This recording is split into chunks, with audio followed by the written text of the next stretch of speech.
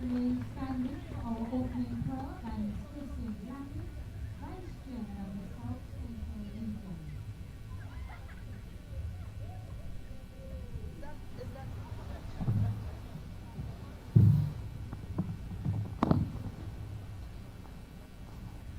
Pleasant good afternoon to all. Creator God, giver of all that is good, we stand in awe in your presence as we begin this event today. We pray your abundant blessings upon all gathered here as we seek to use and enjoy this tremendous gift of our national instrument. United in prayer, we ask that this event will be a successful one and that with satisfaction and in its safety, we will return to our homes satisfied. Thank you, Lord, for your blessings. Together we all say, Amen.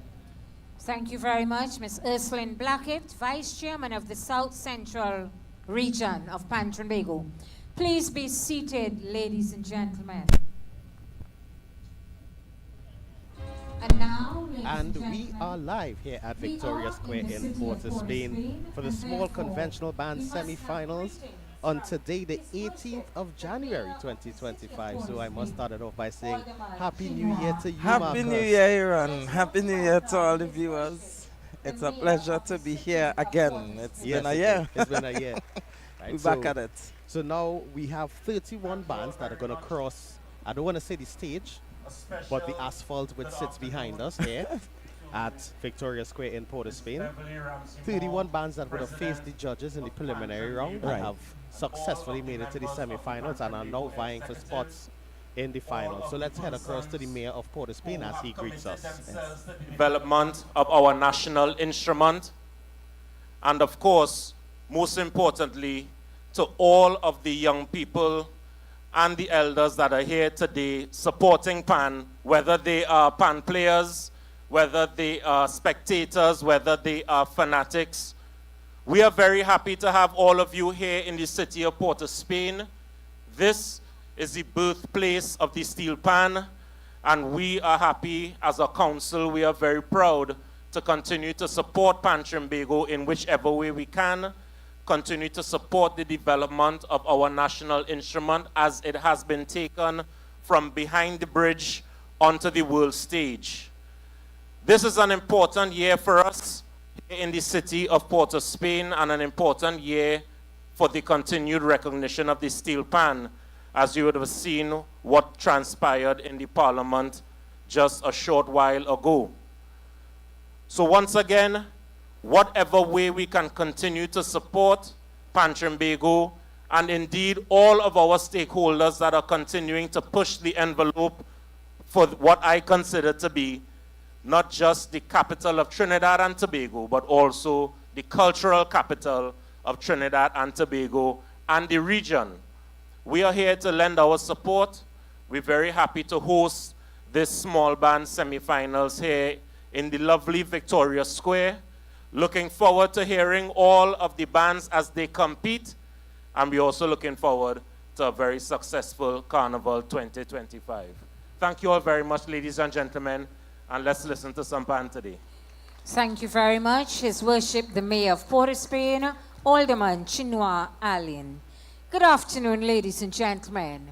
And on behalf of the President of Pantrenbago, Mrs. Beverly Ramsey Moore, and all members of the Central Executive and the Regional Executive, we welcome each and every one of you here to Victoria Square as we get ready. So Marcus, we just heard welcome remarks from the Mayor, Mr. Chinua Allen, and now we get ready for our 31 bands. Yes. So I know you would have made the trek around to all the bands that would have faced the preliminary Well, not judges. all. I did miss three nights of judging. I didn't go to the South Central region. You missed the best region. Yes, start already. I start already, yes. And I missed one night of the Eastern region. The irony is that band number one behind us is Arima Golden Symphony, which came from the Eastern region, and that night was the night I missed the preliminary round judging then. So, you know, it is some of the arrangements will be new for me because I don't go back and listen to it on Facebook and stuff like that. I tried my best to do that this year, though. I don't like the quality in terms of when you sit down and listen to Pan live all the time. It's difficult for me to go back and listen to a recording. I totally So get that. I don't like those. I'm happy for you all who watch the panorama online. But I'm at a vantage point where I get to hear everything live and hear it directly in front of me. Well, behind us. Well, in this case, I just turn around when we're playing. Yeah. So, Right, so let me just introduce band number 1 quickly because it seems like we are moving swiftly along in today's program. Arima Golden Symphony, they hail from the corner of O'Meara Road and the Priority Bus Route in Arima. They are led by Keon Augustine and the tuner Marvin Connor. They are playing Gold from 2012 by Marshall Montano, Ricky Jai, Karine Ashe, and Dwayne O'Connor. Their arranger is Terrence B.J. Marcel. Right.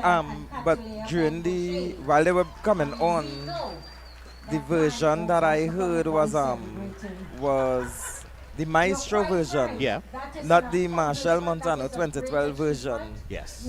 People would argue it's the same thing, but one is the remake. So we get ready to head stage side there because. No, they get ready for the song to be played before we get stage. Oh, they're gonna play it Yeah, again? they're playing the song first. Well, the good thing is this band here is no stranger to the final. It's no stranger to winning. It's a 7-time champion. And Terrence B.J. Marcel is doesn't like he has a number of wins. He has 5 in the single band. He has 7 in this category with this very same band. And of course he has international titles. I'm sure the New York posse on Utica Avenue is tuned in. Metro, where he won in 2023. He came second last year. So it's somebody who's accustomed to being up there in the rankings. So we're gonna wait to see what Terrence B.J. Marcel comes with. Yeah. And you see it in his blood. So Kalisha, who's probably tuned in online, his grandson, which is the one that played the anthem, the boy, Malachi. So it's something that comes down in the generation where you see the pan is in their blood. So we're looking to see what they come with. He's capable of playing first and remaining up there. Yeah. So we're going to see how it works out. But the competition is fierce this year. Yes. And he has some very strong contenders. He would have placed around 8 in the preliminaries. So is if he can improve. Well, the music And low. the music is done. Right. The judges are ready.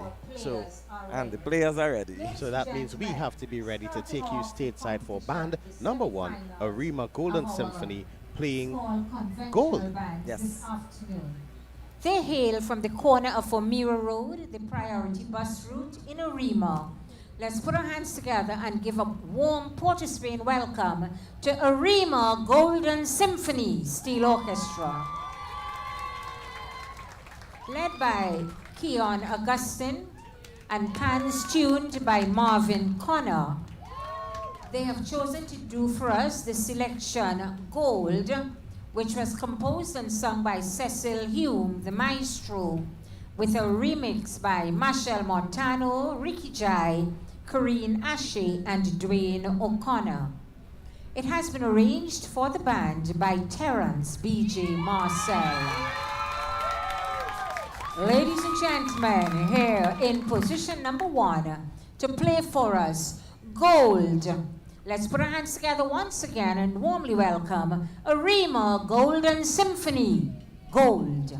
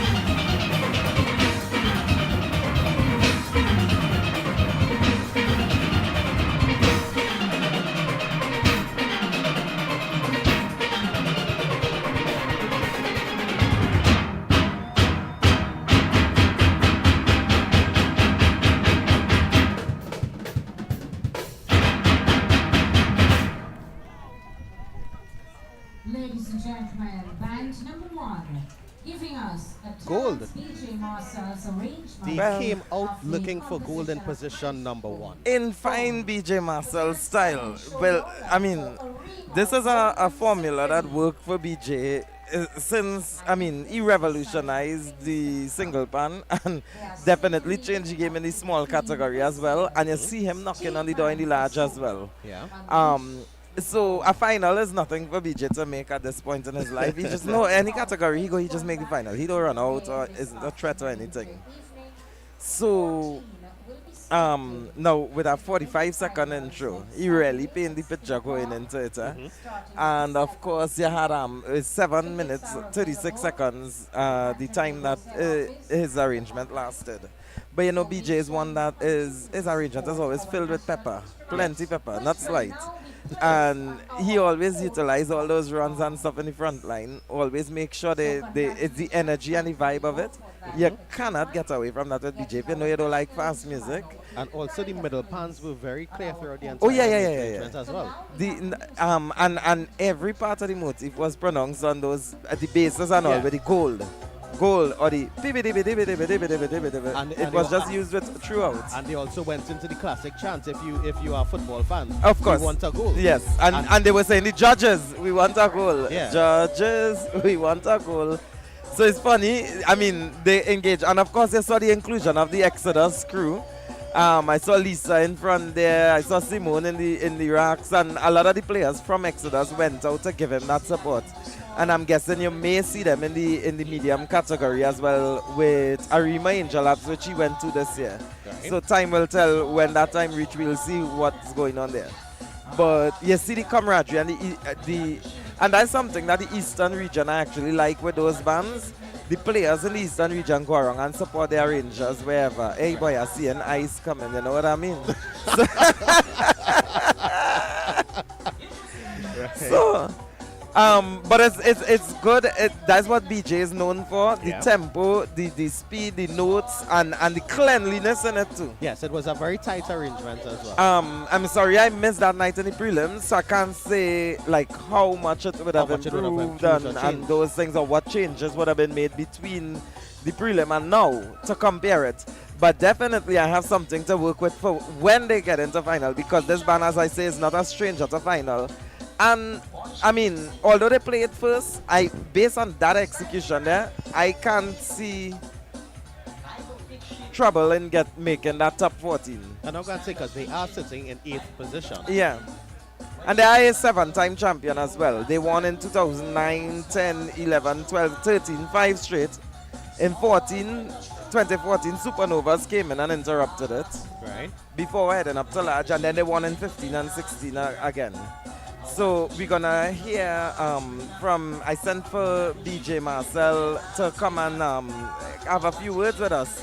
So Yes, I he'll see be them here, walking around. So he's coming in shortly, and we're gonna get to hear a few words from the arranger of the band, Mr. Terrence BJ Marcel, and enjoy yourself while we wait on West Stars Steel Orchestra to set up.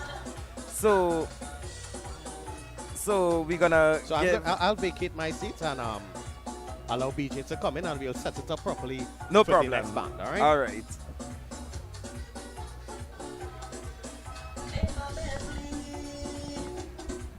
And as we get ready to hear from the man of the moment himself, Terrence BJ Marcel. So as we get ready to hear from him, so BJ! Yes, sir. Well, it's 1,000 eggs in this category. Look at international fans there, so you have anything to say? I know the New York posse would be locked on. The New York posse, locked on, posse. Vincent posse. And St. Lucia. St. Lucia posse, they're all locked on. So this is the international stream. I mean, well, it's local too because it's a free show today. Right. So any words that you would like to tell them first? Well, I hope for the best this year in all the Panorama in the Caribbean with BJ Marcel arranging for all you. You have been on a roll, eh? Yeah. As the top 3 just been happening, so Yeah, you get through. So how do you feel about the performance that just went down there? This performance was good, I feel it. It was golden. Pun intended, because right. I wasn't there on the night of the preliminaries, as I was just explaining to them. So I don't have a comparison to judge it to. Right. But I was able to compare it to traditional BJ Marcel style. And you got the cleanliness, the clarity, the zest, the pace, the plenty notes. But I like how you use the fragmentations and some of the motifs and put them throughout the band as you always do. Right, yeah. And the tenors just hyped it up, going right down. Well executed, well drilled. Right. I Thank can't you. say that I had an issue with the drilling or anything like that. So Right. I personally, in my opinion, don't see an issue unless these other 30 bands coming behind do something drastic. I Right. can't see you being kicked out of that final. All right. Being a 7-time champion in it. Yeah, You yeah. hold the title for the most small wins bands, in small. Yeah, small.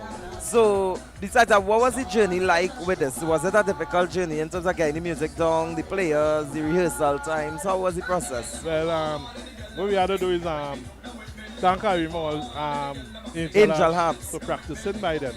And some of the players falling with the band. And I because, noticed Exodus as well had some players. we, there yeah, as we well. are Exodus too. Right. And, it was a good thing with the joining with the Angel Harps and Arima Golden Symphony. Because we have suffered this year. We used So to it was suffer easier It was easier. from yeah, it was when you're easier. by the bus route there by when the. you're by the bus route. We come by the bus route. They lock the gate. We have no toilet. You understand? For people to go and do what they had to do and no lights and all them kind of thing. So Angel Harps was good. Right. Hopefully we got our own manyard by this year. Right. So any closing words you would like to say to anybody who's looking in, like any words for them? Thanks for the support. That's all I have to say. Thanks for the support. The band play nice. Thanks the players. Thanks Angel Harps. Right? And well, that is it. I wanted to comment one more thing. Your grandson really have a good touch on the instrument. God, When I yeah. heard it, that anthem played there, Yeah. and he still have that, that Yeah, he, but he that- could show off. He yeah, could that show no off. bad, He that knows no to bad. show off. Yeah, Yeah, that no I like it. Yeah. That's Malachi who would have performed for the anthem. Yeah, that's my grandson. Now, going forward, what is your plan for the final? Once we make it through, going forward, what is the plan? What could we expect in medium, in well, large? Talk to me. Let me get a I sneak peek can't now. tell you that plan. I'll go see it. I don't have it already. I'll go see it. Well, you don't pick your song. Right. I'll go see that. I was in here, in the large. Well, I am playing the same tune with Exodus. I was in here, yeah. You have two good angels there. They play under me already. Of course. But you know how the thing going these days, you have to step up with the youths and them these days, you know. But I wish you, before we, okay, band number 2 seem to be set up. So we are about to head to stage side. This is West Stars Steel Orchestra from Waterwheel Cottages, Diego Martin. This band is led by Joel Blue, pans tuned by Rodney Stowe, and their tune of choice will be the 1999 composition Small Pin. The arranger for this band is Kevon Duncan. So we get ready to head stage side, and of course it's a breezy afternoon. I hope it doesn't rain. So we head to stage side now. Vocalized by the composer himself, Paul son Cyrus, you know him as Beckett. It has been arranged for the band by Kevon Duncan. Ladies and gentlemen, here to play for us, Small Pin. Let's warmly welcome band number 2, West Stars Steel Orchestra. Small Pin.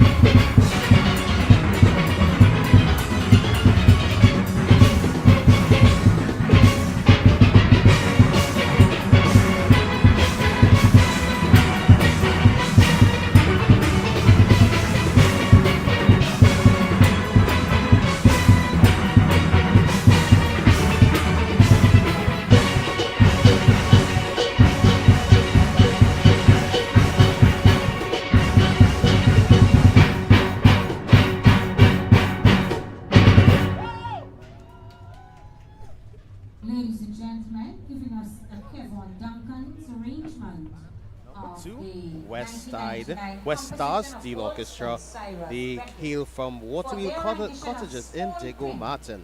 Please They put your placed hands together and 19th show in your the love for preliminary band round number 2, with West Stars 252 Steel points, tied with Orchestra. Roadblock. And this is a Yeah. reminder and So their authorized time was representative of the 7:42. band. Right? Please meet And Omar I remember their Reed, preliminary right time there, was a lot orange t-shirt. faster. Okay. So what you had And in the preliminary round, I authorized can compare representative this of the band. performance to what they gave in the preliminary as I was there on that night. And the preliminary, I think the arrangement, first of all, is it's very solid. It says what it have to say. I like the use of the interpolation. I'm feeling it. So the small pen is shocked and they're saying they're feeling it. You know, that kind of thing. we broadcast in live, so I can't So, say. because last year we nearly got in trouble with that Yes. talk of the solfish. Yes, So, we did that. So what I was saying with the arrangement, it was not bad arrangement. However, in the preliminary round, a lot of work needed to go into the execution of it. Right? And a lot of time we spend time on the arrangement, but we forget that performance, general performance, which is the ability of the players to execute the arranger's intent, is also another 40 points. It's just as much. So you may get a certain amount of marks in the arrangement, but you lose marks in the general performance because of your cleanliness or the clarity of it. The execution of That's it. right. Yeah. So what happened with this band now is that after the preliminary round and the tempo that they went at, I realize now that they started a little less in terms of the tempo. Now the band still sped up. But tempo fluctuation is something that is inevitable with bands in Panorama. Everybody must increase or decrease at some point. Were they able to control it? Much better than the preliminaries, but there is still some stuff that my advice is to work on, in particular dynamics. So where the crescendos and those things are happening, better execution in terms of balancing of the players, rising with it and stuff like that, because those things at this stage of the competition is what judges start to look for now. Because they have to separate the sheep from the goat going into the next round. Well, as you echoed on numerous occasions last year, you had to see where Bali grew. Yeah. Right. So that was it. Then one thing I like, and I picked it up at Simple Song in Arima, and I saw it here again tonight, was that the placement of the slam bass, the placement of the slam bass in this case, just like in Simple Song, they put it in front of the drum set. So because they put it in front of the drum set, it doesn't overpower the band. And it just helps enhance the kick that the actual drummer doing. So that's what the use of it is. But we are here joined by none other than, well, we know him in the panel as Smiley. You know, everybody had a nickname in the panel. Well, so we know him as Smiley. Yeah, he's wearing a broad smile now. So. That's his name in the panel. But his name is Kevin Duncan, the arranger for West Stars Steel Orchestra. So Kevin, how do you feel about the performance at this stage? Yeah, well, I feel confident. You know, all the work and everything that we put in, now is the time to execute. So I hope that was accomplished on the stage, and I hope that, you know, we could progress to the next round. Now, you played in position number 2, which is a real hard position to play in because you're early up now in the thing. Do you feel confident that you would be able to get in? Yeah, well, fortunately for me, or for the band, for us, that band number 1 was a big name band too as well. So yeah. I'm hoping that they keep some points up in the top for us. Now, what I noticed, as I was saying before you arrived here, I was there for the preliminary round. So firstly, let me just say it's a solid arrangement. I understand, I like the storytelling, the small pin, the structure, the interpolation, where you then say you're feeling it. So I got all of that. In terms of the performance of the preliminaries and now, one of the things I noticed was that in the preliminaries, the arranger just performed very fast and a lot of parts weren't heard clearly and it wasn't executed to the best. And I realized from the count of this one that you dropped the tempo a little bit to allow clarity. Your time would have been 7:42, which means that it would have allowed that. they did speed up a little to the end, but nothing to kill the band and the execution. So I realized that's something that you did. Was that intentional to counter it a little slower? Most of the comments going into the next round was based off clarity and the execution and music. So I think a lot of that had to do with the tempo. So so I say, well, I should take it down a little bit so we could manage a little better. And the last time, in the preliminary round, we were at 7-10. Yeah. So I think if we slow it down a little bit, we'll still be able to be within the time and still manage it better. So I was able to pick up on that change in the tempo there.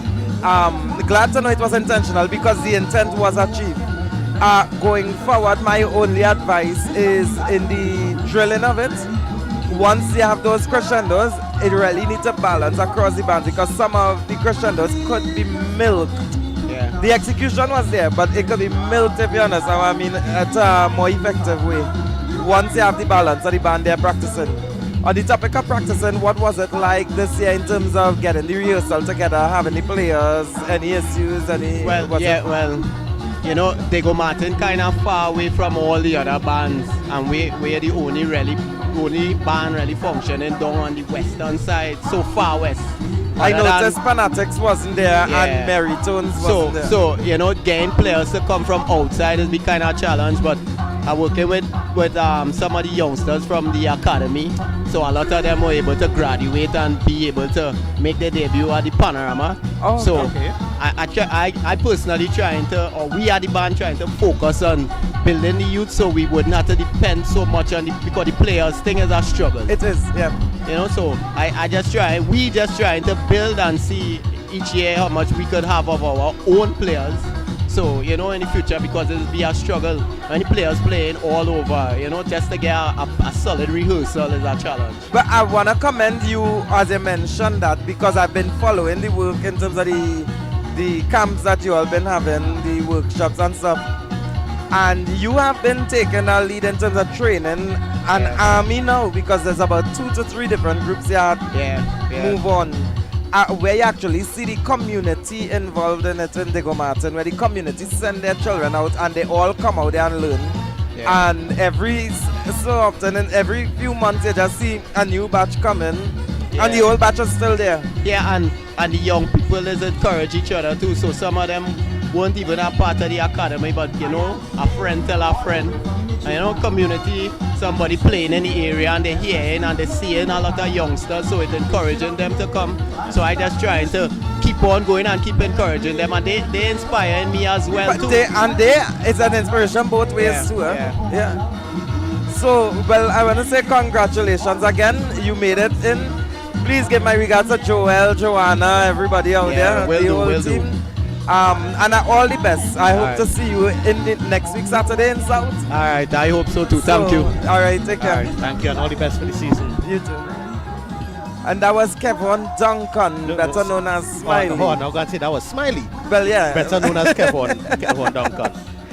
That's a good one. He's a graduate of the University of Trinidad and Tobago. One of the students who went to that institution, one of the earlier ones when it originally came out. And, he came and he learned. And West Stars has been a struggling band. Struggling in terms of needing proper instruments, players, those things. And when he went in to work with that band, one of the things that you had to give Smiley respect for, and he said it there, he not going through a lot looking for players. He looking to build his own. Well, we just went to Diego Martin, but now we're looking ahead across to Plymouth in Tobago, right? Plymouth Bethesda Steel Sensation. They are led by Emmanuel Sandy. They are playing Alwyn Lord Kitchener Roberts, song and composed 1990 Iron Man. They are Ranger Kimani Sandy. So let's take you stateside for band number 3. As we sort out, we are seeing the messages on the board talking about the shaking of the camera, so we are trying to rectify that. Oh, it's shaking? Yeah. Oh, so let's take you stateside for band number 3. By Alwyn Roberts, Lord Kitchener. It has been arranged for the band by Kimani Sandy. And the band was drilled by Maxon Ramsey. Ladies and gentlemen, here to play for us, Iron Man. Let's put our hands together once again and warmly welcome band number 3, Plymouth Bethesda Steel Sensation, Iron Man.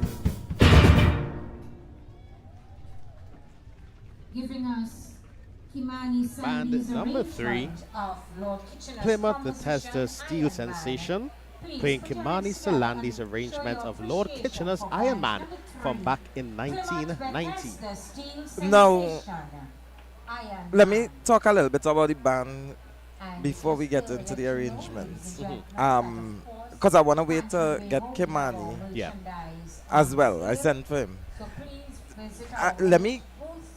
It's next to the bar I may sound biased to Tobago, west and of our square here.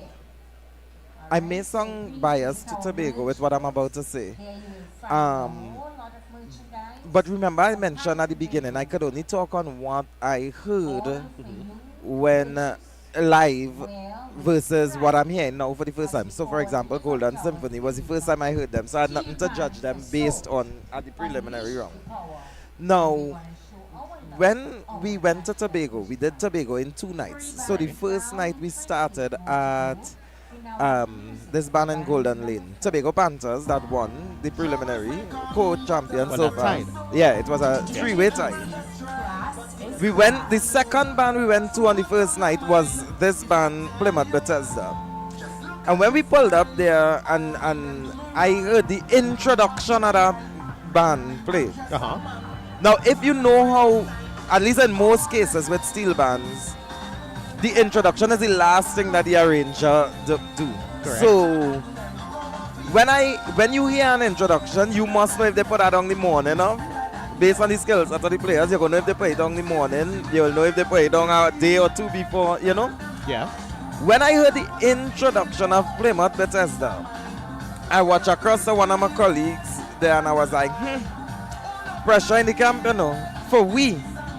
Because, and why I say that is because it's an expense. When Tobago bands make it to the semi-finals and finals, it's an expense for us to get the accommodation, the transportation and all those things for them. And when you say us, you are speaking of Pan Pan Tobago. Tobago. Okay. So I said, this is a problem. We're going to have a problem because Plymouth Bethesda is sounding very, very good at a preliminary level on top of that. And in that band, which only, that band is existing a long time. And they started off as a community project in Plymouth and they entered Junior Panorama, won it several times in Tobago. And then they started to advance into this small category. And the drastic improvement that I've seen in that since they started now. As a band, the arranger songs a bit more mature in what he produces. As the Kimani guy is young guy, and hopefully we'll get to hear from him too. So what they were able to do now, the introduction was powerful. They went in comfortable.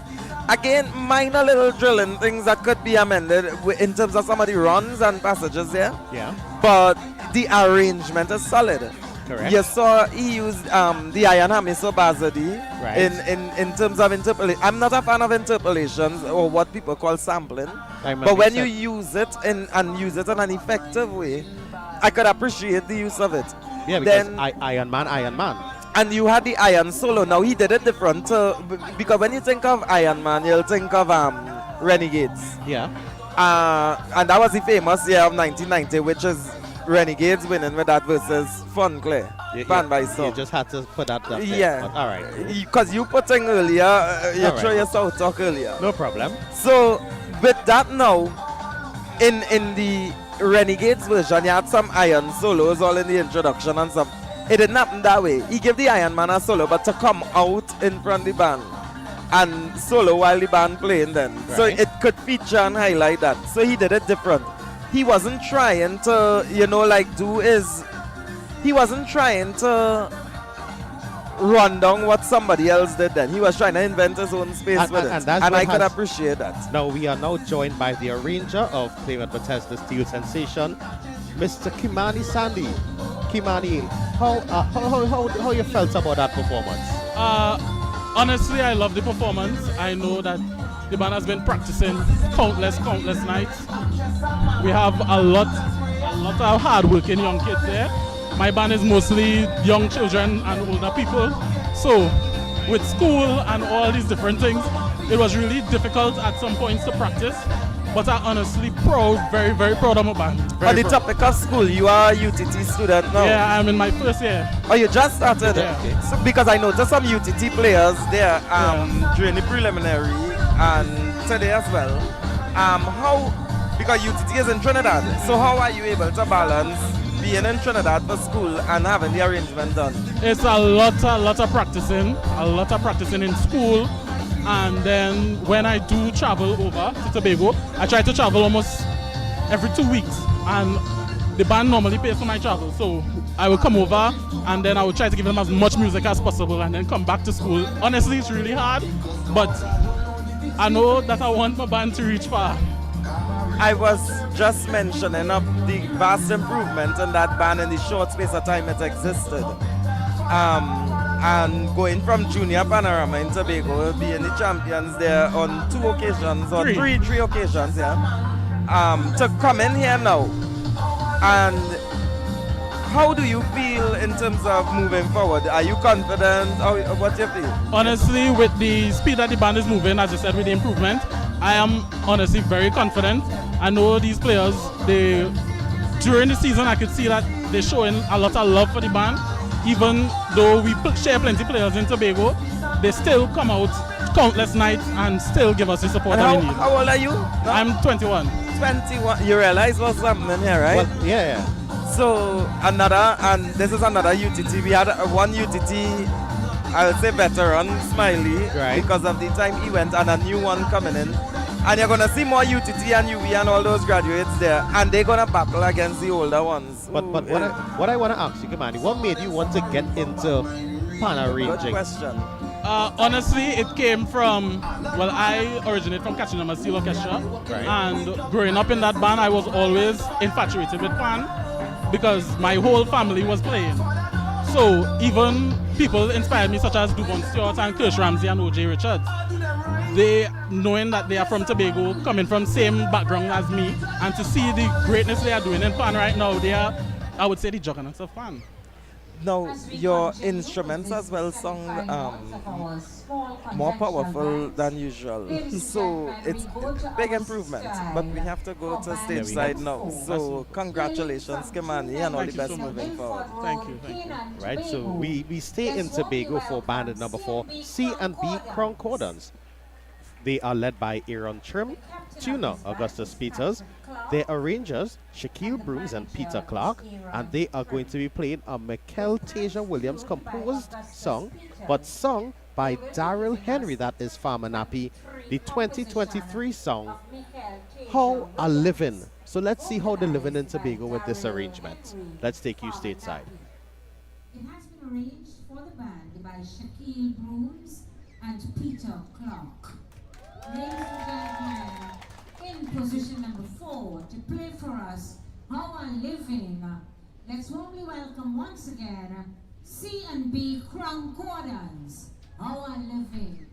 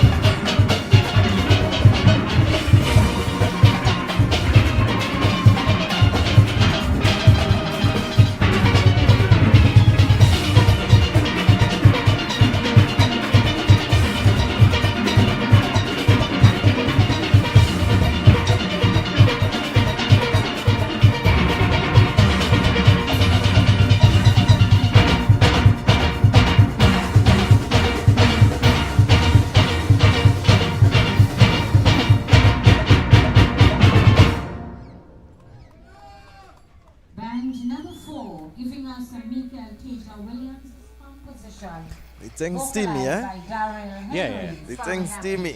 How are living? Gentlemen, for their C and B rendition of How Crown Living, Cordons, they would have please placed put your hands 24th together in for the your preliminary rounds with appreciation a for score of bands number 244. C&B Crown Cordons. Now, when you have bands coming on and improving the way they are, West Stars with Smiley, improvement, huge improvement there. Especially with the execution, the clarity of it. You had the next band would have been Plymouth Bethesda. Well, that shocked me from the preliminaries and continued to electrocute me now. C&B Concordance, this band is no stranger to moving into the next round. You understand? They've been working with Corey's. Now, I noticed they have Shaquille Brooms and Peter Clark. Right. Now we'll wait for talking about the music until arranger one of the comes. arranger come. But I know we'll want to wait, but one thing I'll say, I love a short intro, Right. and that didn't play around. They One didn't time- they didn't play around, but the intro had some familiar stuff that I've heard. So I wanna ask the arranger about it when they arrive. because I do as you mentioned that, as someone who has been around Pan for so long, Marcus, you would have heard a lot of combinations of notes, a lot of combination of lines, a lot of combinations of interpretations. Don't make it sound like I Hole. But you have been around Pan for a while. Yeah, a comfortable time. To amaze you would be a difficult job. So far more for amazing some of our judges. Well, judges, let me explain something. Right. You know, being where I am, you get to hear the players' perspective, the arrangers' perspective, the judges' perspective, Pan Trimbago's perspective on a lot of things. So I have a vantage point in why here. And the judges say this. It's only 12 notes that have, you know. How much times you could really use that in a unique way. So obviously there are things that will repeat. The judges understand that. Yeah. If the judges didn't understand that, there are plenty band that winning these days that wouldn't see the light of day. So they understand that. What the judges look for, I remember one judge in particular told me, I said, what determines a winning arrangement from all the others? And she always say, is the Yes.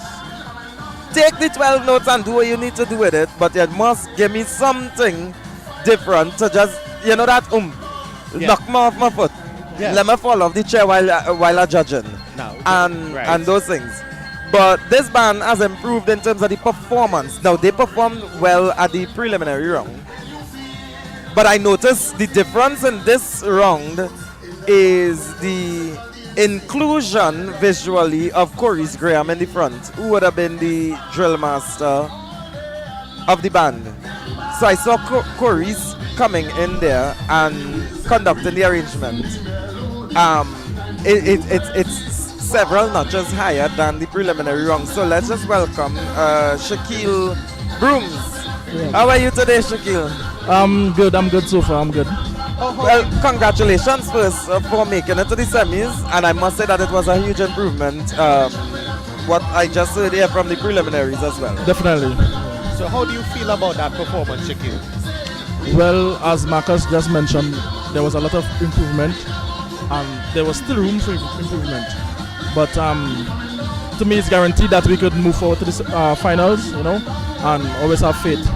Now, what are some of the differences? What did you change from the prelims coming into the semis? Well, firstly, we look at the comments from the judges, each judge, and then we try to make the changes based on what they said. For instance, not hearing the cello lines. So Right. we try to work on the cello lines and have the front line doing less so that the cellos could be heard. Right. Rather than front line and the cellos have Fighting. the same amount of work, you know, and clarity, of course, you know, more precision, you know, have the front line song more precise. Now I saw Corey's conducting there. I saw him at the preliminaries, but I saw the arrangers were conducting. Yeah. What made the difference in terms of your choice for conductor? But he was a drill master. He was a drill master, yeah. He did an excellent job, I Yes, must he say. did. Is it that he came in this week to work with the band or something? No, he was there from inception, you know. Okay. He was there from inception, and you know, we decided as a body that you know he will, you know, conduct the band for semis, you know. So we agreed on that, and and finals we just decide again who will win front. Okay. It's not really a big deal. I like the switcheroo that happened in the preliminary. One went out, conducted, halfway in the song they disappeared, the next arranger came in and conducted. And that was decided on the same night. Right. As a matter of fact, Right. Okay, so in terms of the music now, the approach for it, now the introduction, I realized there was some, I believe it was Renegade's influence with the Good Morning in it. Was that deliberate or was it? I wasn't even noticeable to me. What happened with the intro? We had some drops and said, nah, we should start something like ba da da, and that just came to our mind. Right. So as you mentioned, that as a matter of fact, just yesterday somebody was telling me that it sung just like Renegade's introduction. Right. And I was like, really? And I went and listened like, oh shucks. I said, so we're changing it. So it wasn't deliberate. We just it was off our minds. Sometimes those things happen where the music unconsciously in your head. And I usually say that music is limited, but it's not limited. So you may have a phrase that badang badam badam badam badang gang gang gang, and then you have another band playing that same exact thing, but it's not that the arranger heard another arranger and played it. But you could do something and it's already played. Amount of fun was held already in Trinidad and Tobago. Music, whatever you do, it's already done before. Okay. But overall, I think it was a much polished performance from the preliminaries. All right. I mean, the competition is nasty. Yeah, very tight. So everybody is coming down, bringing their A game going down. But I just want to say congratulations to you and wish you all the best moving forward. I know the Tobago bands in total, is the only region. Tobago is the only region that brought the fire where all the bands came in. Okay. North region had one band gotten eliminated, and South Central and East had several bands eliminated. Yeah. But South brought a good game too. Of course, But congratulations, Shaquille. Thank you. And look forward to seeing you in the final. Yeah, man. Thanks. All right. Have a blessed day. You too. You as well. Now we get ready to head Already? for... Siobhan is working hard. Yeah, we're going for the third consecutive band from Tobago. This time we are heading to And Patience. it's 4 in a row, Right. There's a next one coming after. Westside Symphony Steel Orchestra. They are led by Jewel Anderson. Their tuner, Rodney Stowe. They are playing We Come Out to Play, the 2013 sung and composed by Winston Scarborough. That is the Fosto. And they are arranged by Leandro Nori. So let's take you stateside for band number 5, Westside Symphony Steel Orchestra. 13 composition of Winston Scarborough, the Fosto, sung by the composer himself and arranged for the band by Leandro Nori. Ladies and gentlemen, here to give us We Come Out to Play. Let's put our hands together and warmly welcome band number 5, Westside Symphony Steel Orchestra. We Come Out to Play.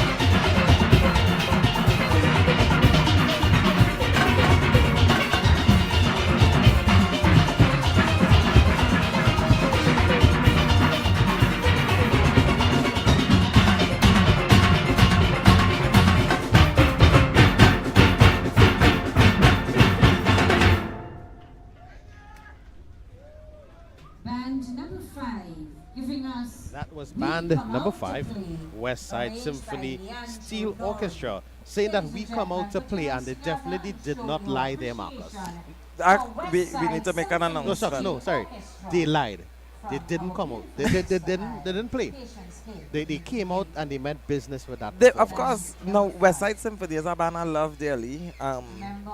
I love all the bands, as you know. Every band I must have some friend or somebody you- I like you with know- and drinking my chaser, and you know. You know somebody everywhere. But West Side Symphony is a band I hold special because they introduced me to the Tobago region for Panorama. Meaning, there was a point in time I used to frequent Tobago and it's Patience till I would be. Right. We talked that last year and we were supposed to go up and check because. you didn't carry on. and I'm not hiding. You didn't carry on. But West Side Symphony, and I talking about from the time when Weston Anderson was the manager of the band. He's deceased now, and those days it was Weston. You had Levi, Boatswain. There was one they called Bamboo.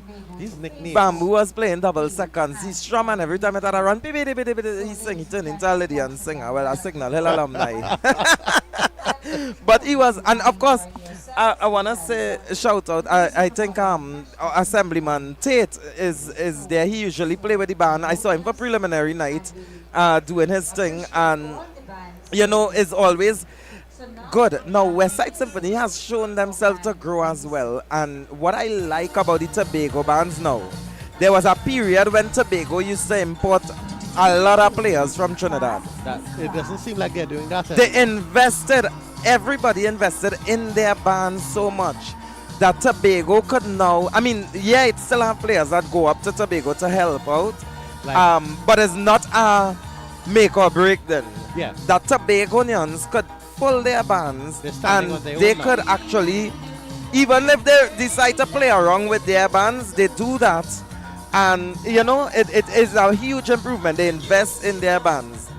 And you see that from the political investment as well with it. Right. Different, no matter the political divide in Tobago, whether it's PNM, well, I can't say PDP, what's the party name now with Valley? Whoever. I don't get mixed up in politics. No matter the political party in Tobago, they all invest in SILP and their attention and energy and in cases money as well. No matter who it is. And you see the production of it. The Tobago has a lot of homegrown arrangers now. Yes. They have a lot of homegrown players now. Yes. Everything is coming there. And with the passing of Deuce last year from Seal Explosion, they lost a huge, one of the best tuners from the island. And is only a matter of time before you see them develop in that aspect of it as well. Now we are joined by Leandro Sorry. Yeah. So Leandro. Hello. Good night. How you felt about that performance? It went down nice. It went down nice. You know, I don't know if the other bands mentioned. You know, sometimes the short practice time between results come out, and then you have one night, and then you're on the boat the next day, and then you try to find the hotel, and by the time you go with Savannah and practice, you know, it's time to go back to the hotel to come back here the next day. So sometimes we wouldn't have enough time to make the changes you want to, Right. but we do the best we could, and that's the way I feel. It went down nice. I noticed like even in terms of the execution from preliminaries, it was more relaxed tempo. Right. This time it was 7/16, so it was pushed a little bit more. But it was done. It was well done. Nice. Thanks. So how confident are you in terms of moving in? Because this band is no stranger to the final, both as a medium band when it was there, and now as a small band. Well, in terms of the pace, I think it's both a natural progression from like one stage to the next as players get the music a little better, so they are a little bit more comfortable. So you know the pace will naturally pick up. We still try to count it at a reasonable pace because humans cannot be metronomes. The music will naturally pick up. Yeah. So we just started at a point where it's comfortable, and even if it picks up a little bit, it wouldn't feel like if they're fighting the music. So that's kind of the idea behind it. Just raise the tempo just a little bit. Understood. Now this is your second year arranging for With West Side, Westside, but yes. you would have been the drill master before, so you had some good relationship with the band. Yes. Last year you also made the semi-final. Yes. And this year you made it again. Yes. So what difference have you done between last year to now? And I've noticed some. So let me see what you Right. Well, say. for me, I would say we try to work on the players. We have a lot of young players Yeah. who even played for the first time last year. So the music wasn't as intricate as difficult as this year. The first year, I was kind of feeling out the band, the players, the vibe. So that year was a safe year. This year, I try to push it a little more to kind of get the players to get to a higher level. So that way, even next year, we're gonna go, even higher. So that's the whole idea. Every year, I do a little bit more to try to challenge them a little bit more, so the music could sound a little bit more intricate and well rehearsed, that kind of stuff. One of the things I like was your reharmonization on that We Come Out to Play. We Come Out to Play. Could you tell us what chord progressions Exactly. and stuff you use? Yes, that was literally on purpose. Yeah, I'm a big fan of me. Clive Bradley. Oh, okay. Huge. Okay. And he has a way, he just takes the simplest of stuff and adds some color, and then the whole thing feels completely different. And I've been, even to this day, sometimes I just go back and just sit down and just listen. Not even to take ideas, but just to feel how I used to feel when I used to hear him put on music when I was younger. I was like, I don't know what it is. Them time I didn't know anything about what chord is what, but you could tell, you felt something, and I was looking for that feel. Well, it did connect to at least me. Yes, and the choice, the chord choices was deliberate on every part of the song, every single part. For those listening, you want to go through the chord quickly? You want to go through the chords that you use? For which shall we come to play? Basically, let me see what my brain's so tired right now. Okay, we're gonna but usually the way how people like to use the basic, like a C chord. Yeah. They go use a C and E or something like that. I try to stretch it, go up to the extensions, like the 7th and the 9th. So the front line was literally playing like C and F sharp, and then they go down chromatically to like a B and F, right, to like right, a right, A, you understand? right, And they go da da da da da da da da. So it's the same melody, but the notes completely different to what was in the song. Right. That was on purpose. Yeah. Some augmented and stuff. So, okay. Well, I just want to wish you all the best going forward. I know Westside. Westside is my band. Yeah, I man, mean, yeah, everybody is my band, but yeah, man. Westside. So give my regards to JJ and Carleen and the whole. But before you go, I think we have like a couple minutes left. In terms of funding for the band, because I realized some of the racks and the stands and stuff like that look a bit aged. Sorry, yeah, song and a bit so. Oh, sorry, the funding for the band. Like, do you get support from the community for the band and stuff like that? The front line for the band. The funding. Funding. Yeah. That's kind of difficult here. You really want to go down that? All right. The band, we try our best to have as much, as you say, homegrown persons as possible, because being unsponsored, I know is the same cry you hear every year. And Pancho Mego is doing the best to try to get the assistance to help the bands and that kind of stuff. Without that, well, pressure. But it still is a struggle, because even if we try to do things during the year, to see if we can raise funds, sometimes it doesn't work out the way you want.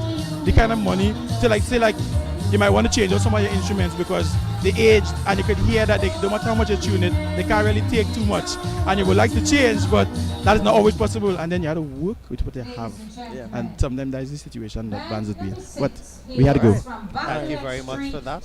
So we look to go back there to band number 6, Alpha Pan Pioneers.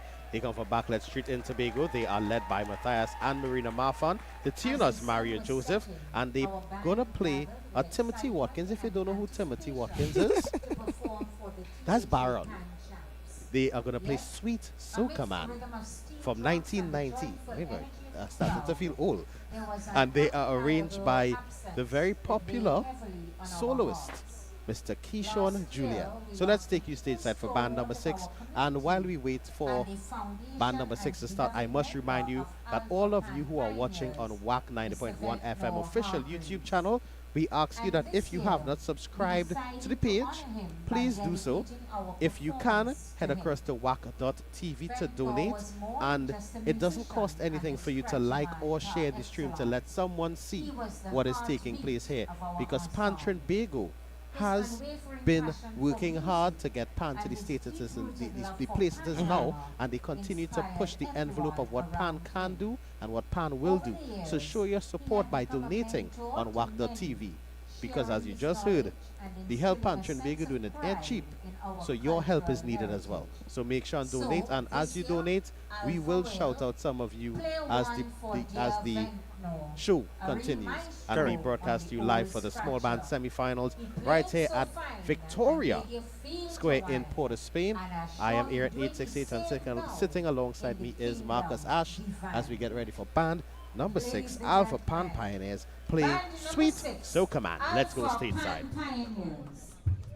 The captain of this band is Marina Marfan and the manager Matthias Marfan. With pants tuned by Mario Joseph, they will be giving us the 1990 composition of Timothy Watkins, the Baron, sung by Timothy Watkins, arranged for the band by Keyshawn Julian. Here to play for us, Sweet Soca Man. Let's put our hands together and warmly welcome band number 6, Alpha Pan Pioneers, Sweet Soca Man.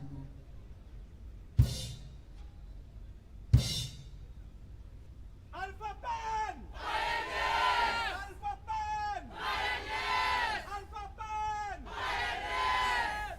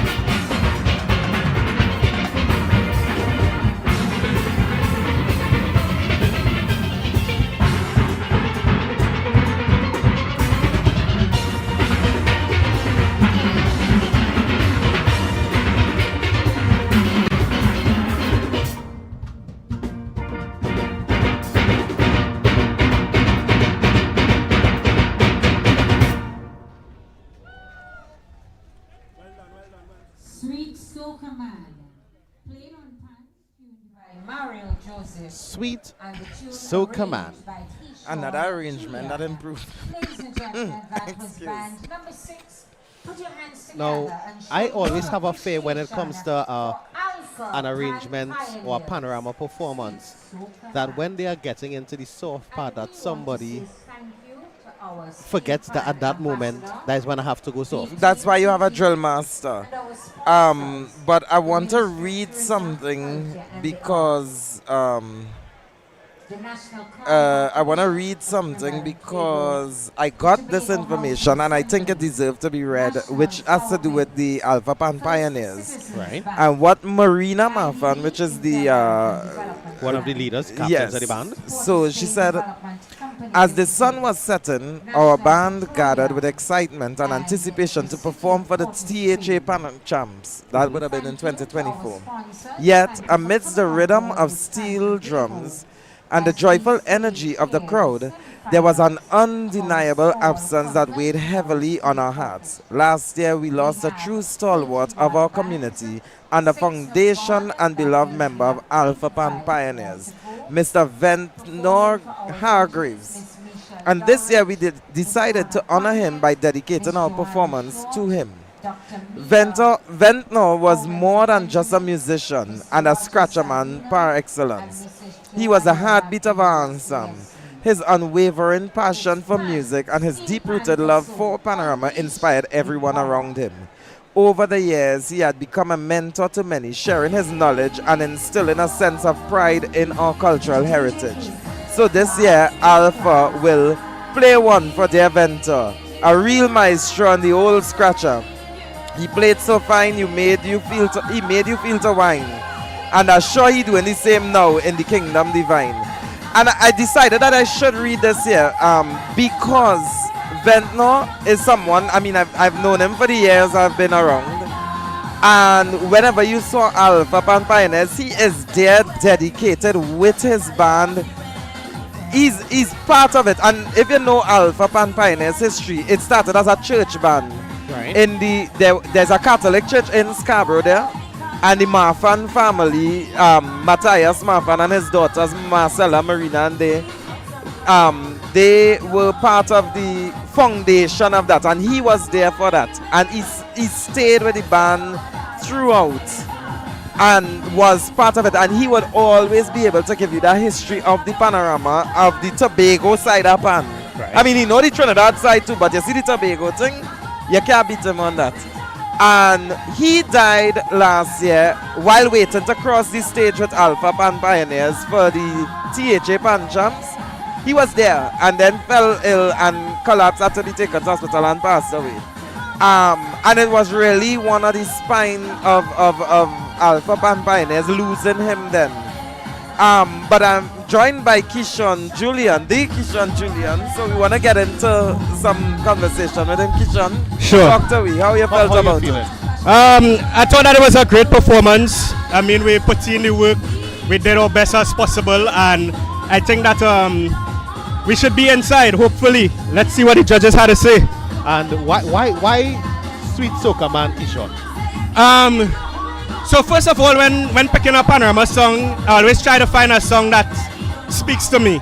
And when I was listening to different songs and stuff, this one kind of stood out the most. And seeing that how Ventnor died last year while looking to cross the stage for THA Panorama, you know, Ventnor was a person, when you see him on the scratcher, you know, he always enjoyed the music, he always loved the music, and he's a real pan lover, and he know all the history of steel pan. You could ask him anything. And you know, I thought that it was really fitting that this year that we could dedicate this song to Ventnor in honor of Ventnor, him being the Sweet Soca Man. Nice. I like you reharmonize weakness for sweetness, because if you don't know this song and don't know where you did, you will miss it. Yes, it was that cleverly hidden. Have a weakness for sweetness. Yes. Sweetness. But in terms of the approach to the arrangement, what did you do inside of it? Now, you had a more polished arrangement here, and it was a faster tempo from the preliminary round. 7:01 is your time. Right. So, but what difference did you do between the prelims and now? Right. So, one of the major difference in this arrangement between the prelims to now was we had a little syncopated part before the entrance to the minor.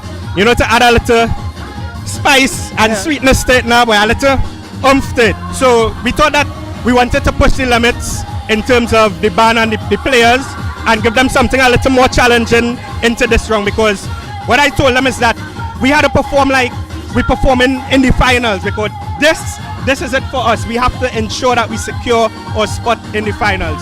So I did my best to work with them given the few days we had. Remember, we had to lose a day of practice coming to Trinidad and stuff like that.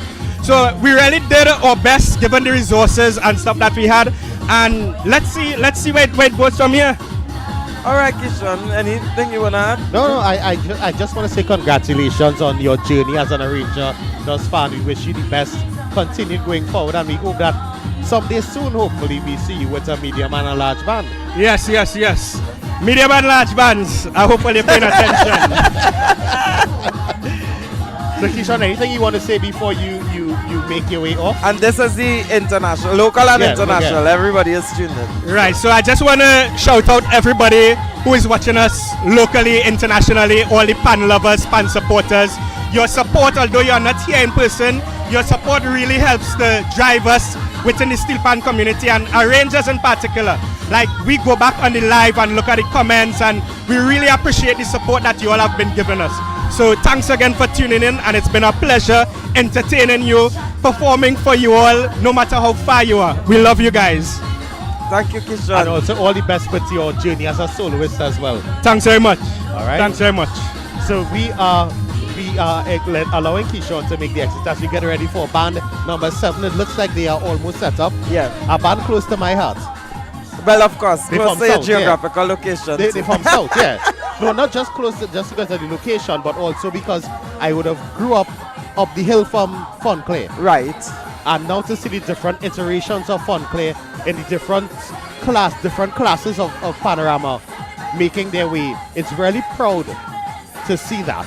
But Fusion wasn't originally at the location by Fun Clay, you know. No, I know that. They started in that's Freeport area there. Yeah. It's at a little where it was Kaizen Fusion still at the time, and they used to have vocalists like Whitney Julian. Did you see she passed away? I believe it's last year. And Kizzy Huggins as well. Kizzy Huggins, and they used to sing with the band, and it had instruments outside the pan. But so Darren Shepherd, he's a visionary at the end of the day. I hope we get to interview him after, right? Yeah. But the band is led by Shazaz Webb. The pans are tuned by Mapo. That's Desmond Richardson and Terrence Shepard, and they are playing Destra Garcia's Bonnie and Clyde, arranged by Darren Shepard. So let's take you stateside for band number 7. The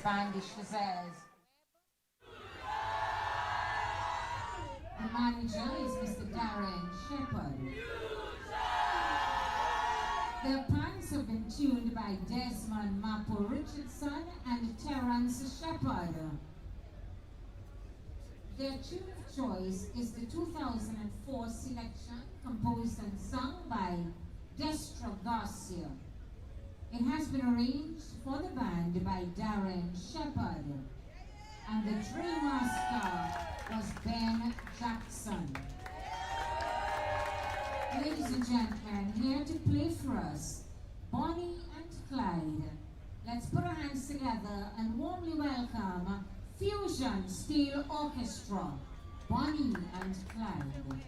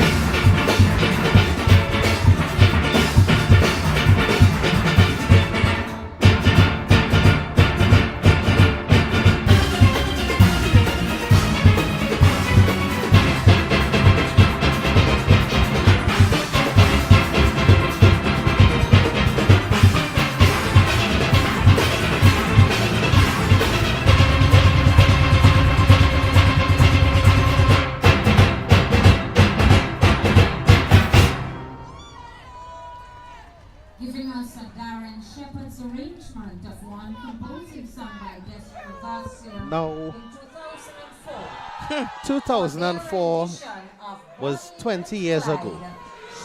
And the average age of some of the players in Fusion looks like They didn't born yet. they didn't, yeah. And I wasn't going to put it so bluntly, but it looks like they would have been a tad too young to remember You the realize impact that song Bonnie would and have had. Pink and Clyde in Blue? Yeah. Really? What you see in there? So, but that was watching when Ben Jackson drilling. Yeah. You see that name Ben Jackson as a drill master? He's dangerous. I experienced it once in my life, and it was one of the most torturous sets of practices that I ever went through. I know, but and the end result was great. Oh yeah. He's always gonna produce the results, even with the slight mishap there. Right before the basses went into where they did the motive and you had that tenor solo. One bass rushed it, and I know which bass it is, but we listen and we don't judge. Well, the judges have to judge. Well, like them. If them can't find it, if them didn't hear it, that's them. But we don't judge. But it was clean, minus that little mishap there. That was probably several notches above what they had at the prelims. Oh yeah. And also the transition from the Bonnie and Clyde into the celebration time. Beautiful. So we hoping to hear now. I try to change it up because normally when we do any commentary, you realize I try not to go down the arrangers road. Yeah, Today we had a lot of arrangers here and stuff. So, but I try to get the viewers to view inside the band. We're gonna No, Kenny sending an interview here. Yeah, he's sending an interview, which we'll do. I'm not going to say that. So we are going to be joined by the Honorable Mayor of the City of Port of Spain, His Worship the Mayor, Mr. Chinua Allen. Mr. Mayor, good afternoon. Good afternoon to all of the viewers and listeners on WAC, and special good afternoon to you both gentlemen. Thank you so much for inviting me to sit with you. Well, we didn't have a choice but to have you. Kenny say the mayor coming, so we had to have you. So how do you feel about having, this is the semi-finals of the small band in the streets of the city of Port of Spain. How do you feel about that? Oh no, we feel proud. We feel immensely proud to continue to support Pan Trimbago as they wave the flag high for all of Trinidad and Tobago with our national instrument, the steel pan.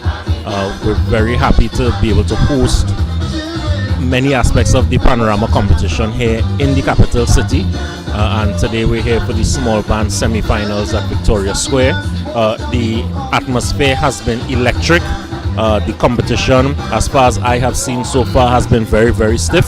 And we know that there are several heavy hitters coming later on the appearance sheet. So we're looking forward to all the competition.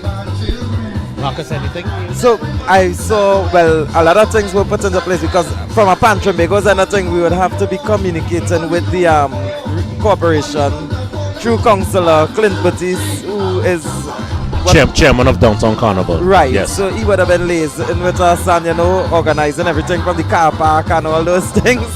So but we just want to say thank you for the support that you've been given to Pan Trimbago so far on behalf of President Ramsey Moore and the Central Executive. We're very happy to support. I mean, this is the home of Steel Pan, this is the home of Carnival, and we are the city of Port of Spain. We're very happy to continue to push the envelope and to continue to keep the cultural flag waving high. Lovely. Thank you. We like that. All right. And we look forward to the carnival celebrations in Port of Spain and also in San Fernando and the other regional carnivals which we are going to have. Now we are joined by... We are about to be joined by... Yes. You have to introduce this one No, proper thing. Or me? Yeah, All right. you have to. Because we heard from a lot of arrangers, but this one, I try to switch it up. You don't want to just have the arrangers, you want to have people from inside the band. So we are joined by one of those real hurricane forces to be reckoned with from the South Central region of Steel Pan, none other than Gabriel Friday. Now, I saw you, the first time I saw you, let me just say welcome. Thank you, thank you. The first time I saw you on a tenor, and then I saw you on a quad, and now I see you on a second. you more difficult than the Kardashians to keep up with right now. So it's like, what is going on? How you just jump on what you feel to do? Well, I originally started on guitar actually. Wow. So, yeah. I progressed a lot throughout the years. I started when I was 7. I was now about to ask you that. How old are you now? So that was I am 2 years 15 ago. years of age. Sorry. That was 2 years ago then. She's 15, so that's 8 years now. And you are current student of the reigning Panorama Secondary School. Chan? I attend St. Joseph's Convent, San Oh, Fernando. St. Joseph Convent. San Okay, Fernando. that's the school you attend. So, okay. That's Achaiba is the music Yes. teacher there. Right. So 8 years you've been involved with, where did you play? Several different bands. I started at Skiffle. Okay. And then I went on to Golden Hands for 3 years under Miss Franca Hazardly. And then I joined Fontclair. Okay. What's it like working with Darren Shepherd? Because I know over the years he's produced some legends in band. Yes. The history speaks. What is the relationship like in terms of working with Darren Shepherd? And where do you intend to go from there? Well, working with Darren Shepherd, I would say personally it's very easy. As I would hold a leadership position in Fusion. I am the drum master for Fusion Steel. Oh wow. So I would say it's very professional like, and I would really say that my band Fusion Steel and Fontclair is a real family unit. Smooth sailing, and from here on, my journey as a panelist, I would like to go more into music theory to start arranging myself, which I do with San Fernando Girls Government. Right. Through the youth program that Fontclair has. And I would also like to start composing as well. Oh, yeah. So arranging and composing we're looking at. Yeah. And sticking within the music field. I've seen you do solos as well, performance-wise. So you intend to stay on that as well? Yes.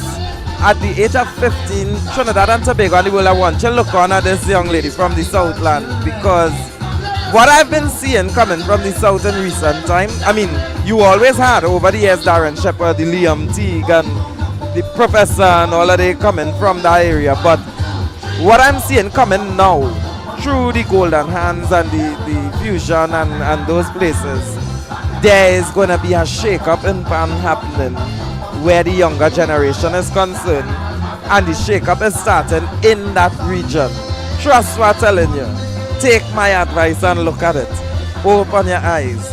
I wanted it is my pleasure to introduce Gabrielle to the world. Because I think people need to know and remember that name. And remember, I called this earlier club. Stay focused. Keep tabs on her. Because it's going to come. Oh, we have rain falling. Yeah. Oh, so we have some time. Okay. So we get ready to head to... Oh, we staying in South now. Yeah, we staying in South again. We are getting ready to head to Pleasantville. We just crossing the bypass now. And we are going to 116 Pleasantville Avenue for a band led by Kenneth Placid. Their pants are tuned by Federico Gay, and they are playing Super Blue. That's Austin Lions. Bacchanal Time from 1993. They arranger an ex-Fontclair player in Jason Farrell. Yes. But before we go to that, just to go back to Gabby, anything you want to tell your international and local audience looking on, because it's by the thousands now? Well, you can always look for me on Facebook, Gabrielle Friday, YouTube, Gabrielle Friday. I will be building my social media, being more out there. And you can also look for me at prelims at Blue Steel Orchestra, that is SJCSF, on Wednesday the 22nd. I will be there for that though. So I will see you there. Yeah. Well, Gabby, it was nice having you here. Thank you for having me. It was a pleasure, so take care. Yeah, you too. Right, so let's take you stateside for band number 8, Kalamo Kings. Austin Lions, Super Blue. And it has been arranged for the band by Jason Farrell. Ladies and gentlemen, here to play for us the 1993 selection, Bacchanal Time. Let's put our hands together and make a whole lot of noise for band number 8, Kalamo Kings, Bacchanal Time.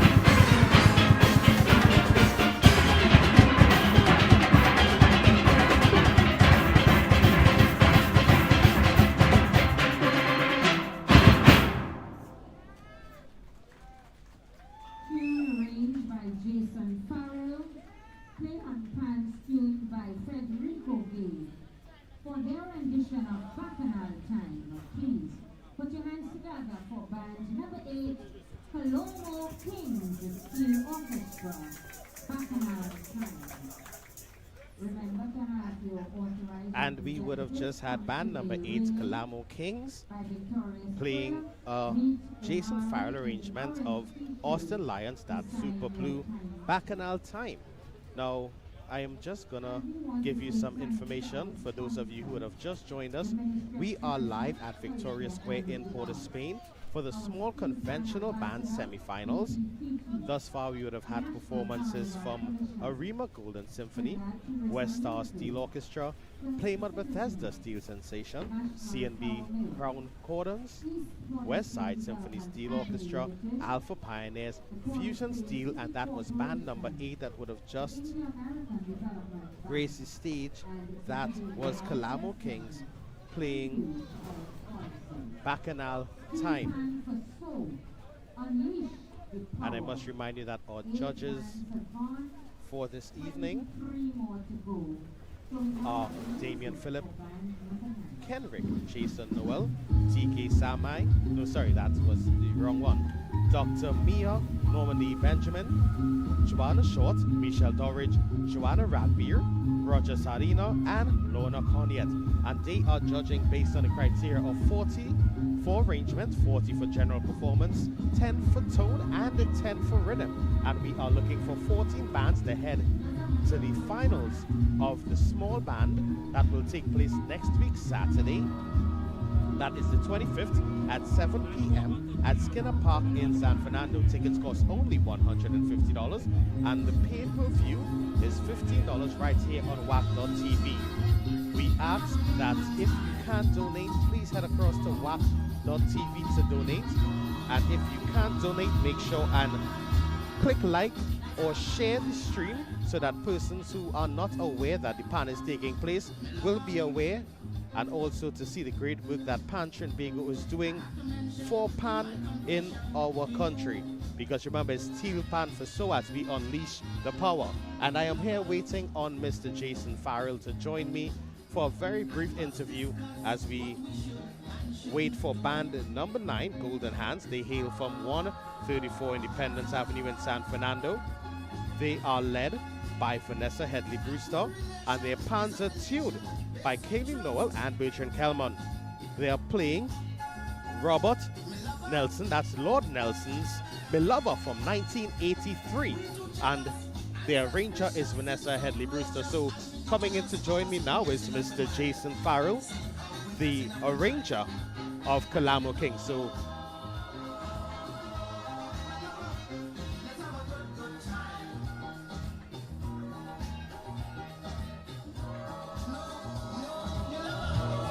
Jason, well, how do you feel about that performance just now? I have to say great, because it have a lot of improvement from the first songs to the songs that went in to work, and I'm satisfied with how it went now. Right, and what areas did you focus on for improvement? Well, one of the areas I focus on is in cleaning up the music. Like there are some challenges that, because they clean for the first songs, right? You know, like, and drilling. I know it have a challenge where you have players playing with more than one band, so when they get a chance to do some work, you have to do what you have to do. Yeah, man. So it wasn't clean for the first song, so I did my homework and I'm feeling satisfied. Now, coming down to the end of the song is where you would have really focused on some of the introduction parts of the song. So talk to us about the order of the arrangement and how you went about that. The order of the arrangement, I like how you say that, because if you listen Kalamo Kings every year, you hear something different. And when you actually hearing all the rest of the bands play, we tell a story. So, like, most time I use bits and parts of the song to create a story behind the song. Right. I stick with the theme of the song and work the song then. So as I say, down to the end you hear coming down that we keep the theme of the song, Bacchanal time. Remember Bacchanal, you know? But, and I know this is not your first foray in arrangement, because I know you've been doing this a while. Now, how do you get that inspiration to keep that order or mix it up every year? How do you go about getting that inspiration? Not hard enough. Huh? Not hard enough. Not hard enough. They keep that real hard enough because just how the world changing, music changing too. And when everybody going on one trend, I try to stay focused with what my trend is. Right. I don't want to, I ain't knocking anybody, I ain't knocking all that range, I ain't knocking all that band, but it had, yes, is that I have to stay focused on what I have to do. And I like a particular style, and yeah, you know, and that's why I do. And with respect to the difficulty, as you say, of players playing with other bands and stuff like that, what is Kalamo Kings doing to develop talent within its own ranks? Well, for the last year, you can say I had some youths. They're ready yet. I have some youths, I have some programs going on. Trying to develop some youths, young ones come up, so we can try and generate our own players. Because a lot of the street bands do it, right? So we can develop our own players. Some from 4 or 5 years will come up the road. Nice. Because if you want the band to be able to circumvent that issue of band players playing other bands, you have to invest in your own. Have to. Right, because I know Kalamo Kings also, you all mentioned last year, did a concert in the Ville, Panadiville. Yeah. I don't want to say Panadiville, but you all did your own concert last year. Yeah, we did our own concert, yeah. So tough, you all will be doing it again this year? Yeah, once everything will come, God grant us the permission, we'll have some shows and different stuff. Nice, I like to hear that. Yeah. Now, Jason, I want to wish you the best in terms of your band making into the finals. It's up to the judges. I think everybody who we have interviewed so far has said it's up to the judges. It's up to the judges. Right? But not just for in terms of making it to the finals this year. I want to wish you the best in terms of your journey as an arranger.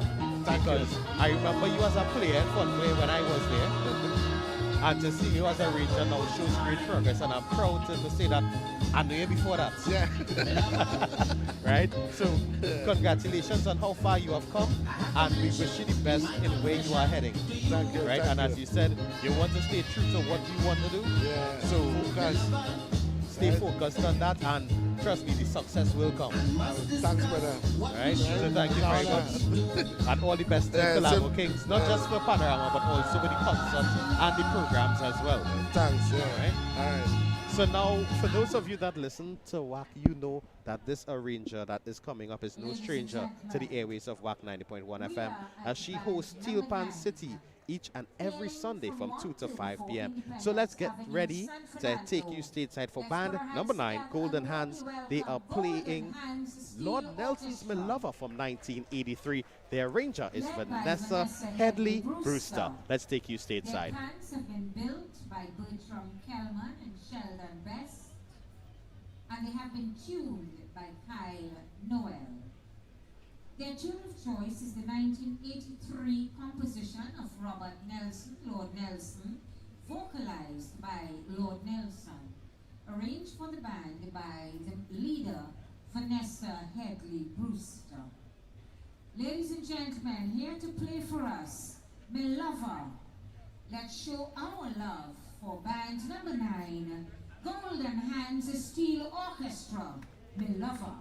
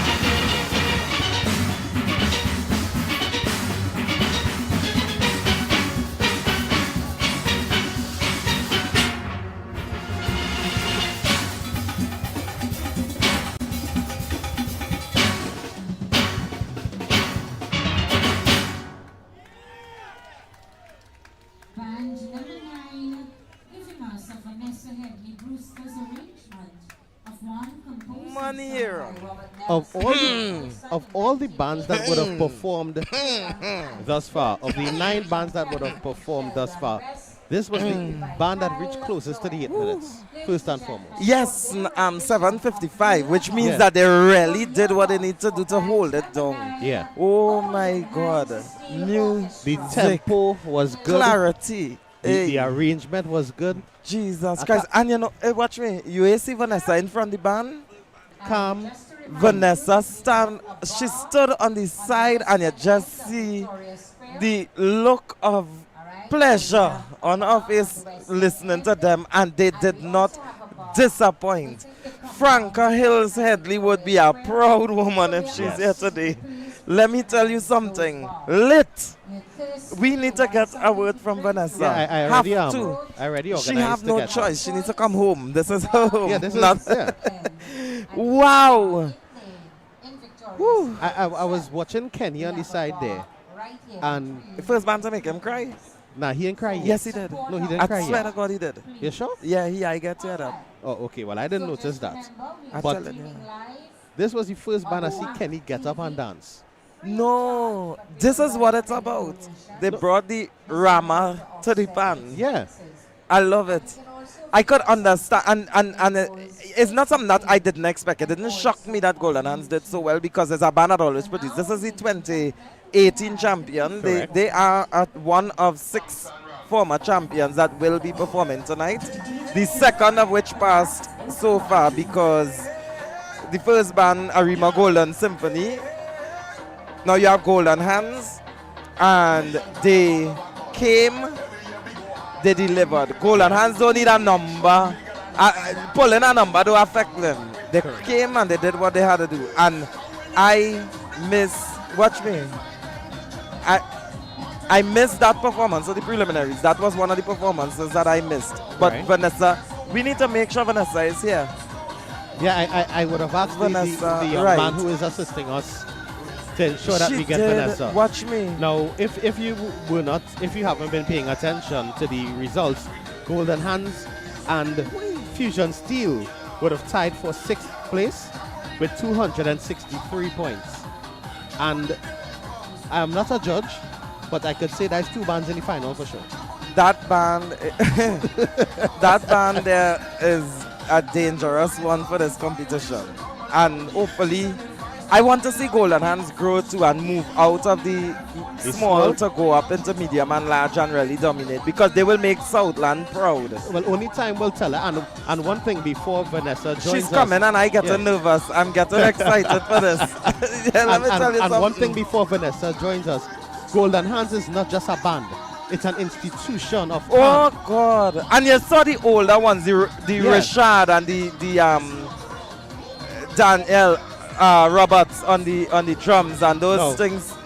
They had them. I know this is going to be very let me wait for her to put on her headphones before I make this comment. Listen,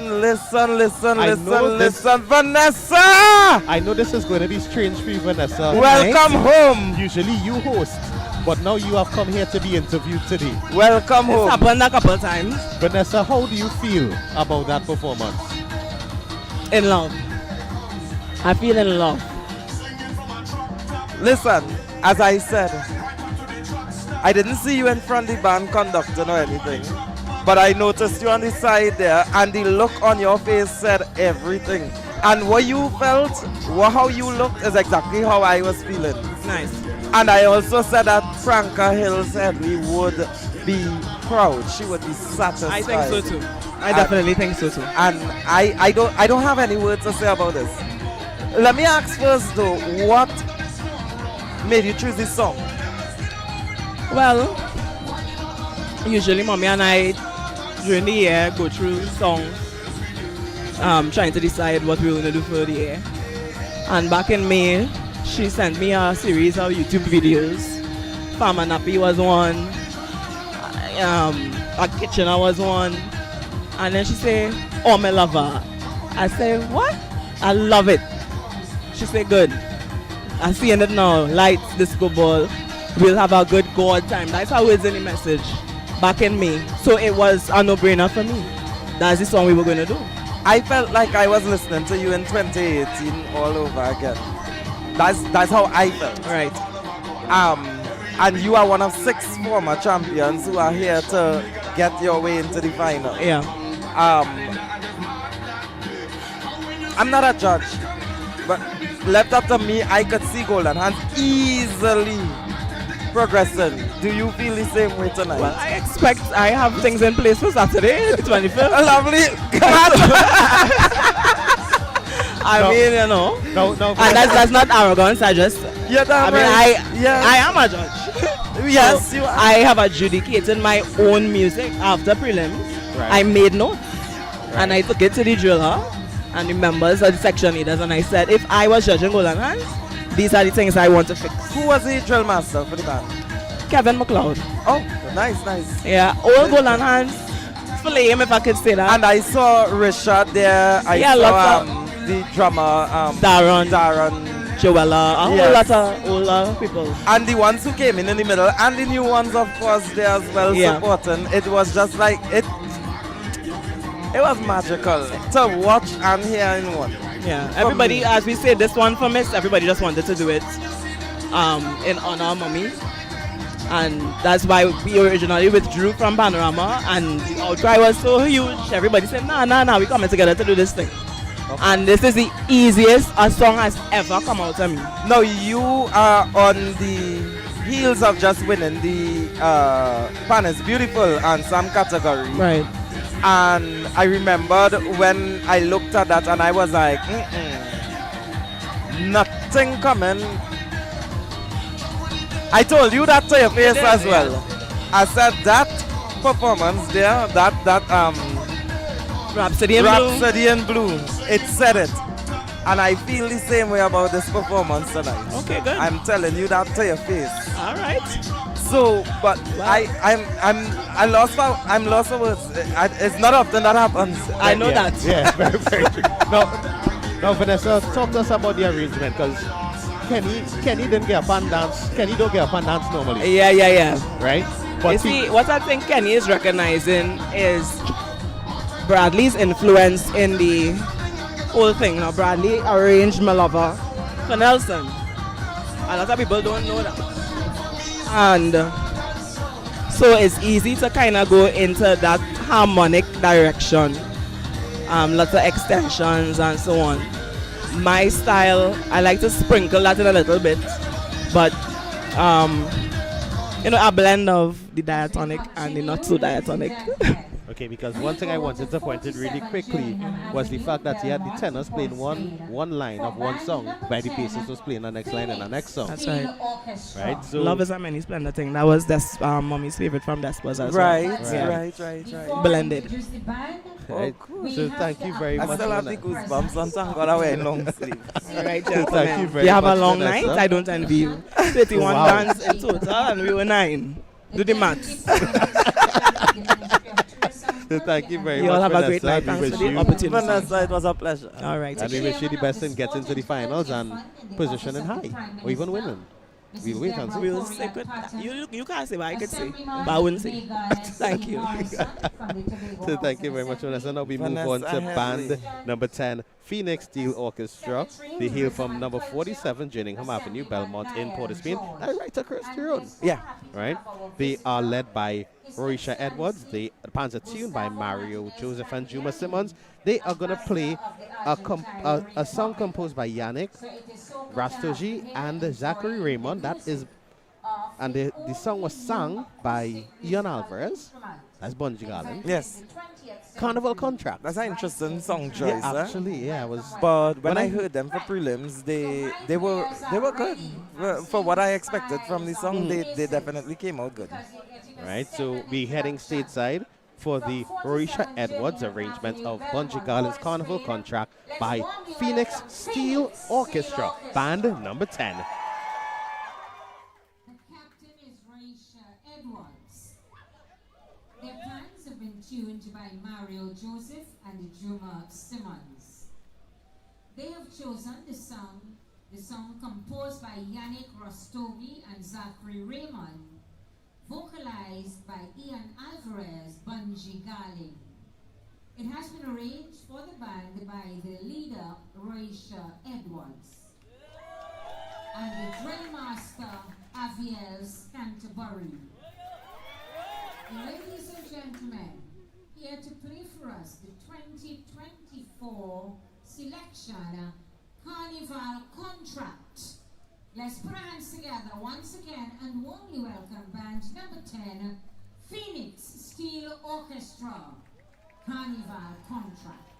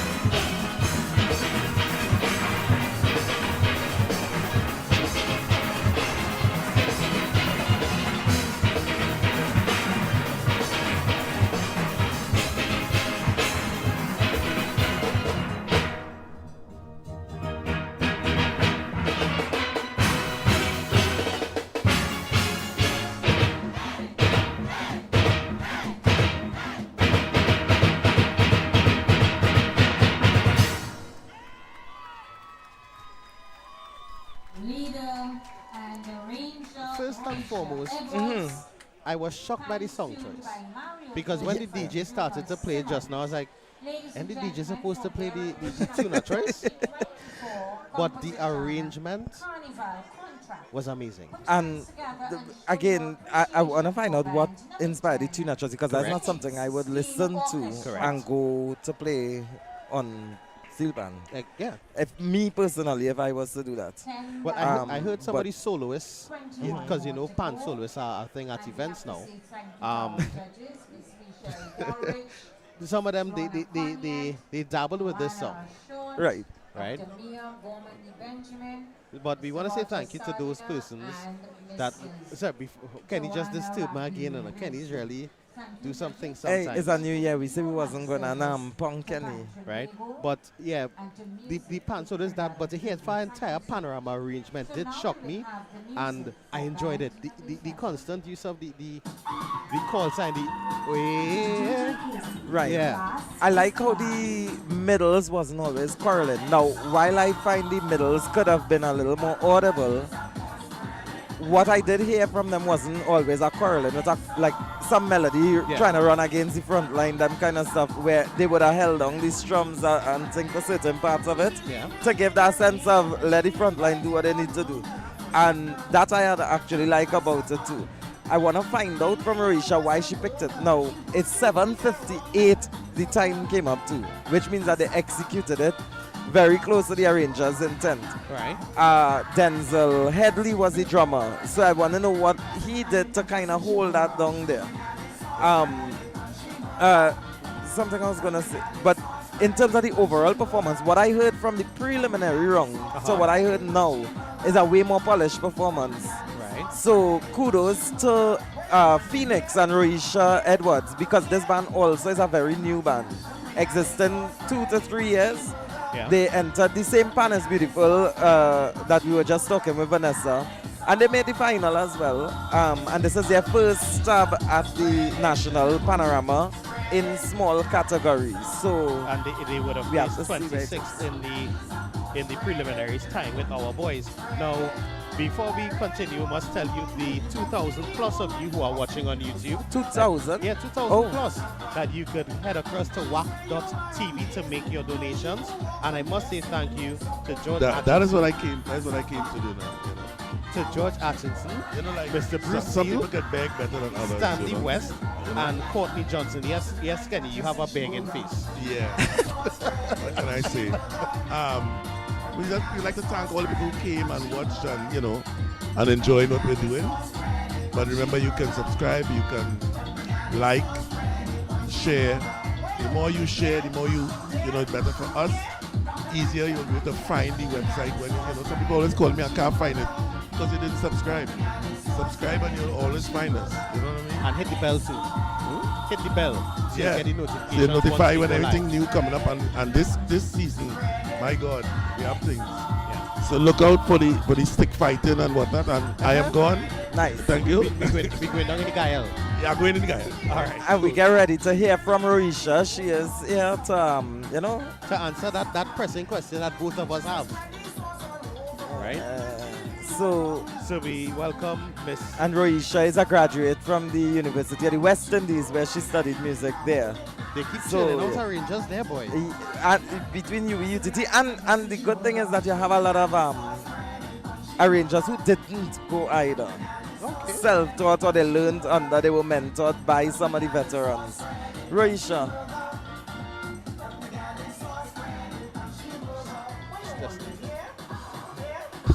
Kenny, switch it Yeah, on. Kenny, switch on the mic, yeah.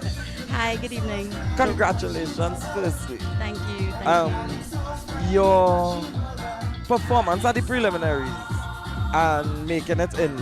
You came in what place? 16? 26. 26? Yeah. Oh, a whole 10 lower. Yeah. But how do you feel tonight about the performance in terms of improvement? It's not even at the bottom. I feel good. I feel like we work very hard. I know that we have a lot of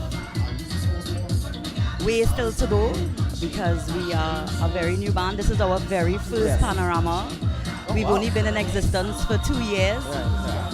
So I know that it's a great experience, and I know that the players have grown a lot since we started this process, since Music Festival, because that was our first competition. Yeah. So I feel great. I feel very proud of what we've accomplished so far. Hopefully it's enough to, move forward. It's in the judges' hands now. As an arranger and a female arranger, how do you feel in this field going up against, all odds, especially being a new arranger? Yeah, I feel honored. I feel honored to be even in the class with some of these big names, some of these Panorama winners. It's crazy hearing my name with the same category as Xander and Duvon and these guys who've been around, I feel honored, to be with them, BJ, everybody, Shepard. I feel honored.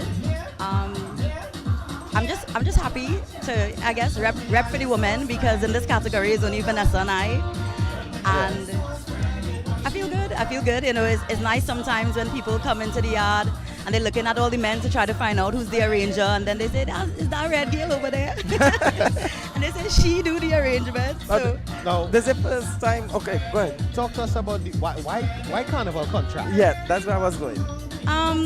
So I wanted to get a tune that had a nice vibe that I feel like the players would relate to. I was looking at old songs too, because obviously in this category a lot of bands do old songs. And when I heard the Carnival contract playing just randomly on Sunday morning and listening to soca music, I was like, yeah, this is it, I'm feeling it here. That's crazy, but I would say you did justice to the piece, and I Thank must you. tell you that I wouldn't pick it, but you picked it and you dealt with it, Thank and you. I would say congratulations. And Bungie Garland came the night before prelims, and he said, he felt like the tune was, well, it was a good rendition. He feels very honored that we chose it, and I feel like, we have his stamp of approval, his support, which is good. He likes what we did with it, and he sang it a lot for last year Carnival, so he knows it very well, and he heard every little thing. He said, "That's a piece of Carnival tabanka in the middle there." I said, yes, he actually heard all those little things. So that was good that we get his stamp of approval. Congratulations, Thank and you we very wish you the much. best in the future. Thank you. And I know your mom and your dad on the side, they was dancing from start to finish. Right, so congratulations and all the best. Let's take you stateside for band number 11, Panasonic Connection, playing a Markland Byron arrangement of Garlic Sauce. More interesting. More interesting, yeah. So let's take you stateside for Garlic Sauce.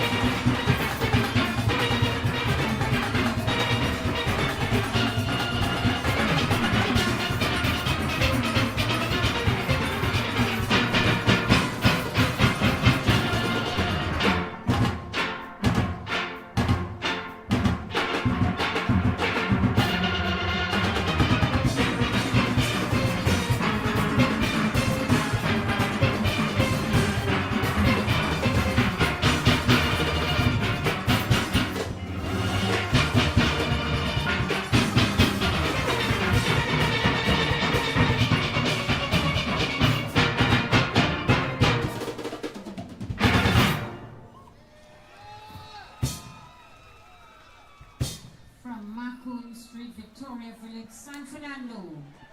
Led by Band Real number 11, Dancing, Panasonic tune Connection. arranged by Markland Byron. My God. For their rendition of Garlic And that Sauce. song was arranged by Markland Byron. Galaxos, the 2012 composition on Pan's tune by Federico Gay. And the leader of the band, Wade Lalsing. Well, I mean, that was definitely a performance. I got really nervous when I heard the count for it, but the execution did not fail. And may I say that I am On sale for all our events. satisfied. Welcome back, Aaron. When I heard it, I was trying to ease in so that the people would know that I just yeah boy. But when I heard this song counting, and I was a tad bit worried, huh? Yeah, I just said that actually. I just said that. I was a tad bit worried because it's like, where you going with that count? Garlic sauce not that fast? And of course it came up to about 7 minutes, 10 seconds around there. Okay. So he had some wiggle room if he went in a little bit slower, but tune boy. You can also get it at Pantry Baker's Now, head office, 55 I know McDonald Street. the name of this again, the tune of choice was a strange one. But yes, so he's play on words in the music where he's playing an arrangement of Garlic Sauce, but then he was like saucy baby, and why you put it on me, and he used that inside there. I mean, play on words in music, fun. So we're gonna hear from Markland soon because I sent for we him. can't get banned. It's too early in the season for us to be banned. What I would say about the band though, that band has been growing together as a unit for the Correct, past right. few years under Markland and Kivan, grandson of The late Dr. Leroy Calise, better yes. known as the Black. Because when I just took a walk outside to meet someone there, and I saw Kivan rushing back to meet the band. So and he never reached on the stage. He stayed on the side there and listened. But the way how that band has grown as well in terms of grooming their own players and growing their Correct. own players. And they are also the parent band to Holy Faith Convent the in reigning Pinal. secondary school champion band in the Junior Panorama, which is going to take place on the 2nd of February Correct. at the Queen's Park Savannah. So we have Markland right here to join us. Yes, he's coming here to join us now. So I want to hear, another, and he walk with the Garlic Sauce. What? No, you had to bring that. You had to bring that Garlic Sauce Bring the on garlic sauce in the bring the shot. Garlic Sauce Yeah. on the shot. All yeah. Anyway, it's not Marcus and I making any comments. There's actually a bottle of garlic sauce on the table. So the first question, Markland, why garlic sauce? Not the bottle, the tune. Well, honestly, I personally kind of real fed up with the recycling of the songs. So I rather do something totally different to everybody else. Right? This way, I sure when I picked the song, nobody was thinking, I gonna do garlic sauce. So I know nobody else gonna be doing garlic sauce. So I know for sure, I'm unique. And I want to try to be unique every single time. Every single time I come out, I want to be the only one doing that song. You remember last year he did the same thing. He did raga raga, and really nobody was going on that way.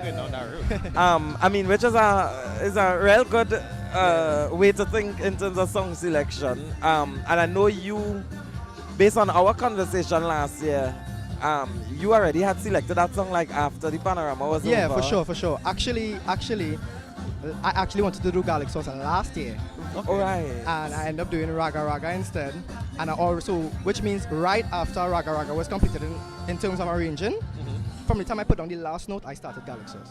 Because by the time Carnival itself was over, you already was like more than halfway through. I was already halfway. I was already in the end of the song. Okay. And garlic sauce, yeah. And go ahead. And knowing that you were that far through the song last year, March, right? How was the process of getting the players on board and passing on that music with the same level of enthusiasm that you would have had since then in October? Right. So I'm a very, I want to say very a lot, because I'm a very lucky person to have players who strong team willing, and they're ready. From since Panama was finished, they were already ready for this year. They were ready with the Markland when we started practice, you know. And I'm also very lucky to have a very grounded team in terms of the committee for the band to make sure that the players all ready for everything. Right. So Kivan is a big help in terms of getting the band ready. As you saw, he was the drill master. He made sure from the time the song was finished, I made sure I said, Kivan, are you? Over to you. And he handled everything else. Right. So it was really down to the players being enthusiastic about, just as enthusiastic as me, I should say, about getting the song and being ready for the panorama. And what were your areas of focus between the preliminary round and this semi-final round? So, the comments that I received were very mixed in terms of everybody saying, you know, well done, this, you do this good, you do this good. And I didn't really get much negative comments. So I didn't really know much where to focus. Right? So it was a little hard for me, but we focused mostly on execution. So I didn't change anything, just focus on execution and come in here and to song even cleaner than we sung in the preliminary round. I've noticed in the preliminary round, one of your highest scores ended up being in the alternate judge. And I love when it reached the semi-final and final because, again, nobody know who the alternate judge would be. Right. And then the high and low gets kicked High and out. low. So then we really see where Bali grow. We bring back that line. In this round, when you see all the biases get kicked out and stuff, because technically he could have placed higher in the preliminary. He had a different judge pull alternate on the night. And when the judges were pulling alternate, and I saw it, I was like, based on the other three judges that remained and I knew the results would have been tie up. They were tie up like market crab. Because it was just, I was like, all right, we go see how semi-final and final go. But Markland, talk very quickly because we're going to have to stop shortly. I know you do developmental work with your players and you keep them together as a net. I've been part of that process and so through the internal panorama and some of those things. To explain to the public how you keep that group together and they grow so strong. So, first of all, we just say we don't have a panorama band, we have a family. Everybody tight-knit. Everybody good with everybody, nobody bad with anybody. And if one person get hit, everybody get hit. You know what I mean? Not physically alone, but emotionally, mentally, anything like that. You're affecting the entire band if you affect one person. That's how close we are. We are a family, right? Everything we do, we include everybody. Even gigs, we just try to carry everybody because we don't want to exclude anybody in the band. Even straight down to the little kids that we have in the band, we just try to include them somewhere in some form in anything we do. So, I mean, I could see Panasonic growing from strength to strength, so I wish you all the best and all the best going into the final, Markland. Thank you very much.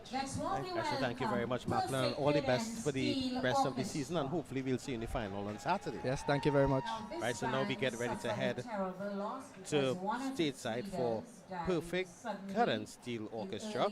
They hail from Pine Ridge Heights off Pine Heights Field off Lupino Road in Aruca. I saw that happen and I tried my best to stop it. They are led by Mark Hostin and Justin De Freitas.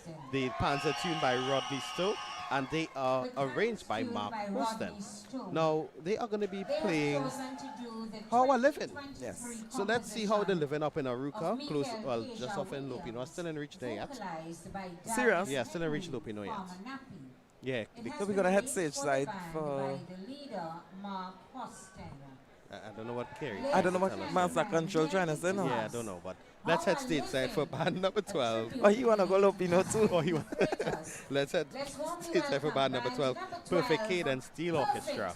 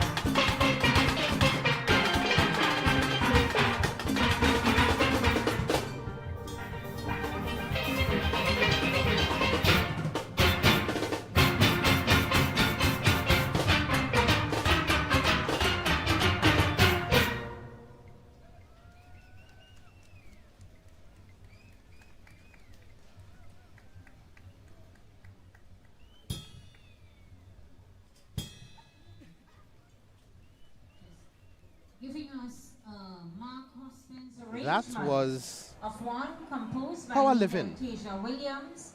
Perfect Cadence Steel Orchestra performing a Mark Austin arrangement of How I Live In, which was a 2023 composition. Now, I try my best to stay out of the arrangement and the musical talk because I don't want to, I'm not formally trained in it. But I do love the instruments, I do love the music. With that arrangement just now, I found that one of the instruments in the rhythm was overpowering the pans a little bit. That would have been the bongos. You remember this guy rhythm ride Mackenzie Joseph from in South always talk about the bongo rama, but normally it was something that you would have an issue in single pan category where the bongos would usually just play over everything, and they were almost playing like all the rhythm of every melodic line being played. Is rare that I hear it in this magnitude in the small category, and I don't know if it's the miking or how it came out, but I did hear the bongos projection.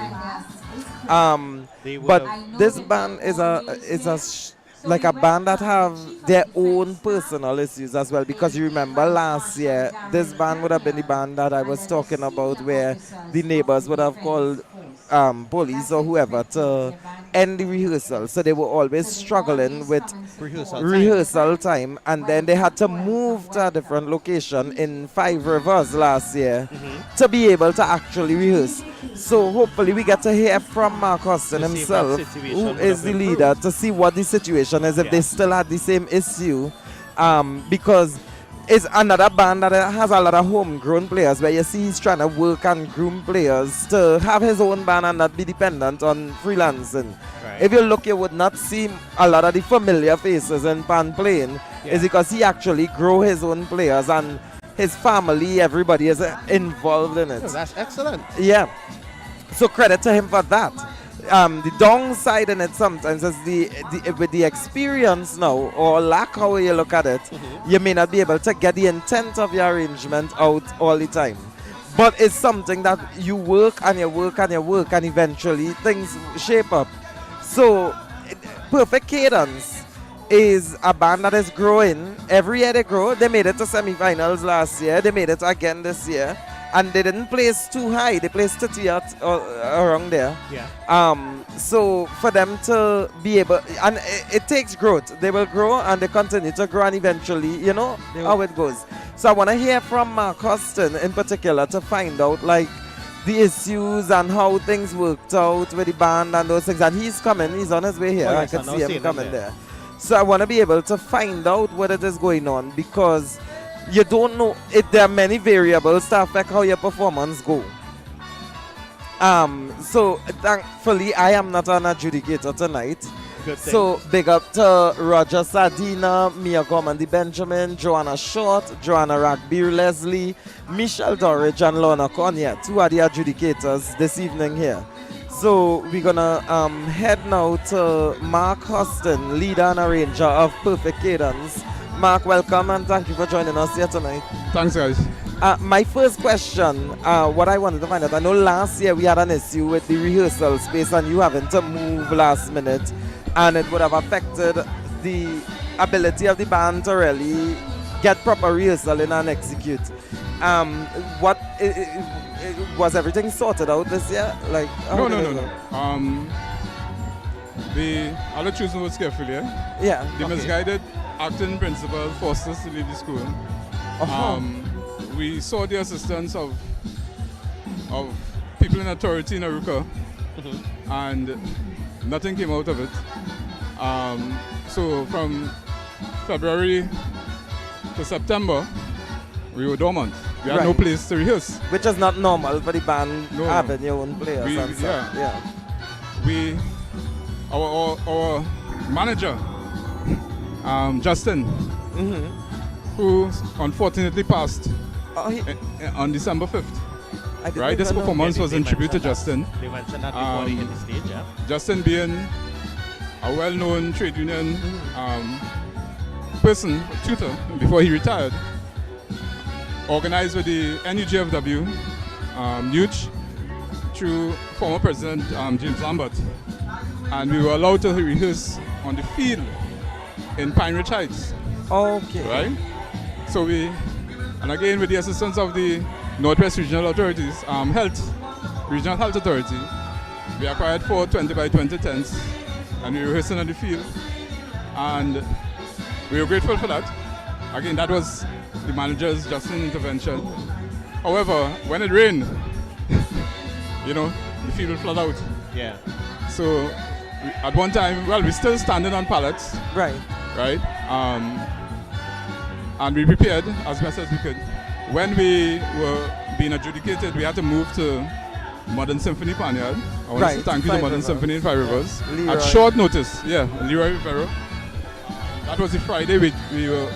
Our prelims was on Tuesday. The Friday, Saturday before that Tuesday, we moved to Modern Symphony and we did our preliminary adjudication there. Right. So we are still somewhat homeless. We thank the residents of Pine Ridge Heights. There was some pushback, but the majority of residents understood. And because of it's a residential area, we practiced from 6 to 9. Right. Wow. Up until the week before. And when we moved to Modern Symphony, we could have gone the distance. I understand totally, because I remembered what the issue was last year, and I realize now that it hasn't been resolved. So, I mean, it's something that has to be... It hasn't been resolved. I have since retired from the teaching service last year, June. Congratulations. Yeah. I didn't even know you was of age for that, but okay. Well, it may not be an age thing. Right? So, Band number 13. we had those challenges, came from a school where there was a steel orchestra and a pan manufacturing program. All those things have been discontinued. The CBQ done too? Have been discontinued by that acting principal. The captain of this band is Tekron now that I'm out of it, I have no whip over my head. As a teacher, you can't say certain things, but now it's different. So the CBQ is out.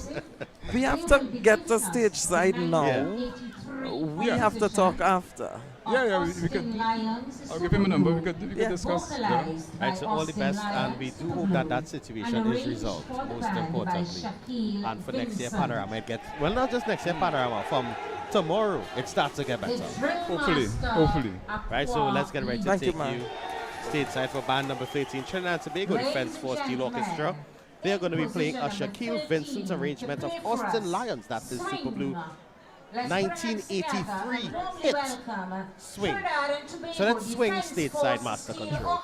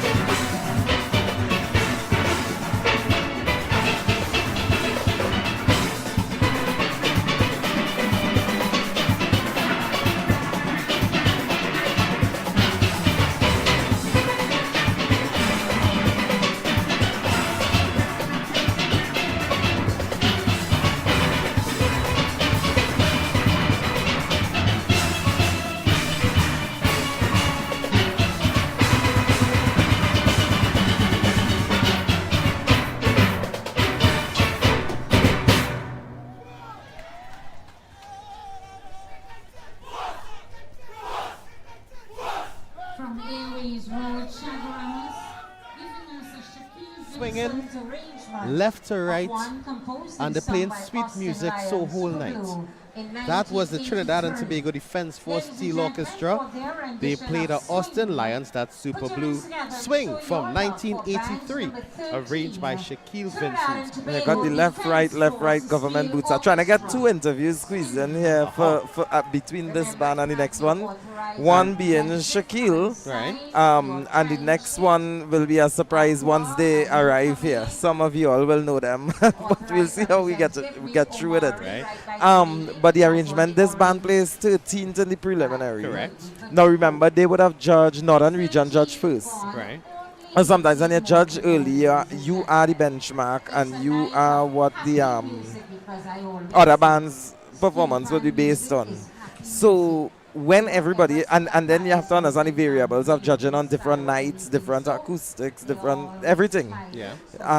So would Defense Force jump? Would they not? Would they remain the same? How would it go? It's all about those 6 individuals sitting across. Joanna Ragby, Joanna Short, Michelle Dorridge, Lorna Conyett, Mia Gormandy Benjamin, and Roger Sardina. Somebody is saying that they're swinging straight into the final. I won't be surprised if that happens because it really was a really polished performance.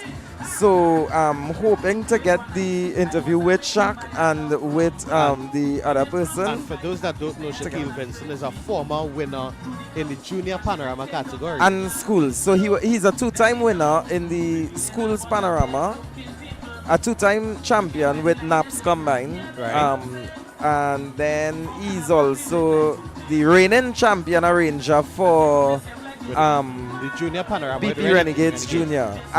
No, so- question, as he's the reigning winning arranger, is he allowed to go back this year or that's it? Well, he would have been. However, for the junior panorama category, which is the 21 and under, Yeah. there is a clause in the rules which states that anyone that makes a national final Yeah. won't be allowed to participate in the junior panorama as an arranger. And So he whether made- you make single pan, small, medium, or large, And I think he made national finals last year in the single small band and then with Defense Force. he came second with Defense Force. Yeah. So he was out. He's out of this now. So what happened? Renegades has opted to return with Andrew Charles, who would have given them 5 victories in a row. Okay. So we see how that go as well when that day reach. But with the Defense Force, this is the 3rd band for the night, which is a former champion.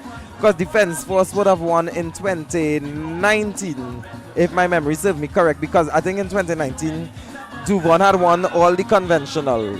Small with Defense Force, medium with Pan Elders, and then large with Renegades. Okay. So I believe that it was the year after Vanessa. Excuse. So it's all to see how they go. This band isn't a stranger to the final. They've been consistent in the final. They've won the single pan category when they were a single pan band. They came up into small. They've won the small band category when they So it's all about how they perform here and get into the final and how they do there. Remember, they get a good job. They did a great job in jumping in the last year. So I see the interviewees coming. Yeah. So we're gonna take one at a time. So probably go with Shaq Yeah, we first. go with Shaq first and then the surprise after. Yeah. Right. So So I don't know. These arrangers and the performers. The fitness had to be on point. I realized that. Yeah. They coming out here blowing hard, boy. Yeah.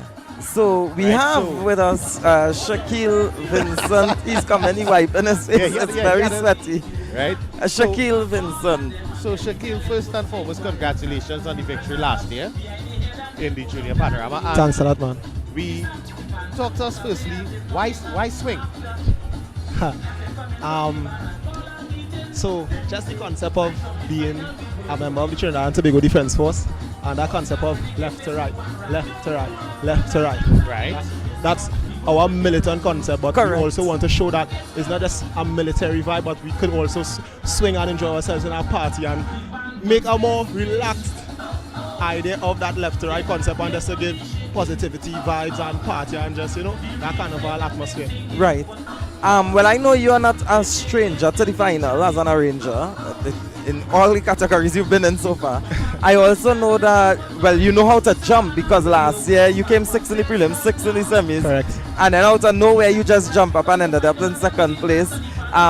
No one was looking at you and you did it and you just missed the championship by 1 spot. So, I mean, I'm not worried about you in terms of what you're going to do. So how confident are you feeling going forward?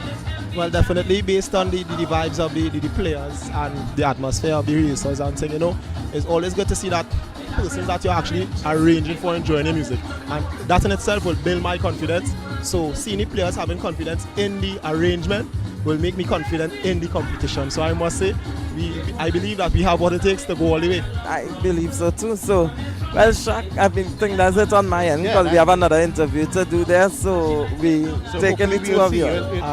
Defense Force is the only band get 2 interviews. Defense Force are stars. Defense Force are stars, man. Set up the next one. All right, man. Have a blessed one. Thank you, Shaq. All right, Shaq. So hopefully we see Defense Force in San Fernando on Saturday night. And we're going to have a very a very interesting interview. This person is someone. This person is someone who you all would know from social media. You would know her from social media, and you would know her from social media on the TikTok, Facebook, Instagram. It don't matter which social medium you use, you would know her from there. And she's going to be loved by everyone. It doesn't matter if you play pan, you're outside of pan and everything. Ladies and gentlemen, we all know Jewel. Hold your mic. Good night. You're blushing? But Jewel, you shocked me because I came in on the preliminary day to do the verification of the band. So I was checking the numbers, making sure everything there on that day. When I look at the scratcher, I say, Dinah, Jewel. Now I know you are a member of the Defense Force because that is information. Yes. But how long have you been playing with the band itself? Not with the Steel Orchestra. Yeah. I've been playing with the military band. Right. I still do parade since I've passed out. So it will be 5 years this year, making it 6 December. Okay. And when did you join the steel band? This year, my batch pulled me. The Shaq is your... Yes. Oh, that's your batch? Yeah. Okay. I actually played band throughout my school career from Form 1 to Form 5, and this is my first time playing in a big band, small band. The way I saw you enjoying yourself on that scratcher, Yes, you memory. watch me. But I just wanted to let the world see you and see that you're involved in the band thing once more. And all the love, we have one... yes. Support. This is not the first time I've seen me here at the band. Next year I'm coming again. Lovely. Thank you, Jewel. Enjoy the rest of the night. You too. Now, that was Trinidad and Tobago Defense Force Steel Orchestra. Now we're getting ready for band number 14, which means we are almost to the halfway mark inside today's proceedings. Thank you, Jesus. The Simple Song Steel Orchestra. They are playing Band from Space. I love this. Composed by Amrit Samaru, arrangement. sung by Crazy, that's Edwin Ayong, arranged by Kendall Bowen. Band from Space. And pay attention, the preliminaries version of this was really nice for me. I enjoyed it. I want to see how they improve on this. So we go stage side now for band number 14, Simple Song Steel Orchestra. All right, let's go.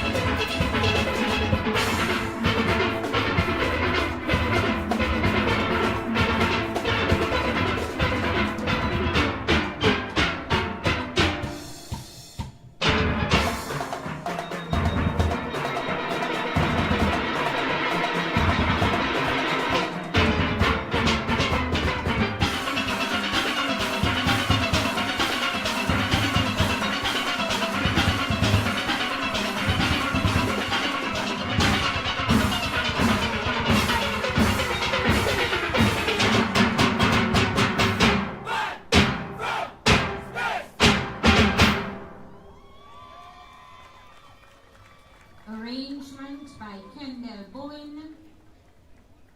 Hands tuned by Leonard Leroy.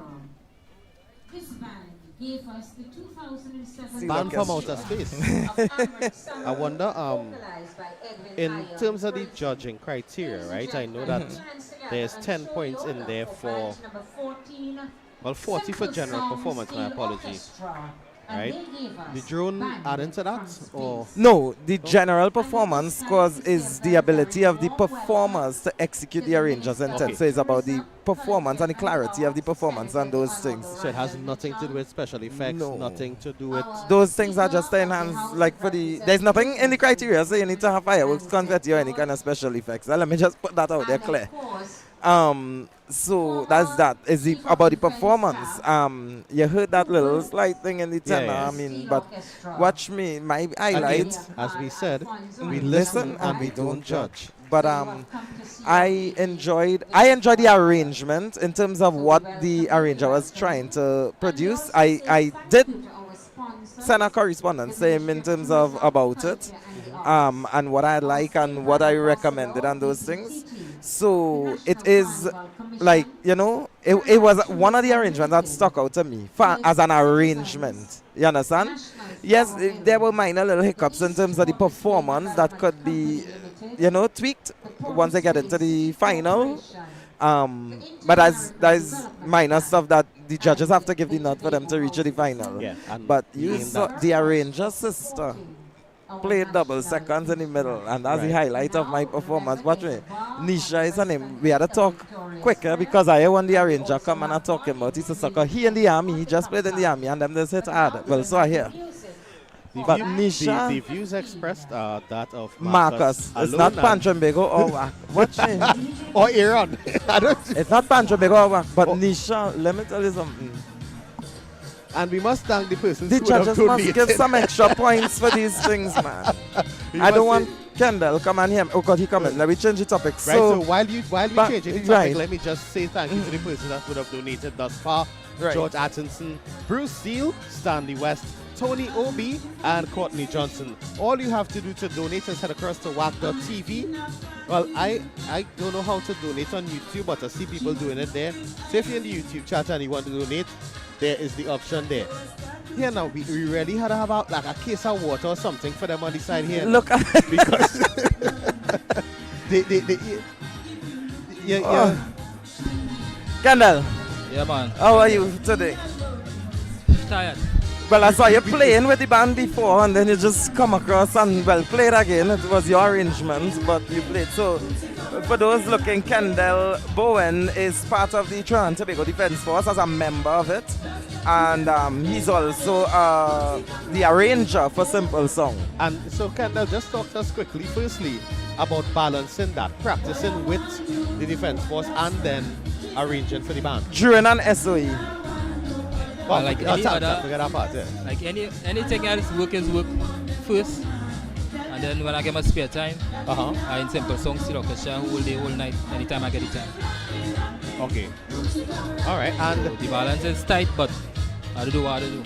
Okay, I understand. Right. And talk to us about the song. Why Band from Space? Band from Space.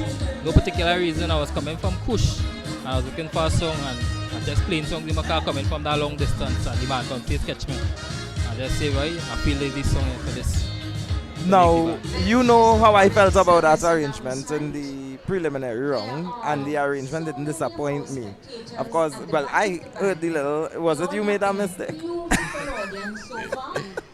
Yeah, a little thing. Oh God, it was just a little E. Yeah. It happens.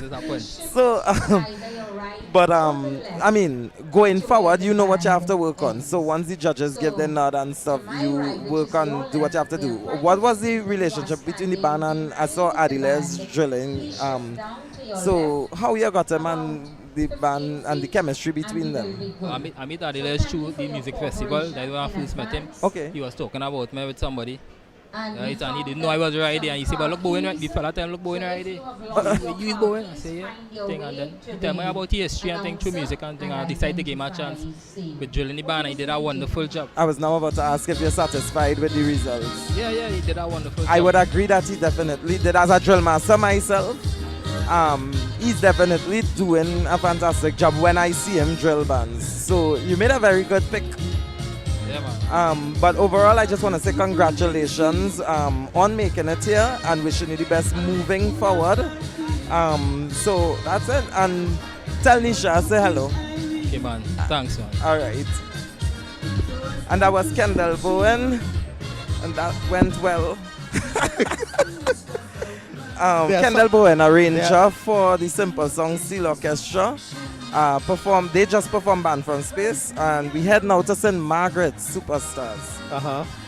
St. Margaret's Superstars, and I hope we get to talk. Yeah, we're going to get to talk a minute before they're still setting up. St. Margaret's Superstars is a band that you should watch. They would have gotten 266 points in the preliminaries. Now the results say that they came 12th, if I remembered correctly. St. Margaret's, yeah, they came 12th with 260 points. But really, in the judging aspect of things, they got 266 points. However, when they would have performed, they performed for 8 minutes 22 seconds in the preliminaries. So a deduction had to be done. Okay. I would have worked that night in the preliminaries, so I would have had to sign off that deduction to happen. And you now look at this. They got 260 points. There's a three-way tie for first place, so 266 points.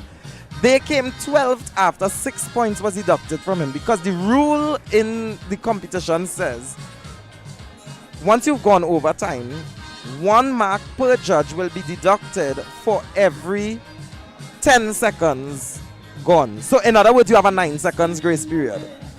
So once you hit 10 seconds, 3 points gone. Although it's 4 judges, remember the alternate score is eliminated. So 3 points will be deducted.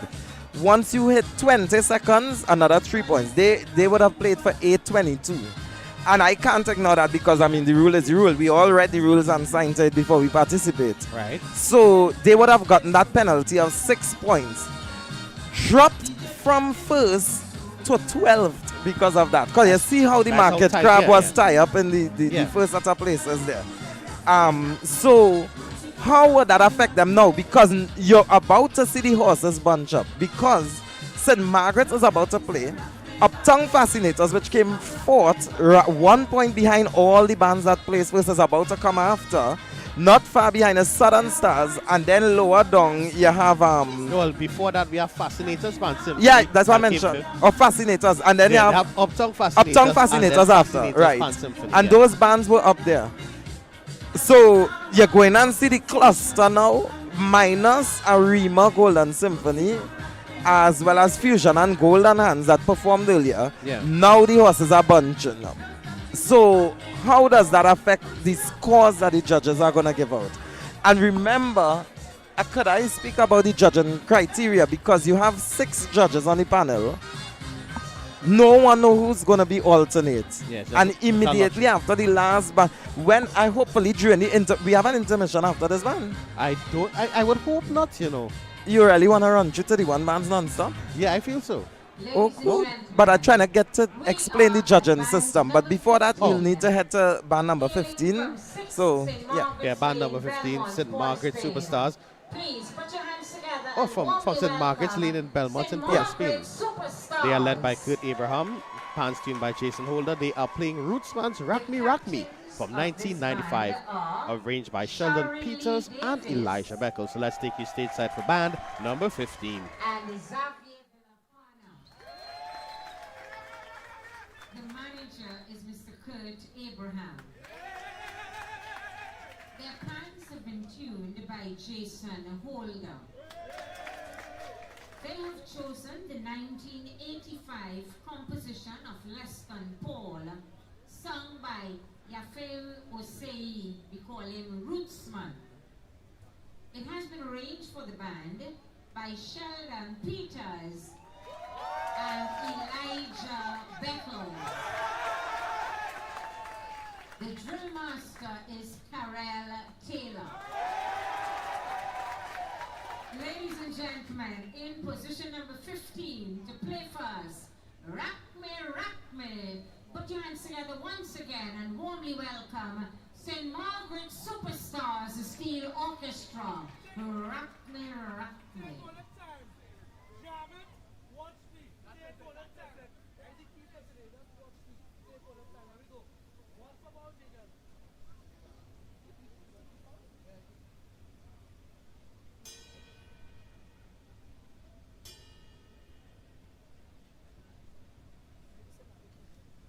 St. Margaret's forever! St. Margaret's forever!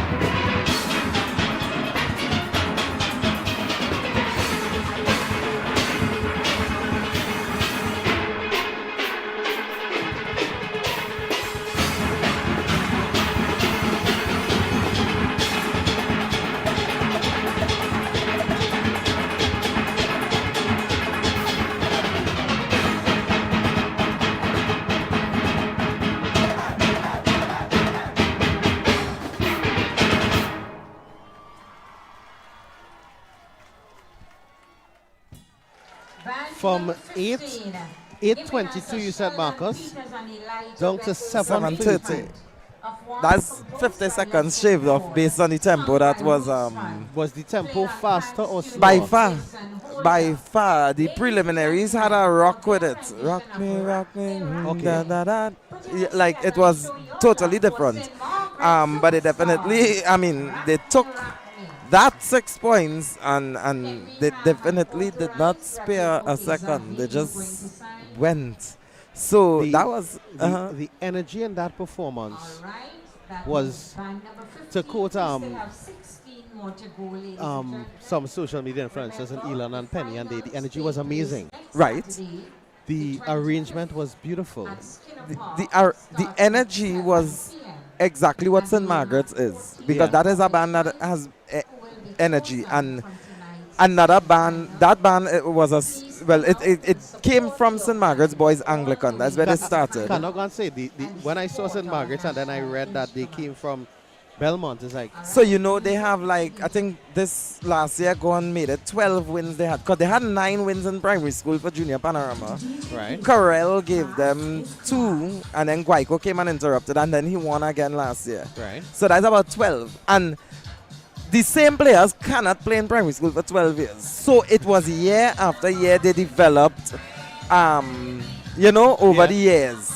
You can't go to primary school for 12 years unless you're like certain former. Anyway, let me don't go there.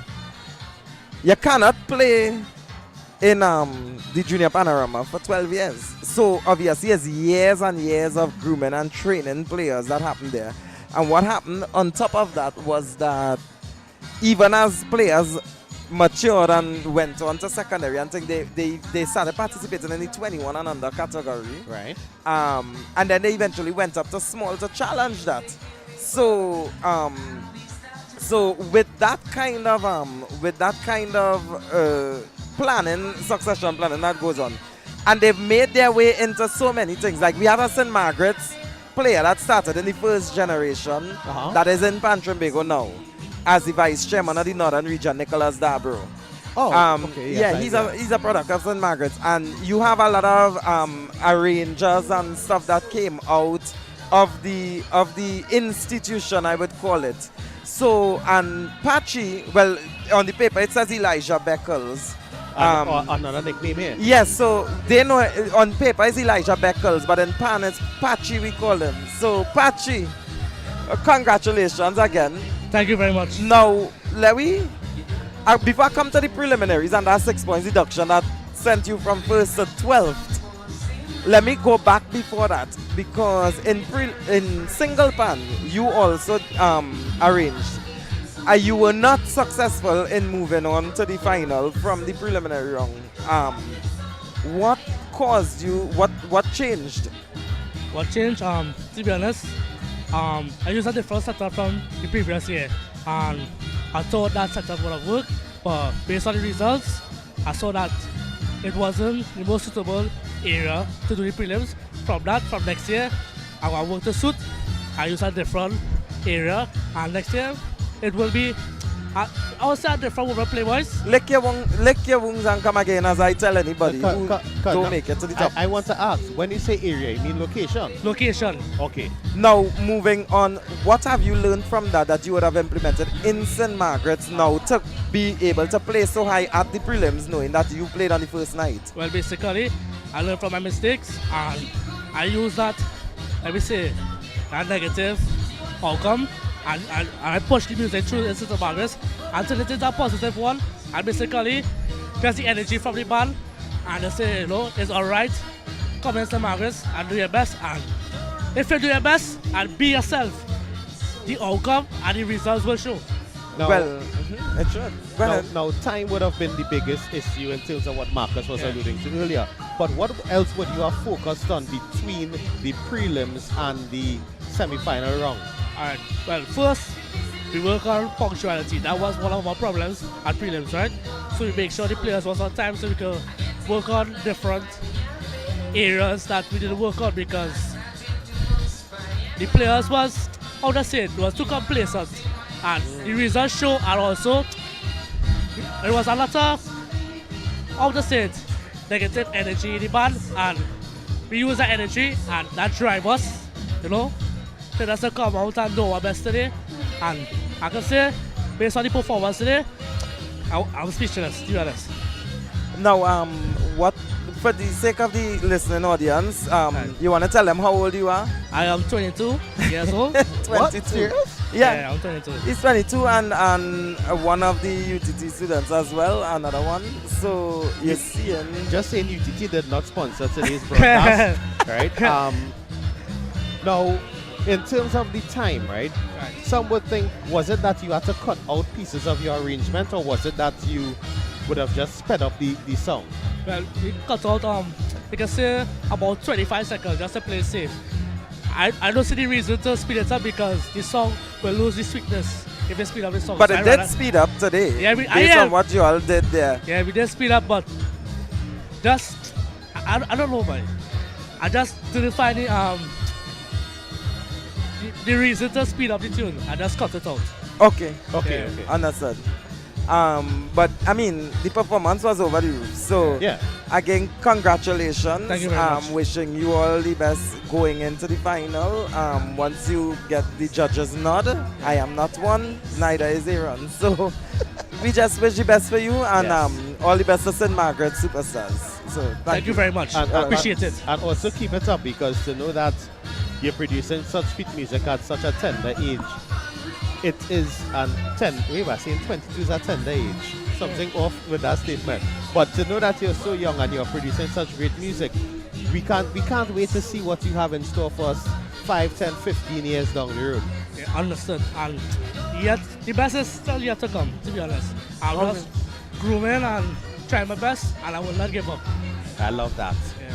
So thank you very much, and we hope to see you in San Fernando on Saturday. Thank you very much. I appreciate it. Right, so that was Elijah Beckles, also known as Patchy.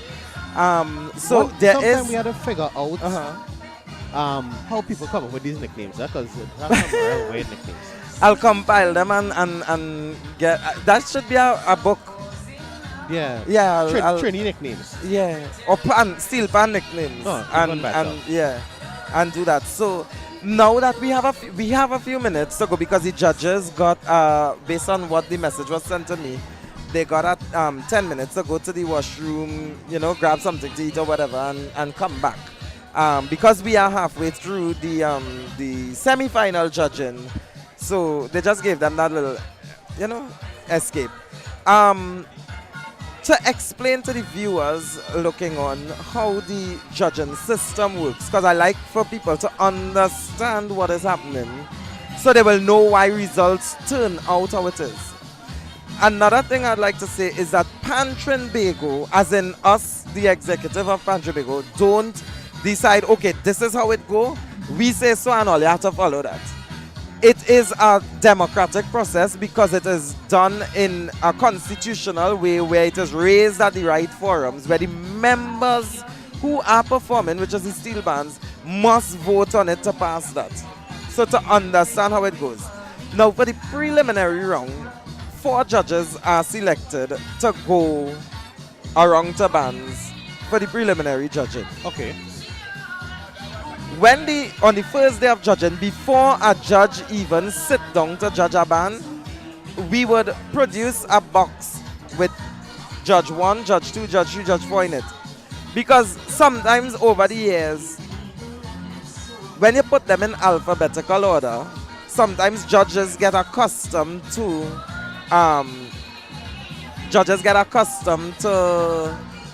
being, like, we get accustomed to being next to each other, so the marks are the influence. When you do a random draw, then you mix up and mash up everything. So you pull judge number 1, 2, 3, 4, and that's the order in which they will sit. They will adjudicate every night going forward. On the last day of judging, which in this case would have happened in Tobago, at the end of the judging, we would have then produced another box. With the alternate. 3 would mark judge on it, and 1 would say alternate. And you pass the box down, and 1 put alternate. And when you do that now, That's how you figure out who is the alternate. So everybody will be judging without knowing who is the alternate until at the end of the last band.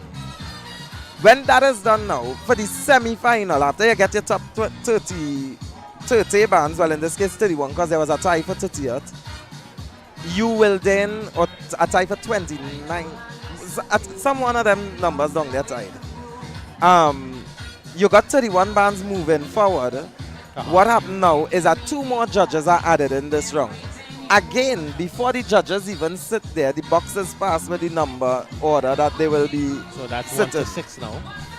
When they are seated, the next thing that happens is they judge all the bands. At the end of that, you will have a box pass with 5 saying judge, 1 saying alternate.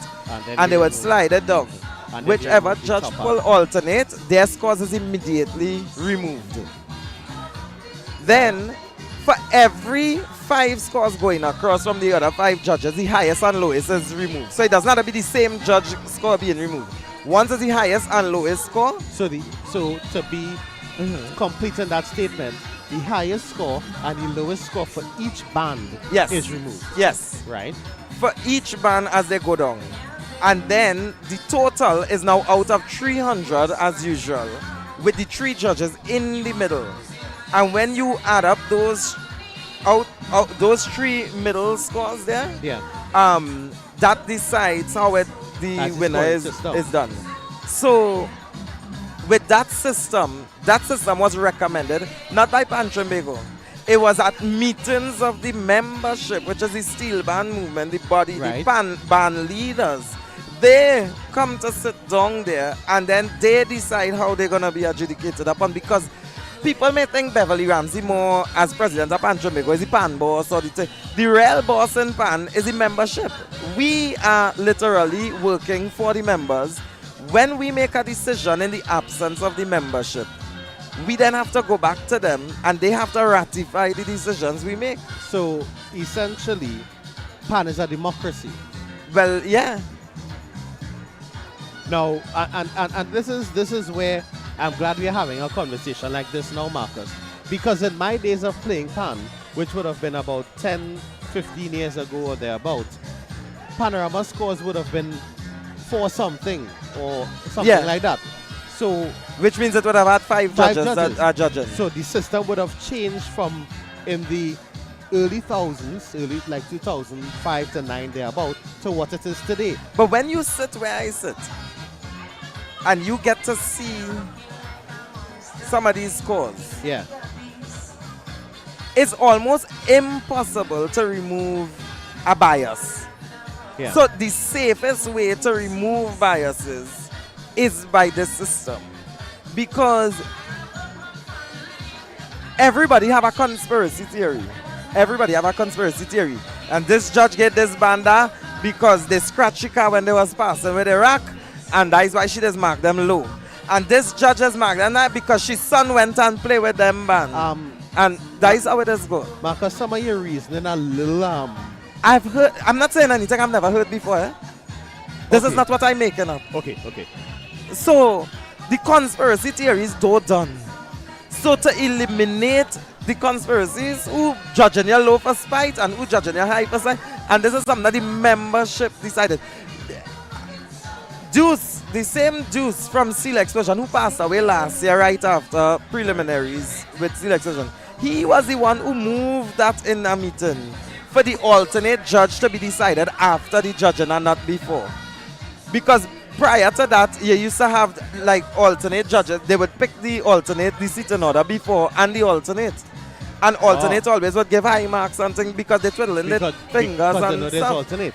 So, but I like the system of choosing the alternate after, because it gives everybody the ability to say, I'm judging without knowing what my input is going to be. Yeah. So I have to judge fairly based on the fact that at some point I could be called upon, but I don't know. Exactly. And then the high and the low, it just shows the... They have to stay and pay attention. It's not like me who could run away and go and get a chaser while I'm playing and come back and, need you some know, chaser make it afterwards. look... I'm not going to say after...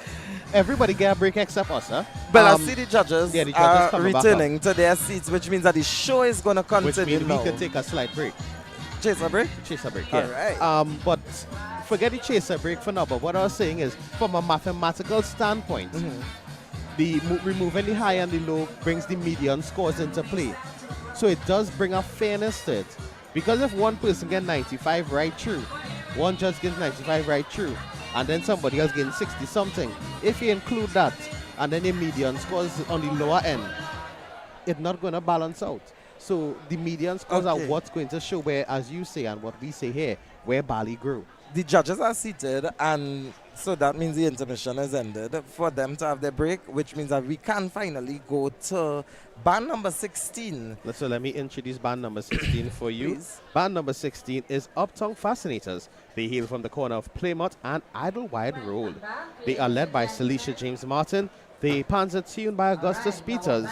They are arranged by O.J. Richards, a name familiar to you. Very. And they are going to be playing Timothy Watkins, that is Baron. Don't Rock It So from 1980. I'm really feeling old boy. 1986. So let's take you stateside for band number 16, Uptown Fascinators. The captain of this band, Celicia James Martin.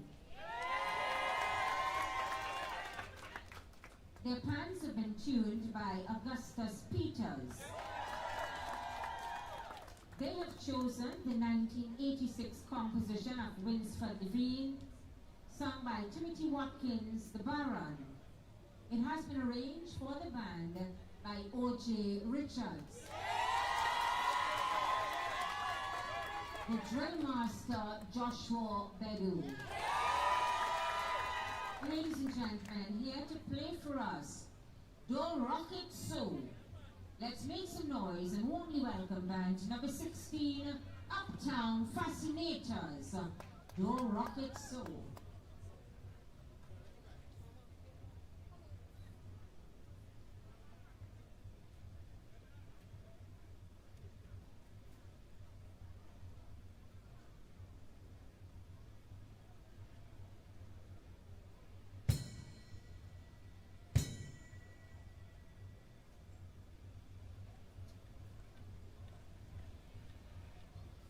Small band. Yes, sir. Small band.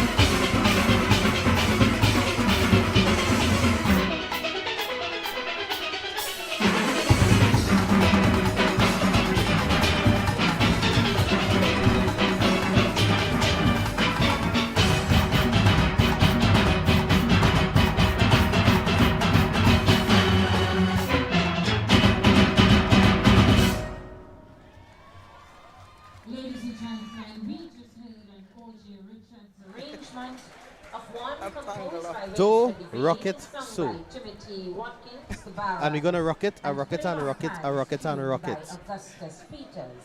Rock For the their boat. rendition of the 1986 If it's one thing you could composition, Do count Rocket on So, with put your OJ, hands together and show there your will be love some for element band of number sampling in his 16, arrangement. Interpolations, but yeah. And what I always say with OJ, when OJ pick a song, he pick a song that he know he's gonna pelt out there, like really do some kind of attack on it. When he did, you remember when he did this Dollar Wine song and he made the coin drop on the stage, or when he did the I Don't Mind, and when he did I Don't Mind, he went into play on all the other arrangements that was, beating him to say he don't mind. And he used that thing. And he told a story with it, using the interpolations to do that. So that's OJ for your money. I'm not gonna say that wasn't last year when he had the goats on stage. No, that's when he played Chutney Bacchanal. All right. And what happened was that maybe the timing of the changes or the enhancements that he did to his music didn't work out where it was executed in the way. So while the arrangement might have said something, the general performance points went down. Yes. So we're hoping to hear from OJ to see what his thoughts of the performance. But one thing I like though, you always hear people talk about crescendo, crescendo, crescendo, crescendo, crescendo when you're talking about dynamics. But there was this huge day crescendo where he brought the volume gradually coming down, or what they call a diminuendo. So he brought the volume down into the cello and guitar solo that he had there. And I like that because it's not often you get a reverse effect on the dynamic. You always get everybody starting soft and going loud, but not the reverse of it. So I'm interested to know who. Oh, I do know. Joshua Bedo from South. He just returned from Northern Illinois University where he was doing his master's. And he was over there drilling, and it's his first time drilling. So Joshua Bedo, who started off in Golden Hands, was the drill master for the band. I saw him last night because I passed through the savannah when they were, practicing, and I saw him drilling the sections and drilling the band, and he did a fantastic job as a first-time drill master for Panorama. So we have OJ Richards coming to join us now for a short word while we set up. So let's... And for those of you who would have tuned in last year to the Media Band Finals, OJ would have been one of the... His performance would have been, would have been one that had the ladies going wild. That with panel does? Yeah, that's with panel does, yeah. And we can't forget that, OJ. Trust me, we can't forget it. So, firstly, we one happy that you kept your clothes on in tonight's performance, right? And two, we are happy to know that you are back and doing your thing again with Uptown Fascinator. So, talk to us. Why this song? Well, first of all, good night to everybody. Good night. Rocket. So we wanted to bring back the vibe, bring back the Uptown Fascinator sound, the nice bounce that we just bring to the Panorama, the nice energy. And I think Rocket would have been a nice, perfect selection for that, to bring that kind of energy into the Panorama. Right, and go ahead, Marco. Well, OJ, congratulations, one, for making it in and making it comfortable. 1 point behind first place. Don't mind the placing is actually fourth. Yes. What did you do differently? Because I couldn't find anything to recommend or think of between the prelims now. Yeah. So I just kind of follow what the judges mentioned. So what are some of those things? So one of the judges mentioned that they could use a little bit more of the song in the introduction. So we changed the structure a bit.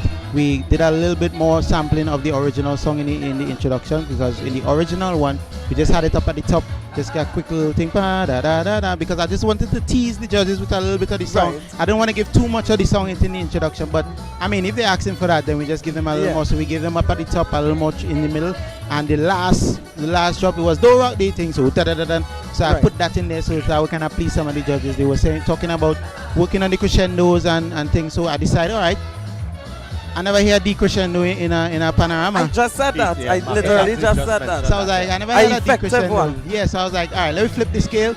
let me turn it around. Let me got D crescendo going to a nice sweet part, and I really trust and believe and hope that it came across really well. And how did Joshua Bedo approach that drilling that? I'm interested in finding out that. I must say hats off to Joshua, because Joshua has been holding it down for me for the while, because I'm a 7-day Church of God, and so Friday and Saturday I'm not able, so Joshua is actually there holding on. So last night I actually wasn't with the band rehearsing. Joshua was the one who was drilling the band, making sure that they're really good. I passed through. Yeah, and today I was just kind of waiting until 6 o'clock reached so I could just come down the road. The panorama had already started, and I was like, oh, come on, like 6 o'clock. All right, and then I came down and joined the band, and they were in good spirits. So Joshua, it was a real anchor for the band this year. I must give hats out to Joshua Bedo. Yeah. Now, one final thing. I don't know anybody that takes me seriously on social media, because I don't take me seriously on social media. Like it's literally for me to just go there and throw up something and walk away. Like I don't even look back at comments really. But I after going around to the bands, I made a joke now, because all the conductors, whether they were arranging or drilling, all the conductors had this thing where pow, they had a pelt away, they stick during the performance. And I went to big, I said, but by the time they're done, they go buy out all the 6 from Simon's. And then I saw your performance the day after that. Yes. And it was funny, because I saw you did the same thing there, and you didn't even realize I was here watching it. But it's like it seems like you're taking the comments from all over you guys. Of course, you just get the comments all over, so it's how you take it and interpret it, right? So I was like, all right, don't throw no stick. All right, that's what you want. All right, throw. Nah, I ain't throwing it away. You're keeping that stick. I don't have no money to buy a big bunch of sticks, so let me hold on to my stick. It was just a little bit of picong to lighten the mood, you know what I mean? It definitely did. And the most importantly, just kind of enjoy your performance when you're in front of the band, and I really did. OJ, I just want to say congratulations again.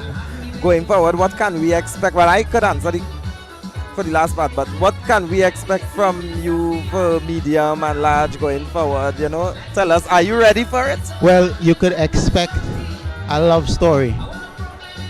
A love story in the medium band, right? With Pana Elders. And then when we finish with the love and the story, disobeying all the rules, not taking on anybody, we being as own way as we could be for the large band. So just watch the story play off. It's gonna have a love story, a nice love story, and then we're just gonna be own way when we're done. I like that last part. That's my motto. Yes, we're gonna be two own way when we're done. So that's what you could expect for the medium and the large.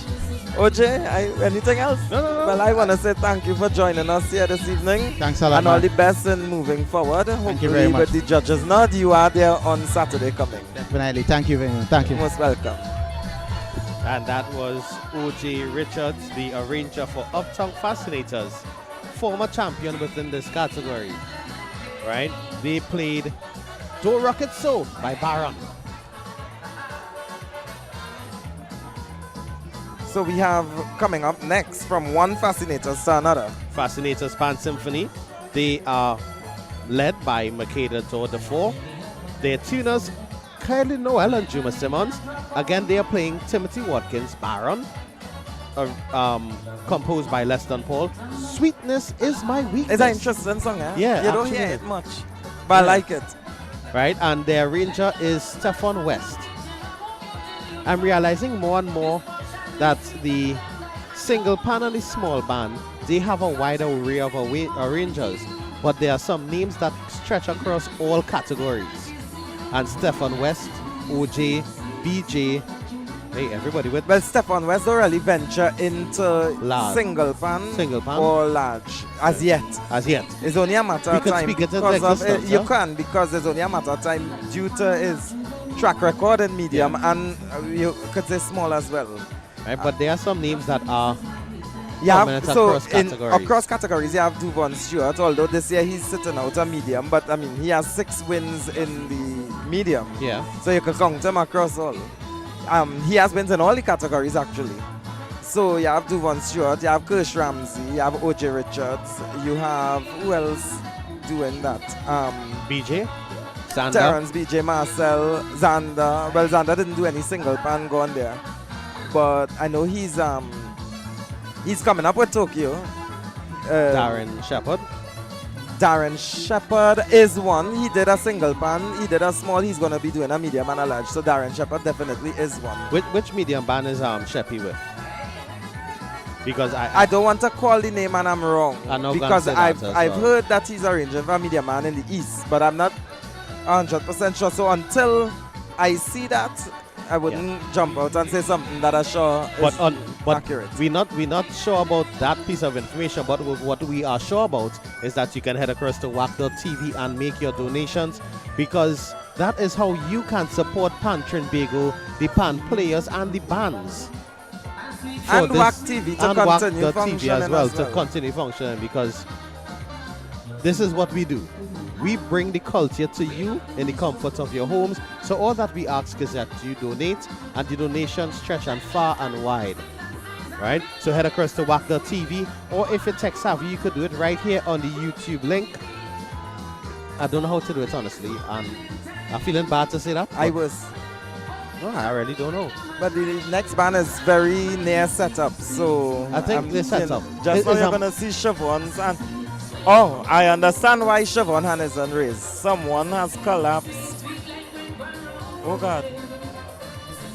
Come, let me mind your business. Oh yes. Somebody there's a medical emergency yeah, taking place that- and that's- is being attended to at this time. So remember, head across to WAC.tv to donate. Somebody said it's for Zata. for All right, Shepherd. well, they said Thank it. you very much. That's Brent. what I heard. Thank you very much, Brent Joe. All right? Brent and Joseph, or? I'm not too sure. And that is honestly why WAC listeners are the best listeners on the face of the earth. They keep us honest, one, and they also contribute with vital information, which at the moment, which could slip our mind, because we have been on this broadcast now for 5 hours. Yeah. This is the first marathon for the season, honestly. Jesus. I am taking my multivitamins. I am as well. Right? Now, the next part of this, remember, we have heard from 15 bands thus far, so let me just recap the bands which would have graced us on the Victoria Square stage. I don't know if I call this a stage, but the Victoria Square area. It's a stage, you know, Renegades not playing. It's only Renegades just want to go on stage and not throwing that for candles. That's how we pong and Pan Trinbago. The views expressed just now were the views of Marcus Ash and not the views of Pan Trinbago, WAC.tv. No, we or have Era our, 866. listen, in Pan Trinbago, we just have our fun as executives. All right, so let's head across now to Fascinator's Pan Symphony Band number 17. They placed 5th in the preliminary round with 264 points. So let's head across to stateside.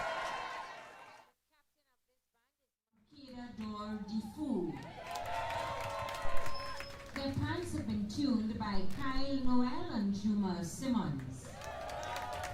Their tune of choice is the 1992 composition of Leston Paul, vocalized by Timothy Watkins, the Baron. It has been arranged for the band by Stefan West. The drill masters of this band are Kern Kieser and Alia de la Rosa. Ladies and gentlemen, here to play for us, Sweetness is My Weakness. Let's warmly welcome band number 17, Fascinators Pan Symphony. Sweetness is my weakness.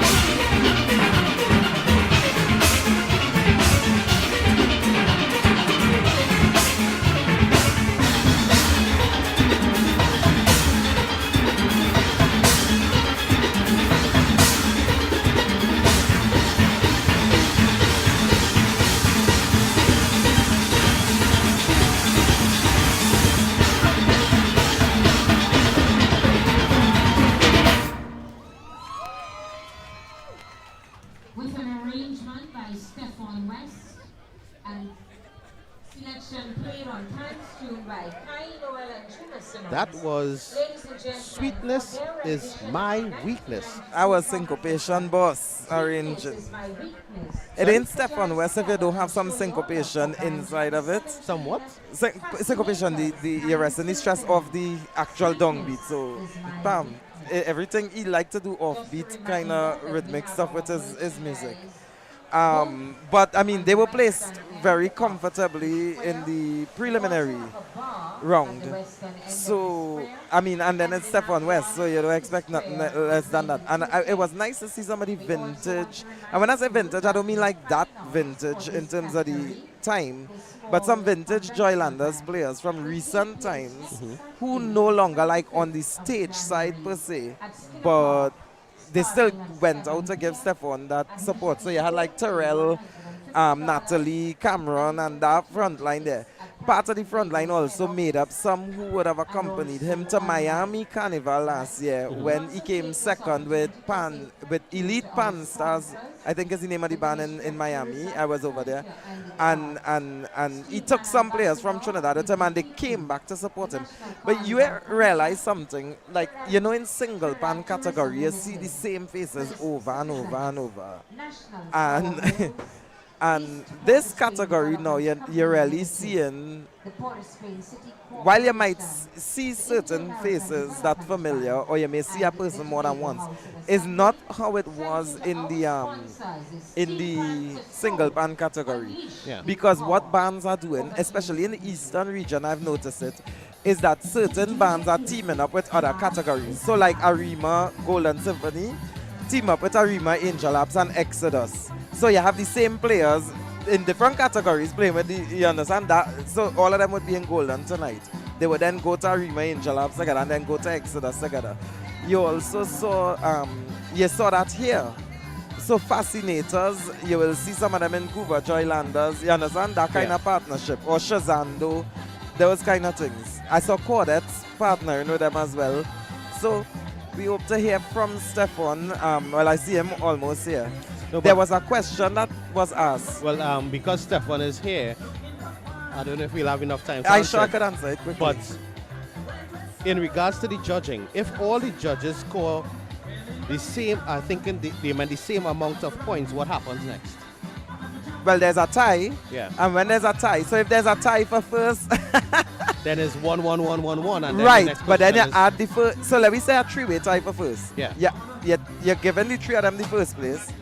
Then you're taking the prize of the first place, second place, and third place, adding it together, and then divide it in three, and that's how the prize money will spread. Okay. So like how there was a tie for first place. In large band last Right. year. You take the first place and second place prize, add it together, and divide it in half. So just to put real numbers to it, as Stefan gets himself ready for the interview, for let's say large band is 1 million for the first prize, 800 for the second prize. So they add in the two together and you'll get 1.8 and everybody get 900,000. After Pantrambigo take out their expense. Okay. Our 10%. So minus 10% from that. I want to just give a quick shout out to now the maths going to get complicated. the Rados posse from Brooklyn, New York. Rados is tuned in online. Of course, the Metro team is tuned in online as well. I'm sure Peso is tuned in, so big up to Gaza Lion, Thomas Batiste Jr. and family out there. He asked how to donate, so you will go through after we finish with Stefan. Stefan, so Stefan, how you felt about that performance? Great. No such a long talk. Great. To the point. To the point, yeah. Before we start off, let's just say congratulations now. To the performance. No, we're going back a little further. To the performance. Tell him congratulations. What is that? Congratulations. I don't know why I'm saying congratulations. So. Watch it. This Shine. Oh, shine. congratulations. Proper thing. Last I didn't know if the man wanted me to talk about your business. But you can't hide a marriage. You can't hide a marriage. You're married. It wasn't. You feel it was a. I nearly say something I shouldn't say. Exactly. All right. Keep it there. Right. So Stefan, why sweetness is my weakness? I just believe I like to pick songs that nobody actually plays to create a lane for myself. Right. So I think I don't know. I just saying in my opinion, I think certain songs that already play in the panorama for numerous of times could be prejudged mentally. This is just my opinion. You know, if you hear Pan in A minor, if you hear this, if you hear that, it come like, you hear so much renditions of it. So, as a friend tell me today, people arranging or doing new music to make goal out of it, but it already have goal already. That's how they dig and get it, because it have a lot of music from in the past that you could dig up and find structure, melodic structure, and to me, those songs back in the past was more well arranged for me, and more music in it, more brass lines, counter melodies, pre-choruses and stuff. So that's why I chose it. Okay. Good perspective though. It's different from, and the only person who mentioned something along that line would have been Marklon with Panasonic Connection. Right. And I could agree with that. I could respect that for sure.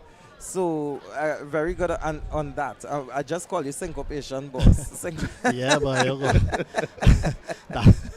that has come out natural. But I think we coming up on the Kenrick Frederick, Mikey used to do a lot of syncopated stuff. Yeah. So I think that just became embedded in us, and especially in me, because it is just naturally it comes out. You know, it's not forced.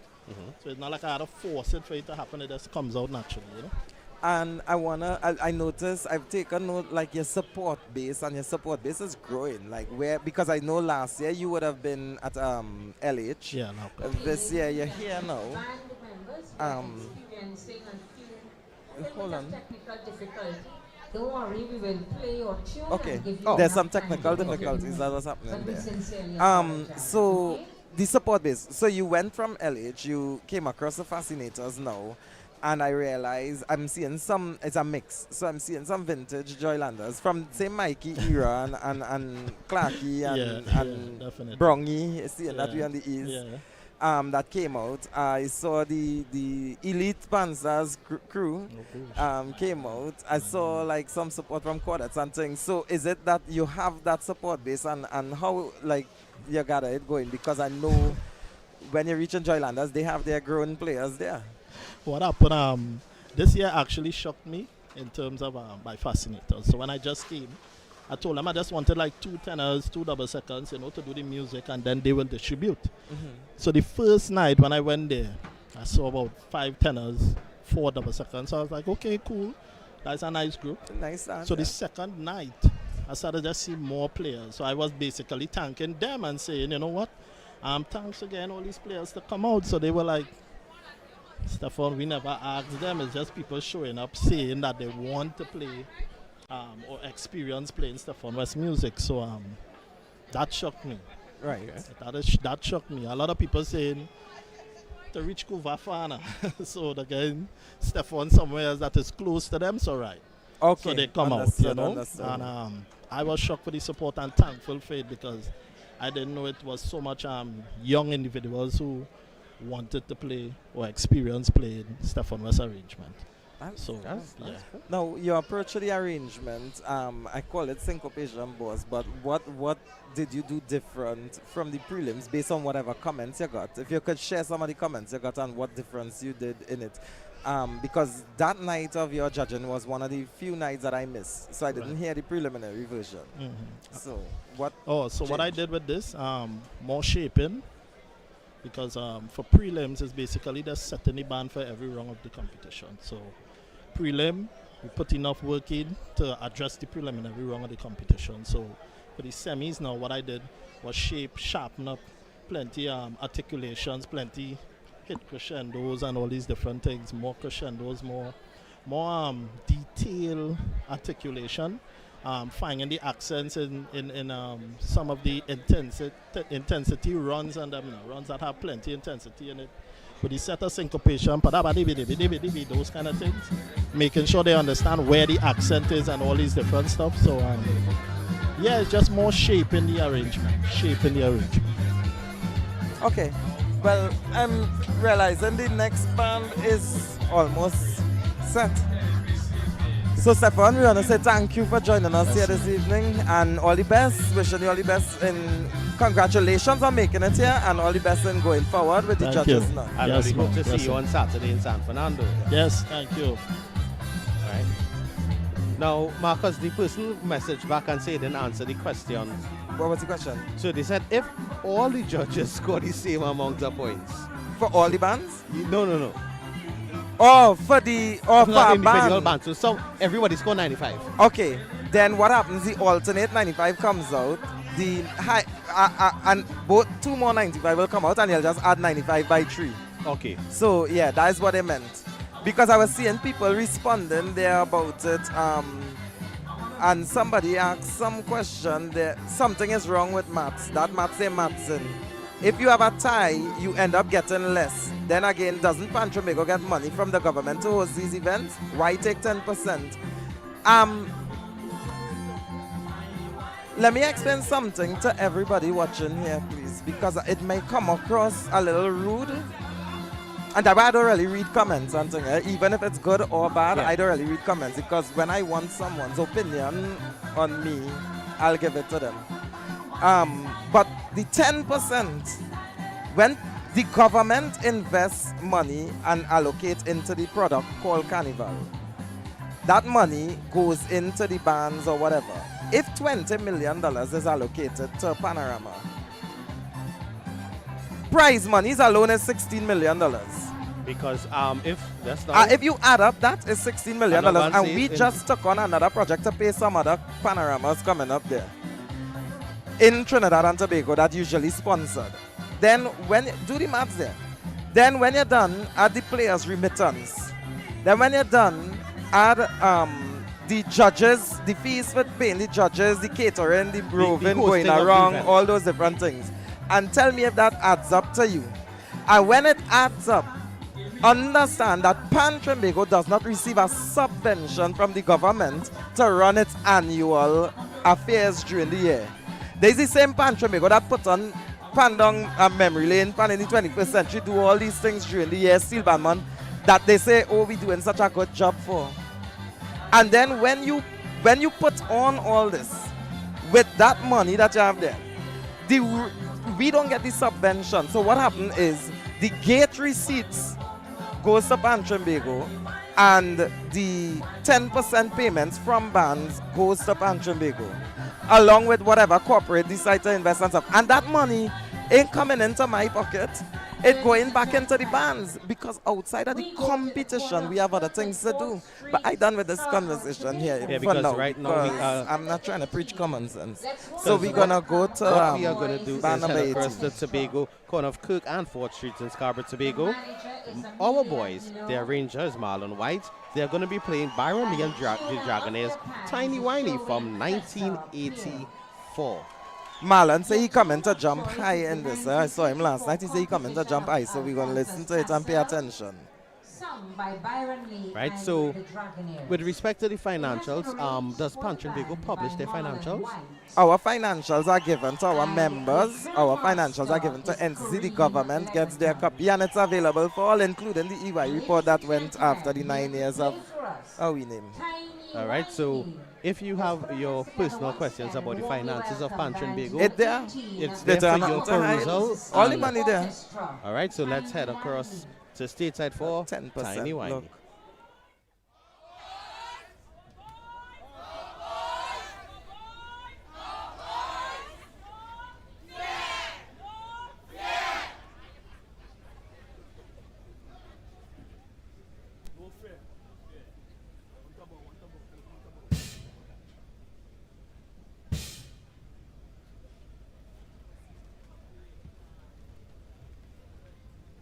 Showtime.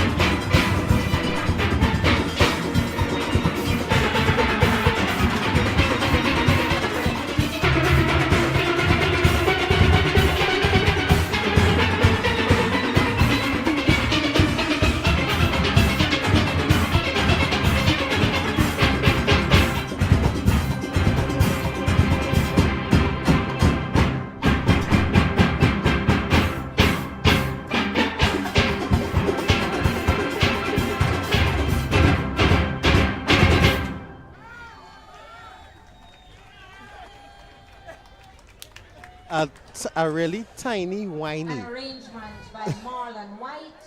We got that on camera. Yeah, they did. Did it? Oh, he said a little bit. Oh. That was Tiny Whiny, arranged by Because we're going to hear from Marlon White shortly. Our Boys Steel Orchestra. Now, there was something posted on the YouTube chat that I have to address. The recordings of the various shows are available for purchase after. Yes. At the various Pantry and Bagel offices or at WAC 90.1 That's right. FM. All right. So if you are interested in purchase, there are still shows from 2024 available. From previous years? Previous years All as well. years. So if you want to be abreast of Panorama, head across the Pantry and Bagels office, which is located on 55 Donald Street in Port of Spain, or in San Fernando, the South Central office is 98 Dennis sprung along Hall Street in San Fernando. That is street between Skinner Park, just off of Park Street, right? Yeah. There's a house on the right-hand side just before the second-class grounds. Punch and Bagel office is up the step on the side of the building. Yes. Right? You can purchase the previous year's recordings there or at WAC 90.1 And if you're tuning FM. in now and is in Trinidad and want to attend the Panorama, any other leg of the competition, whether it's the final, the medium finals, the large final, anything like that, you can purchase at the South Central Region office You too, can or purchase of at course those two on offices or islandetickets.com to get And all your I think information. tickets are also available for purchase on the day of the various shows as well. Provided that it isn't sold out, Exactly. because I know Island e-tickets right now are going really nice. And a lot of the foreign viewers who intend on being here are capitalizing on that to purchase. So that is something that Can I go and say, if you haven't and you plan to attend Panorama semi-finals, the biggest Savannah party in the world, you should go and purchase those tickets now, because that is one thing that sell out quick. Correct. So we are about to be joined by Marlon White, arranger for the Our Boys Steel Orchestra. Yeah, somebody say Tiny Wine, he couldn't whine. yeah. He come one time asking for chaser, you know. It's not that kind of interview. It's not that kind of interview. Hold up. Hold the mic closer. That's not wait. Somebody turn it off. Yeah. Check, you hear me? Yeah, we hear you now. No, I say we are here about this chaser, so I come on the desk. Finally, I did the chaser. Chaser. No problem. Marcus will organize some chaser for you. Right. 2 questions off the bat. Sure. Firstly, the statement first. Congratulations on a lovely arrangement and congratulations on making it thus far. Thank you. Right. Firstly, how was that whiny so tiny?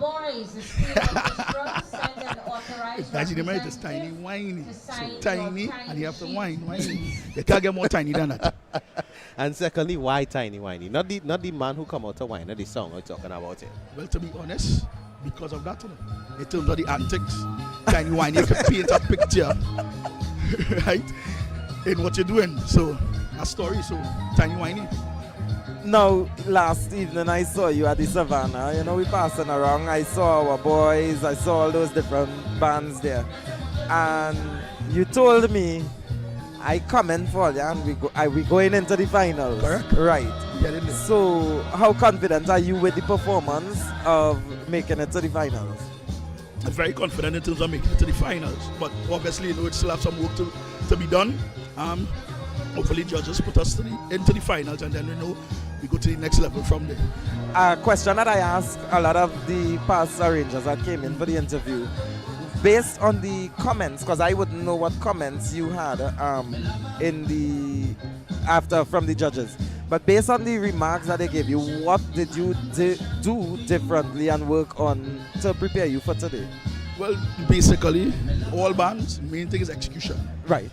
So judges spoke about the execution for the preliminaries, so we would have just clean up more. But again, Tobago is a bit difficult because we finished Monday and we only had 2 practices. Yeah, because our data come down. Correct. So it was a bit difficult, but God is great. Well, hopefully after tonight, should he make the finals, they have at least three nights of practice in Tobago. And then be two the down. same problem because they Same lose problem. a night rehearsal to get the pants to the port and then want to come down Trinidad. Correct. It's the same thing happens to the Trinidad bands heading to Tobago for the medium finals. Right. They would lose the rehearsal there. So I guess the medium category is to help Trinis understand what Tobagonians go through for all these years. So it is what it is. So, It is. you know, we have to go with the flow. Right. Now, talk to us in terms of the process that you would have gone through in terms of the arrangement, the overall arrangement of the song. Funny enough, you ask that because I am not really a musician. So I cannot read music. So it's mainly come in the panyard, have Right. a couple of chasers, and let's go with the flow. If it's song good, we go with it. Typical Trinidadians, anybody, Iowa George, anybody can sing something. Want it song good to the crowd, we go with it. The views expressed are Not that correct.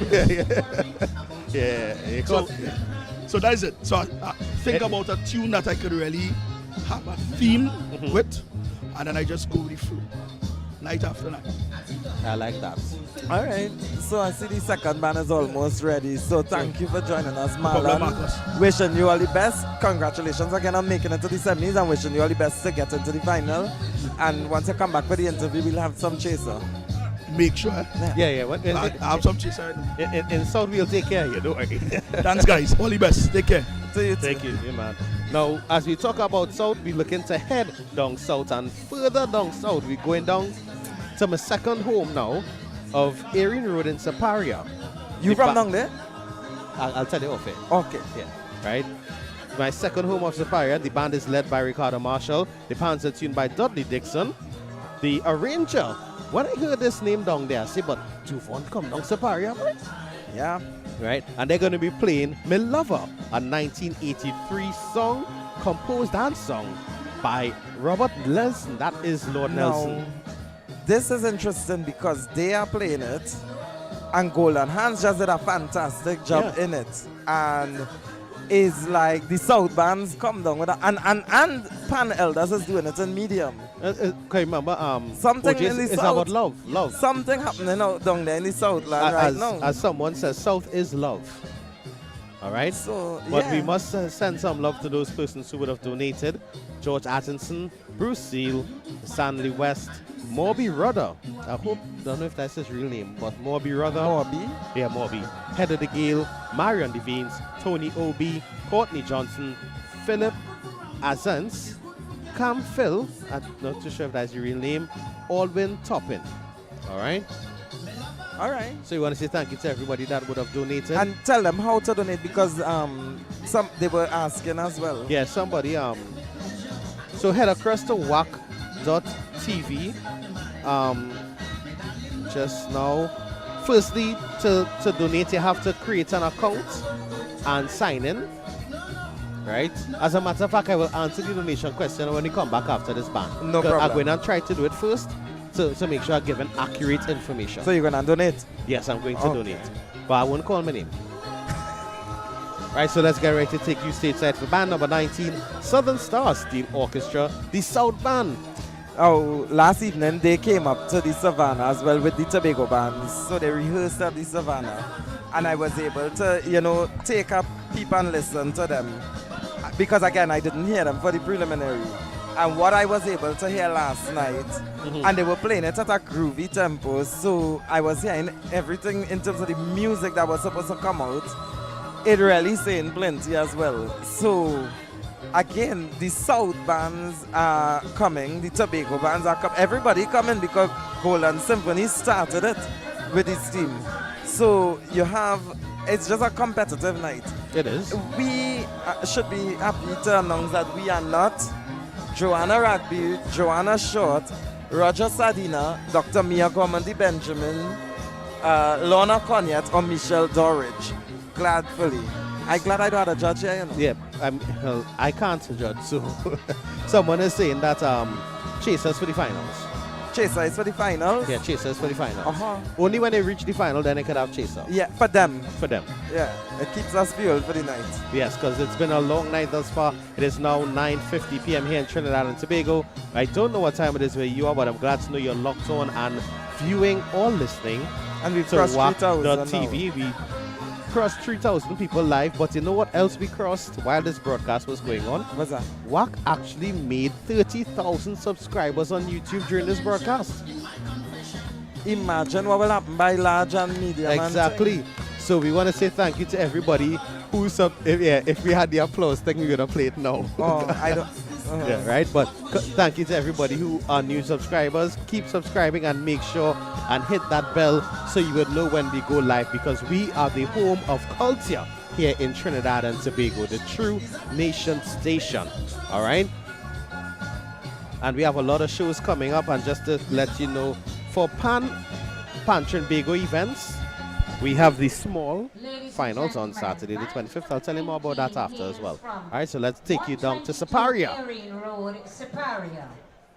Let's warmly welcome Southern Stars Steel Orchestra. The captain of this band is Ricardo Marshall, and the manager, Haimraj Sudama. With pans tuned by Dudley Dixon, they have chosen to do for us the 1983 composition by Robert Nelson, Lord Nelson, vocalized by the composer himself. It has been arranged for the band by Duvon Stewart. Ladies and gentlemen, here in position number 19 to play for us, My Lover. Let's put our hands together and show our love for Southern Stars Steel Orchestra, the South Band, My Lover.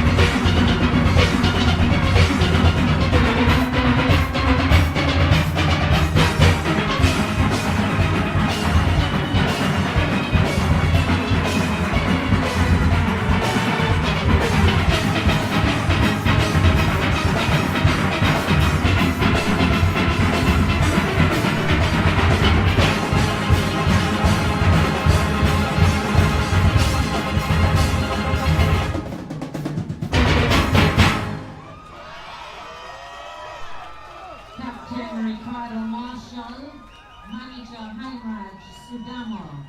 Pans tuned by Dudley Dixon, giving us the 1983 selection arranged by Duvon Stewart for their rendition of My Lover. Duvon Stewart talking about his lover through the arrangement, that is.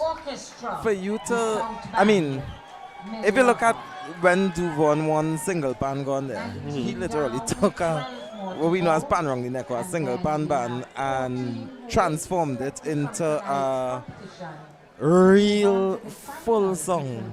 Right. And then, I mean, as he go up in category, it's only obvious that you will get that going up. So I'm not surprised. So we're trying to get Duvon, and yeah, I saw they got him? They're talking to him now. So All he should be joining us shortly. I'll just put it this way, Siparia, stand up. South, stand up. But the competition isn't over. Yeah, the competition isn't over. That was only band number 19, huh? Yeah, but what a way to put it in the middle of the show, eh? Like in the middle. So we've had, okay, that's the first of 3 bands that tied for first place to perform. Well, technically St. Margaret's performed already. Uptown, that was the nearest challenger, performed. Now you have this. You have, I saw a comment. Yeah, I Anyway. saw it too. I saw it as well. I can't say that anyway. So they've had to read these things, and I'm telling you, good or bad comments, take I it don't off? read. Leave it. I just wouldn't read it. You will need to read it. Read No them problem. things. For those that asking, I'm still looking into the donations to give you the proper method. I tried to ask Kenny, but Kenny didn't want to come to talk right now. Yeah. Okay. All right, so we have him Duvon. almost here, so yeah. His fan club following him here, boy. Yeah, he have a full. Okay. And all of them in red. Not my shade though. That's your shade of red. So- Right, so hey, I like this one, boy. That's Harvard Habs coming up with that. A Liam Teague arrangement of that. So it's a north band with a south arranger. So we're gonna see how that go. But before we see how that go, we are ladies and joined gentlemen, by Mr. Duvon Stewart. Duvon, Hi, good night. How you feel about that performance?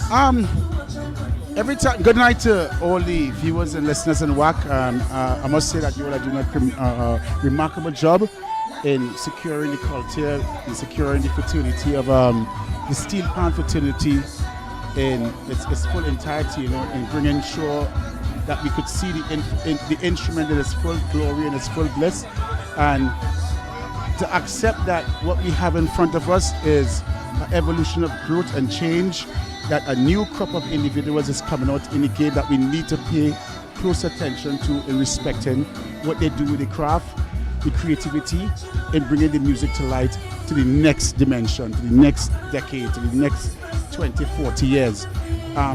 Southern Stars Steel Orchestra is a project that I never see coming forward to me, to the point where let me take it into the context of football. Pep Guardiola is a great coach, and I believe every team that he has been on to work with was tailor-made for him to become successful. But he never took a team in any of the regions or the countries or the leagues that he has been working with to make a great team. And what I did with Superior Stars, Southern Stars, is like, I am working with Renegades as a musical arranger. I've been working with Ebony Steel Band as a musical arranger. But working with Superior Southern Stars was a group of individuals that was formed through the Superior Police Youth Club. Yes. These kids had no idea, intentions, dreams, goals, aspirations in being where they wanted to be with steel pan music.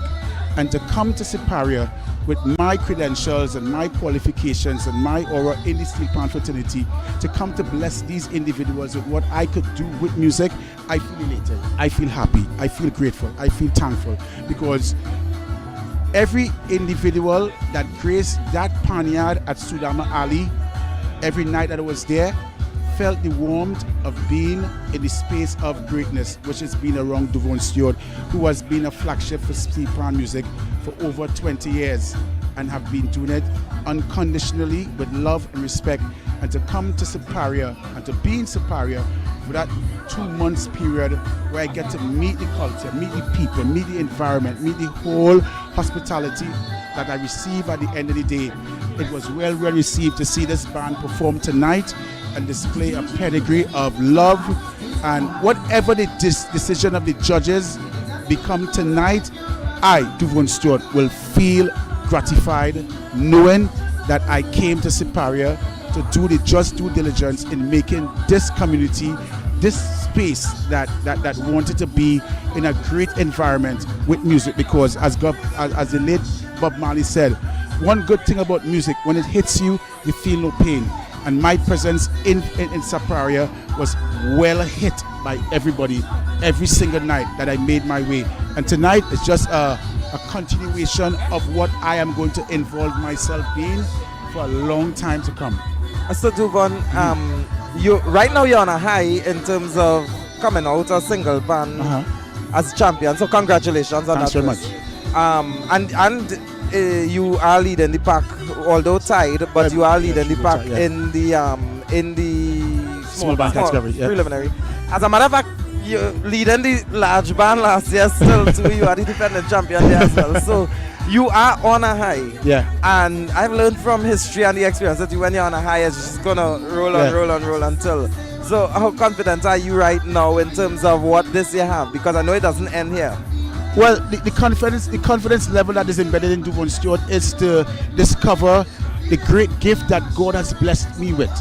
And every time I get the chance to breathe fresh air on planet Earth, is a moment more to see how grateful am I to be to contribute to the music diaspora within the steel pan fraternity.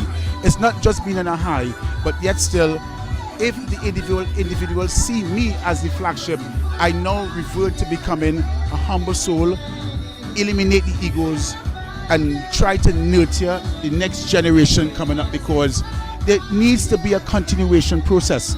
Life after Len Bogsy Sharp, who is going to take over? Life after Duvon Stewart, who is going to take over? So it's not about Duvon Stewart being in a high, it's securing the legacy of the steel pan fraternity, not just Panorama, but throughout the year, what we could do with our gift, with our blessings that God has blessed us with. So I'm just taking my talents, my gift, to a place where I will dig spiritually and deep to do with the music that I have to do to make my brothers and sisters feel comfortable with music. And for the sake of the viewers, I've asked the arrangers who have other categories that they're arranging, what could we expect from you going forward into the other two categories happening up? Well, I'm only doing three categories. I've done the small category. The single pan category. I came first with Sour East Side. Congratulations to the team. I'm in the small band category with you just witnessed and heard of the Southern Stars. I'm going to continue that project with them. Not just a Panorama thing for Duvon Stewart to be around the band, and I want to make sure that the whole academy of having a feeder ground of players coming in to be a part of this instrument, because the instrument is just not to see that they're coming in the panel to play. I will always advocate that this instrument is the only tool to solve the criminal elements and the crime elements in Trinidad and Tobago. And if I could generate a group of individuals in Superior to be a part of that movement, I will do it. And with BPTT Renegades, well, let's leave it right there. We get a rhythm medley, or we just get one song on the rhythm? Well, no, you're getting Bet Me by Marshall Montano on the rhythm. I've been heavily scrutinized in the past for doing sampling and doing coatings, and when Duvon Stewart do it, it's a problem. But when others do it, it's not a problem. But I reverted to digging deep in finding my soul and my whole aura, my being, in being thankful and grateful for the grand virtuosos and legends that passed on the mantle on to me. Because if it wasn't for Dr. Ray Holman, who is out there tonight, I saw him tonight, deceased Anthony Williams and all these guys, in making sure that platform and that road was made possible for myself Arden Herbert, Sion Gomez, and the whole lot that is available right now to take it to a different dimension, because back in our day we didn't have UTT, we didn't have UE, and we didn't have all these institutional educational tools to make us become where we are right now. But yet still, I am going to do what I am destined to do until my eyes are closed, until my last breath. In steel pan, I will always trust. I will always be an advocate, strong lover for the art form and the culture and what Trinidad and Tobago has been blessed with. The greatest instrument that was invented in planet Earth, steel pan. Thank you, I love Duvan. that. No problem, man. Duvan, when this week I could find you in Siparia? I'm going to be back in Siparia on Tuesday, because have you ever woken up to pawpaw and banana and these nice exotic fruits for breakfast with a nice glass of cane juice, courtesy Akinola Senan from the Siparia Deltones? Yeah.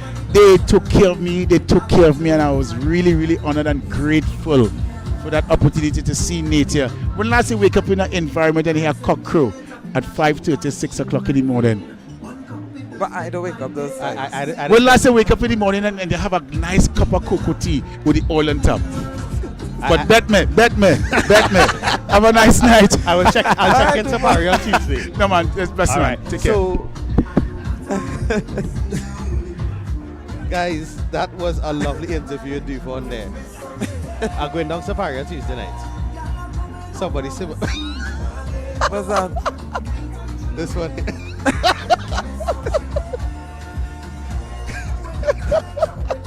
That was priceless. Now we are getting ready for Harvard Hobbs. They hail from 106 Tragade Road in Port of Spain. They are led by Carl Bonnie Daly and the Panzer tune by Juma Simmons. They are playing Aaron St. Louis, that's voice, and Marge Blackman's song, composed by Marge Blackman and a Liam Teague arrangement. Right? I was trying to understand why we hearing Cocoa Tea in the background. Or the judges eating. No, yeah, there was a 10-minute break in the there was a 10-minute break for the judges because they didn't food didn't reach them. Yeah. Okay. So but I mean, as we have a 10-minute break, we are going to clear up this technical issue which continues to plague us. Yeah. So we have with us the artist formerly known as Mr. Phillips, aka Kenny Phillips, the ace producer from KMP Music Lab and also the CEO of WAC 90.1 FM. So Mr. Phillips, the viewers, the 3,000 plus persons who are with us here on WAC YouTube, we want to clear up the donation process for them. Right? We're not going to say thank you to anybody yet, but we want to answer the question of how do you go about donating? Well, simple. You go to WAC.tv, as I'm doing here right now. Right. I'm showing it to you. If only could have shared the screen for the viewers to see as well. Well, I didn't know we were going to do that, as you know. So I was trying to tell you that just now, but it wasn't. WAC.tv. Right. And you hit donate. Oh, there's a button that says donate now when you go there. Right. Right. And there's donation form. Donate to WAC. Also, there's something called donation form. Yeah, donate to WAC. Donate to WAC.tv. Right, and then, okay, cool. All right, so just head across to WAC.tv. And I'm putting the link. The link is in the... the link is pinned to the top. In the YouTube or somewhere there. It's pinned to the top? Yeah. So let me see if this is it here. And we figured out the person who was the 30,000. Yeah, the 30,000 subscriber. What are winning? Then they get a t-shirt. A WAC t-shirt? Yeah. What's the person's name? Jerome. I have the name here. I sent it out. Jerome 868. That's all they have. Jerome 868. No family to me. No. I doubt. So yeah, I can post the direct link to the... Yeah, post the direct link in the YouTube. In the YouTube? Yeah. Right. Well, we hope that you all are enjoying the stream. You know, Jerome 868. See it here? Your family. Jerome 868. I don't feel so, but alright. Right? He was the 30,000 I love subscriber. That. Alright? And I'm going to post the link in the YouTube, and we say thank you for your support and your subscribing and your thumbs up and your notification pressing and your sharing. Now, Kenny, as we have you here, right? As you have me here. Yes, we have you here. We want to ask you the same question that we have been asking all the arrangers and persons involved with the various bands. What can we expect? What can we expect of WAC 90.1 FM for this carnival season? Wow. Well, I'm in negotiations with some big people to get permission to do all the events, meaning from stick fighting come straight up to traditional mass and everything. And that seems to be going all right. I haven't spoken to anything about it because we're still in negotiation. Right. We'll actually be having, well, we have the capabilities to do more than one stream per night, you know. So it is that kind of situation because this is actually the first, I'm so sorry, Mr. Director. This is actually the first big event for the year for us. So after this is down the road. Yeah. Calypso tents, other pan events, and we are throwing in some strange events inside the whole fray, things that we have never done before. You hear me saying stick fighting? Yeah, I'm really interested. I am too. Have you ever been to stick fighting, Marcus? Of course. Serious? You see boxing and things? Well, I like them thing. I didn't use a stick, but I participated in it already too. What? Oops, too much information. Yeah, TMI. But just to let you know, as I was saying before, for Pan Trinbago, right now we are at Victoria Square in Port of Spain for the semi-finals of the small bands. Then next week Saturday we head down to Skinner Park in San Fernando for the National Small Band Conventional Finals. It's $150 a ticket or $15 on WAC for the pay-per-view on WAC.tv. If Mr. Jurawan, if you were the 30,000th subscriber. Oh, okay. All right. He says we're 3XL. Then on the 2nd of February, we head to the Queen's Park Savannah for National Junior Panorama. Hey, is that one? You see That's a big day. Now, I think, Marcus, this is the first year I've seen that there's a price attached to it. To what? To Junior Panorama.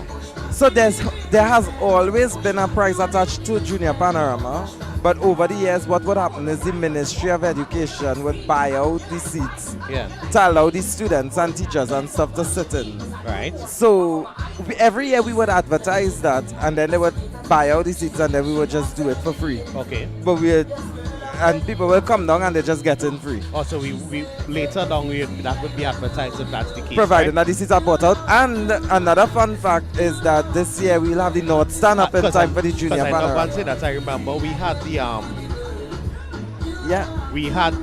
when I interviewed the president last year, the Minister of Tourism, we would have asked about the availability of the North Stand, and he said, in his words, we'll see what we could do. And they are working on it last evening. I passed and I saw it's already erected, it's just to lay down the ground now. So he did see what he could have done, and the North Stand should be commissioned in time for the National Junior Panorama Finals. Right? Then on the 16th, it's the largest Savannah party in the world. The National Medium and Large Band Semi-Finals. It starts at 1 p.m. on the 16th of February. That's 2 days after Valentine's. So if you want to take your love out to hear the lovely instruments, our national instrument that is going to be on the coat of arms, you could bring them down to the Savannah. It costs only $400 for the grandstand and $500 for the North Stand. And if you don't want to go and deal up with the 10,000, 15,000 people that are going to be there, you can purchase the pay-per-view on WAC.tv for $30 US. You're saying that, remember that next week is pay-per-view. Yeah, next week Saturday is pay-per-view. Today is free. Next week is pay-per-view. Right? Right? The first one of the first pan event of the year. We get the first one for free. Right. And also Junior Panorama too. Boy, but Junior Panorama is the best event, you know. Yeah. Yes. You know what amazed me last year? That they actually had to let people out. To let people in. which is why the North Stand is being erected, but that still wouldn't solve the problem. I think Panorama has outgrown the Savannah, but that's my opinion. Yeah.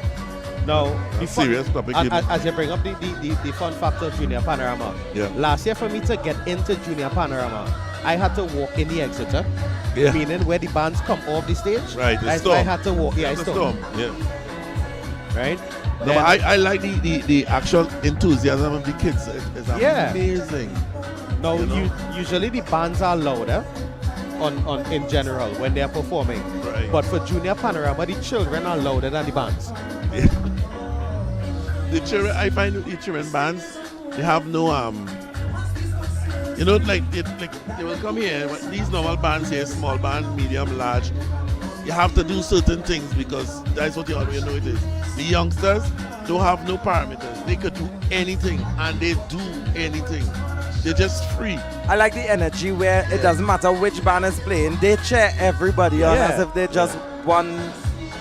That's one of the huge. That event is huge, you know. We have a Raymond just contributed. Special thank you to Raymond for your donation.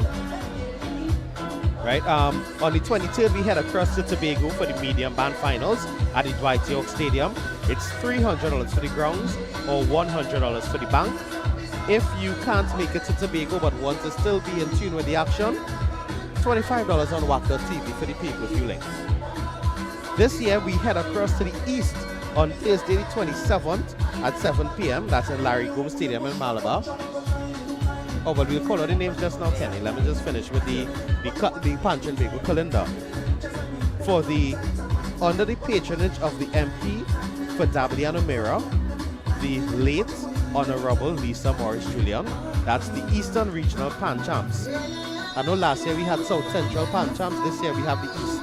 And prior to the death of Lisa Morris Julian, she had pledged to support it, and both with her presence as a patron and with some infrastructural assistance and stuff like that. And then she passed away right before Christmas, right after Christmas.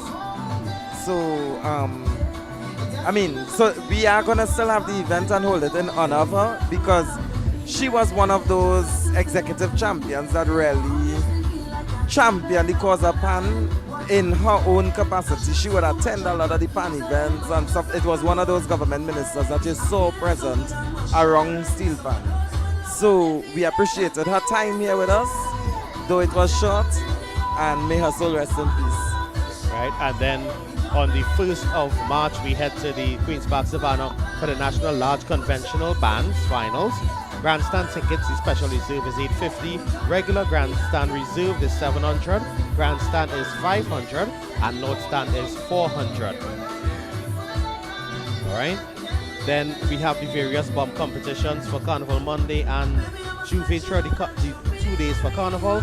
And then on the 8th, we close the season with the Carnival Langyap at the Queen's Park Savannah. That is essentially champs in concert. Yeah. Right, and that's $300. Kenny, I see you want to tell us who would have donated and say thank you to some people. Right. Also, we'll be doing Senior Kings and Queens. Right. At the Savannah. We're still in negotiation with that, but that is definitely something that we want to do. So look out for that. Let me thank some people quickly.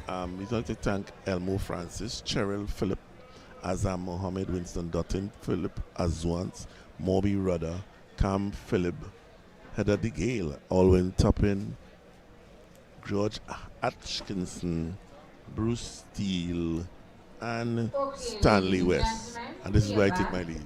All right, so we take you back stateside for band number 20, Harvard Hops. They hail from 106 Traggart Road in Port of Spain. They are led by Carl Bonnie Daly. Their pants are tuned by Chuma Simmons. They are playing Aaron Voice, St. Louis, and Marge Blackmans. Full of Vibe from 2017, and the band is arranged by Liam Teague. All right, so let's take you stateside for band number 20, Harvard Hops. They will be giving us the 2017 composition of Marge Blackman, vocalized by Aaron St. Louis, voice, and Marge Blackman. It has been arranged for the band by Professor Liam Teague, but the music was interpreted and distributed by Hanif Goodrich. Ladies and gentlemen, here to play for us, full of vibe. Let's put our hands together and warmly welcome band number 20, the Harvard Harps Steel Orchestra, full of vibe.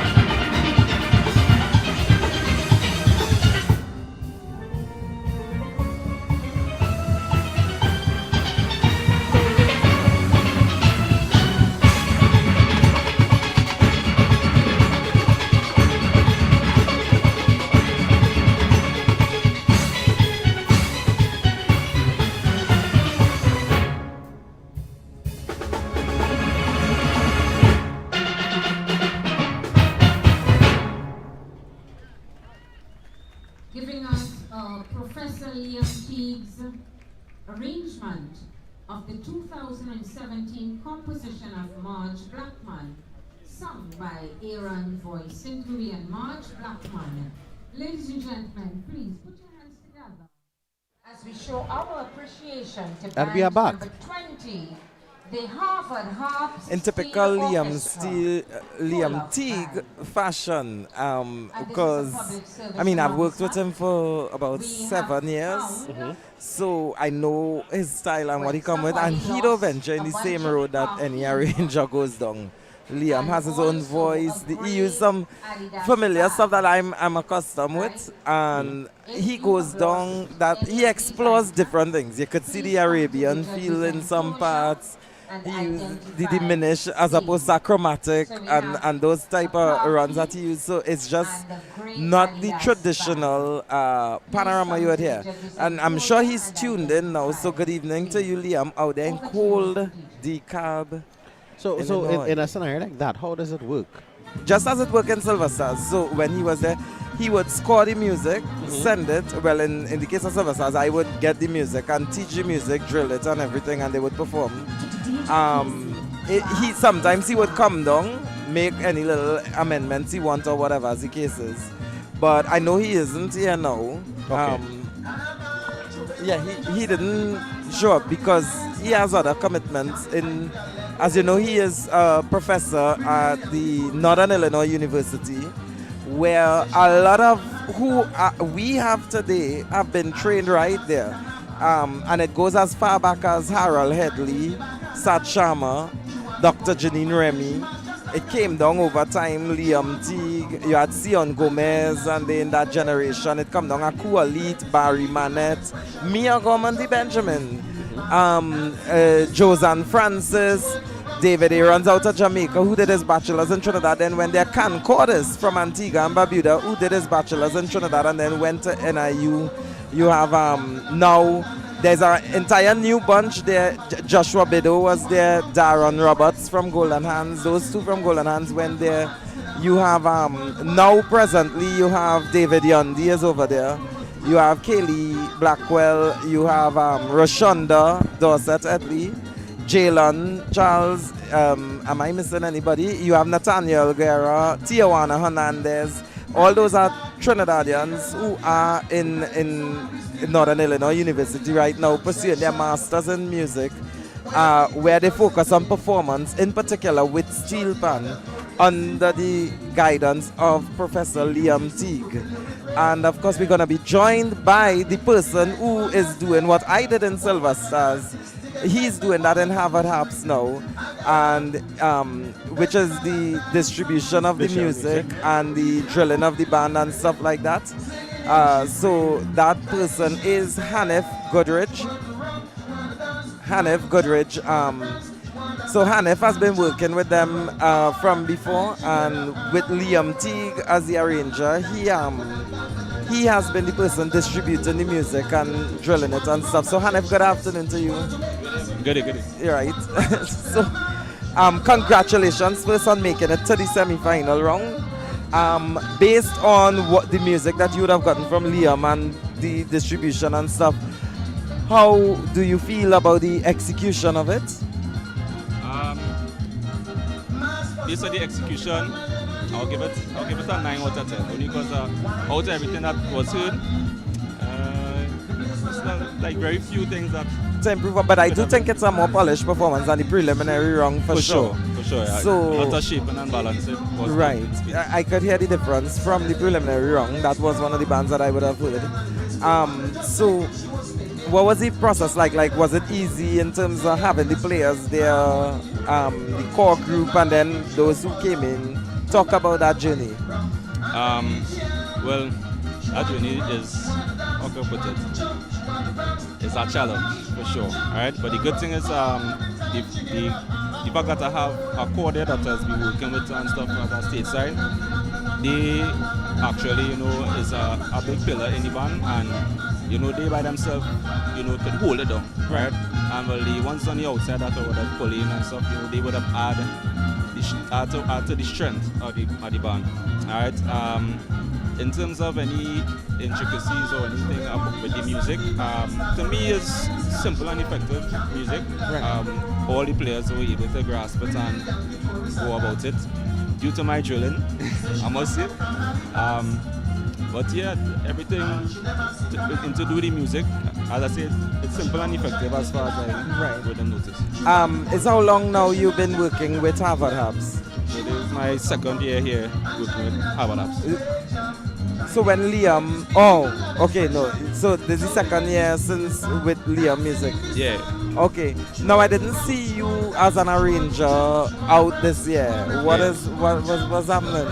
Well, I mean, normally you would see me with Brook Modern Years, but you know, little issues the band would have allowed them not to go towards the panorama this year.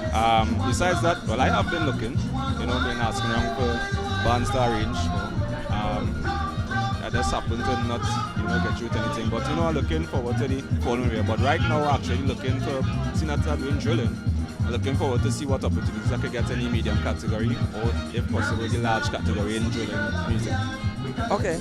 And after Panorama, what can we see with Hanif Goodrich, the brand, the individual? Yeah. Well, right now, you can see I put in a lot more focus on the performing these days.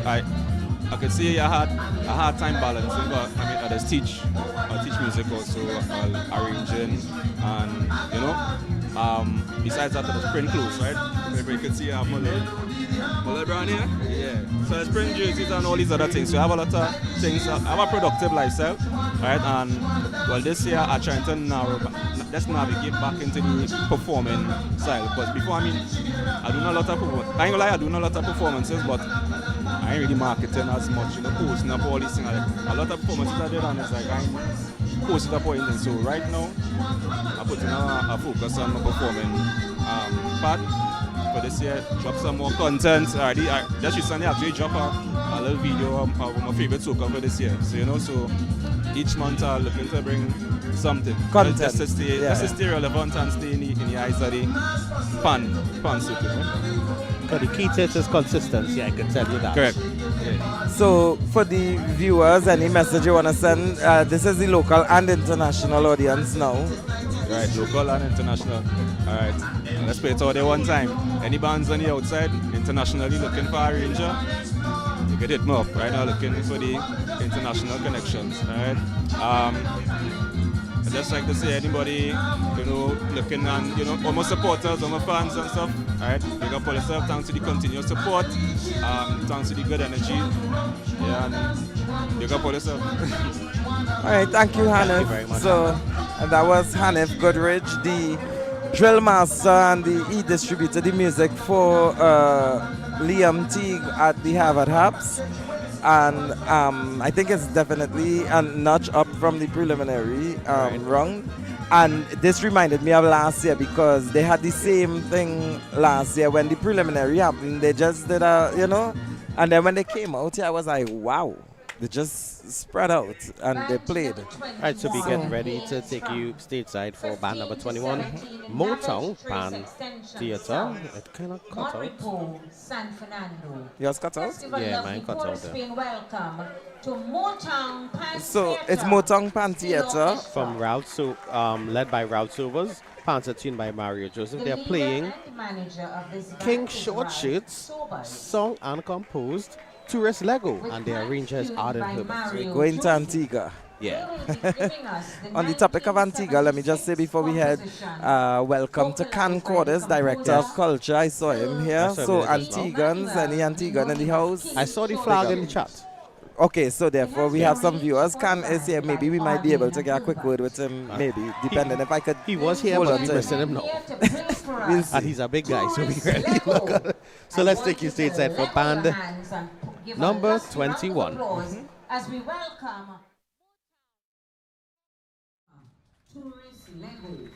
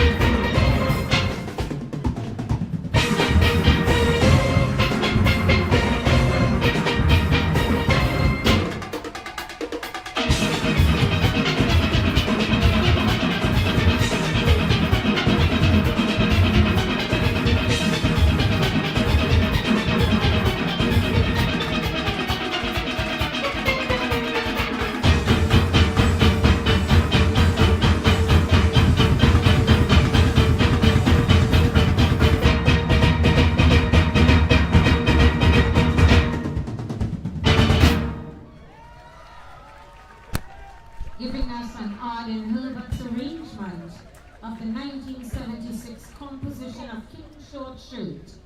Ladies and gentlemen, for their rendition of Tourist Lego.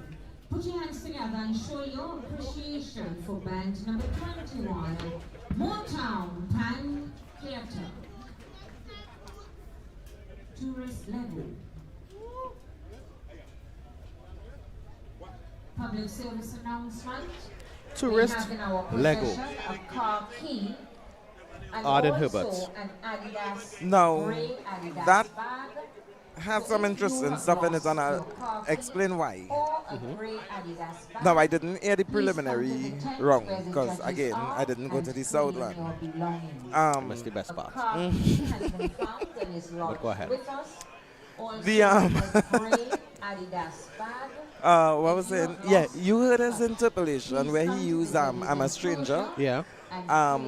What he's trying to paint the story as is the tourist Lego, but the tourists are saying that they're a stranger in the land Right. now. So I like, in terms of, a lot of it was used tonight by many bands. I like his interpretation of it.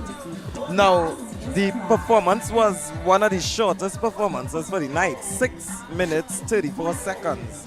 Yes, it was. Yeah. I'm not sure, like I say, I don't know what to compare it to from the preliminary round. So I don't know if they played it slower and now it's speed up. Well, I guess we could ask. Well, yeah, I'm hoping to get Arden here. I sent the liaison to get him. So hopefully we'd be able to find out about that and stuff, because I think this is his second year working with Motown, I believe. No, my thing is when I heard Tourist Lego, I immediately thought that any kind of sampling or interpolation would be with Black's Lego. With what? With Black's Lego. Spread your hands on Lego. That would have been, that was my thoughts on if there was a play on words. But I think in terms of the story, he's trying to say, in terms of the story, you know, the storyline of the song itself, and the tourists wanted a Lego, but what he's trying to say is that she is a, An authorized representative from Motown. what's the word I'm trying to say? She's a stranger in the country then. So that's basically what it is. The true definition of a tourist. Yeah. Yeah. So I think that, which is why I find it, it was used different then.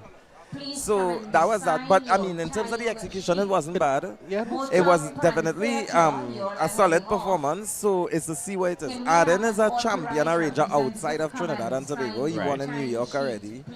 But somehow, with his work in Invaders or La Famille or even with Lavantil Serenaders and those places, he hasn't been able to penetrate and win that category then in any of it. But he's consistent when he do participate. To, you know, in most cases, he would make the final. Oh, everybody apparently knows Kenny. Yes, I mean, it is Kenny after all. So, Arden is in his high.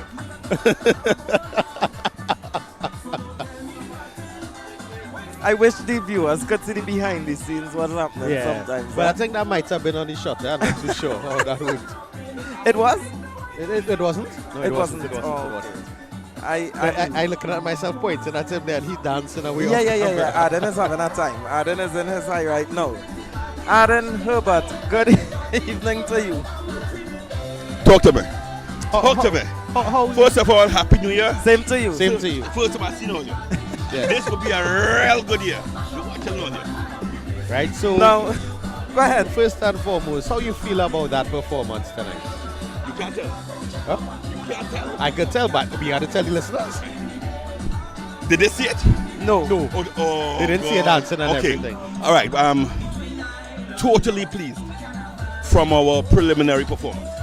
No, I wasn't there on the night of preliminary. When the results happened, you all placed 28.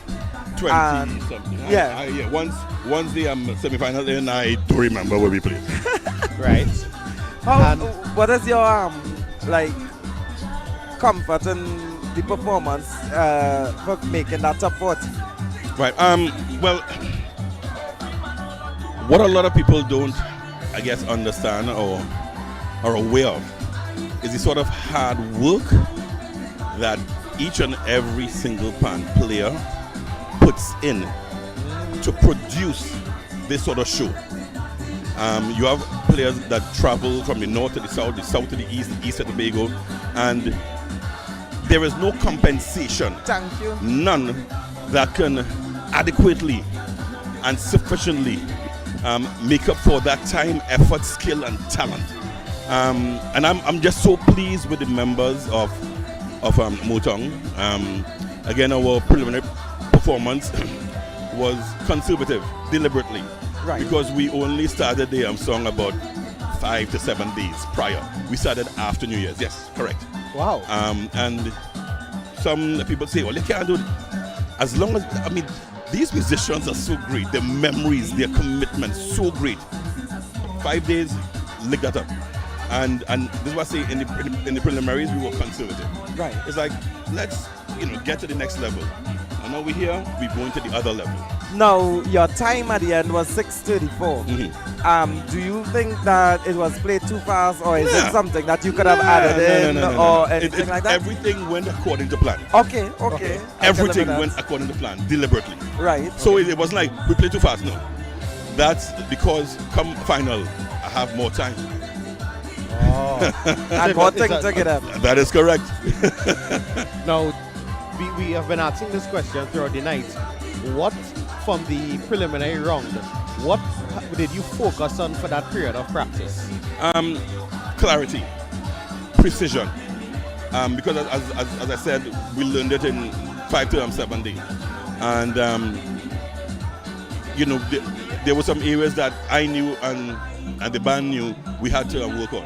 Right. So we actually didn't need any of the comments. We knew what we had to do from the preliminary round, and we stayed focused on that strategic goal, and we did that. We drilled, we drilled, and it was listen, I'm sweating here. No, this is your second year with the band? Third year. Now, I believe last year there was a mishap. Yes. So the preliminaries would have happened and the band wasn't able to make it. For the semis, correct. We had some logistical challenges. Right. So I'm guessing everything worked out better planning and execution, because I see you here tonight. Because again, everything is a learning experience. Right. And we must learn from the past so that the present and the future would be better. Right. No, it isn't perfect, but as long as you keep getting better, you will get there. So, Aaron, now as I mentioned, a final is nothing strange to you. You comfortably all in large, and I mean, you've been consistent there. In whatever category you go, you usually come from behind and jump up. I don't know how you do it. I feel like you work better when you're back against the wall. Well, truth be told, I'm from the old school where bands in finals would have been 7 to 8 and they would just run up. The music and the whole adjudication has changed, because when you look at the results, when you're in the preliminaries and the semifinals, normally, and there's always the exception to the rule, the bands that are in the top 4, that always twisted. The band that was first in the semis may become second, the band was second may become first. So it's so that now it's not about coming from behind, it's going out and staying front. Okay. So Adam, well, I mean, we're getting ready to head to band number 22 Okay. now. So Pleasure. Thank you for sharing. Pleasure. Your It's time all my with us. pleasure. Adam. All right. And that was Adam Herbert, arranger for the Motong Steel Orchestra, and we head to band number 22 stage side now. That is La Hocketa Pangroove. They hail from Neville Jules Crescent, Phase 5 in La Hocketa in Arima.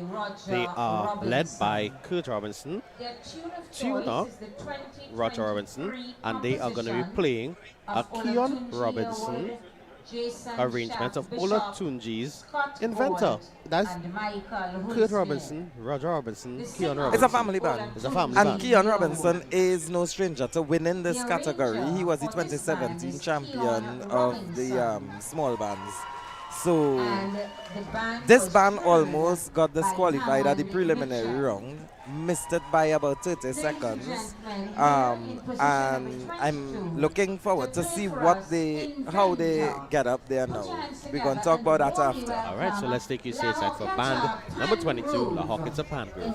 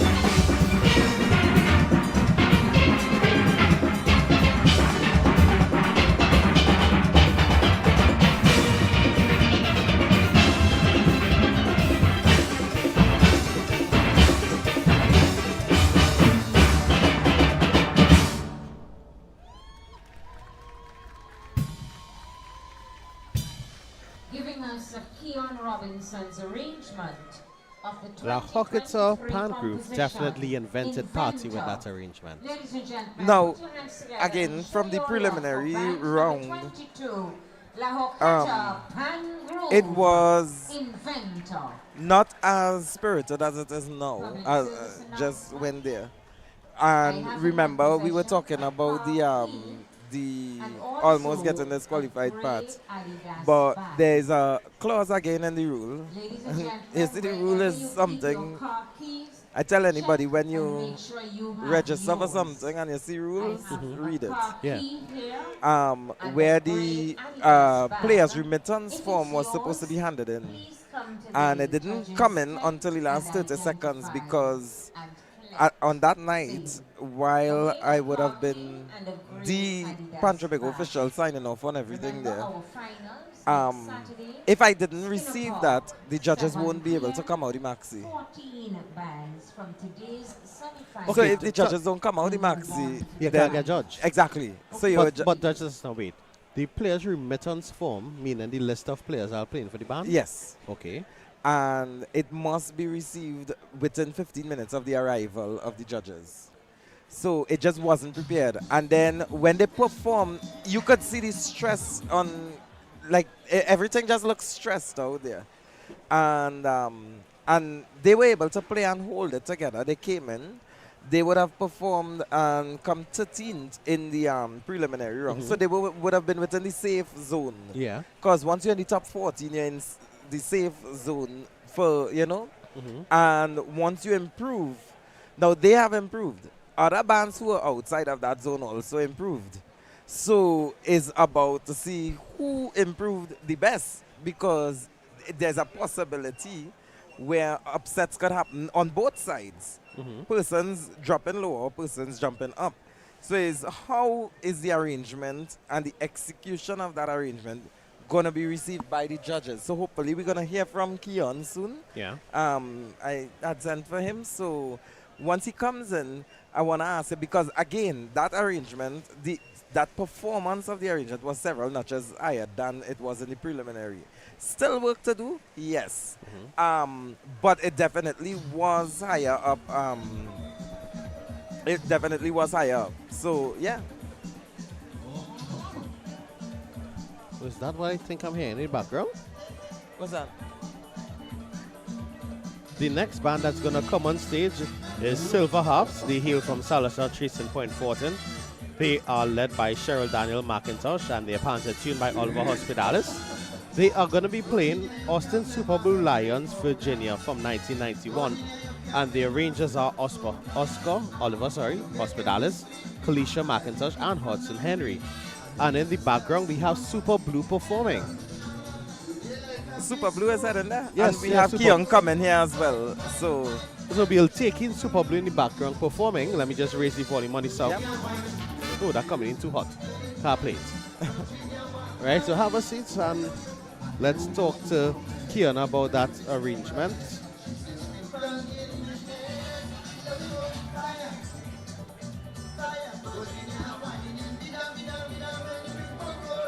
Right, so Keon, how do you feel about that performance tonight? Sorry? I say honestly, words really can't explain. Performance went on really good. We're putting a lot of work since the preliminary round. On the topic of the preliminary round, I was just explaining to them the stresses of the preliminary round and what almost happened. And you saw it on the players' face, your face, everybody's face. But bouncing back from that and coming here today, it definitely was like not just up in terms of the execution, the performance. Yeah, still work to be done once we get into the final, but definitely you are a champion arranger in this category. You can't take away 2017. So, and you are one of 6. LH is one of 6 of those bands that are former champions in the category. So how confident are you in going forward now? Well, pretty confident, we really work hard on the music. Execution, just looking forward to the best. All right. One of the questions I asked some of the arrangers and when they came up, what is Keon Robinson's next mission after the carnival season? So after this is over and done with, where could we see Keon Robinson?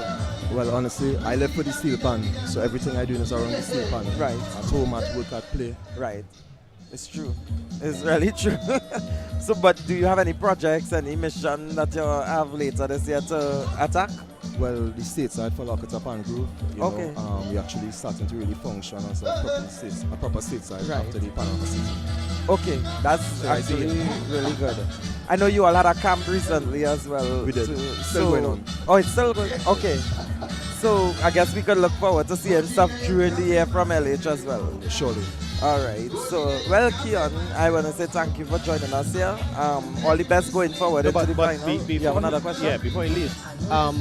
Beside the issue that Marcus would have identified, what else would you have focused on during this week of rehearsals? Based on the judges' feedback and even your own feedback as the arranger, what else would you have focused on during this week?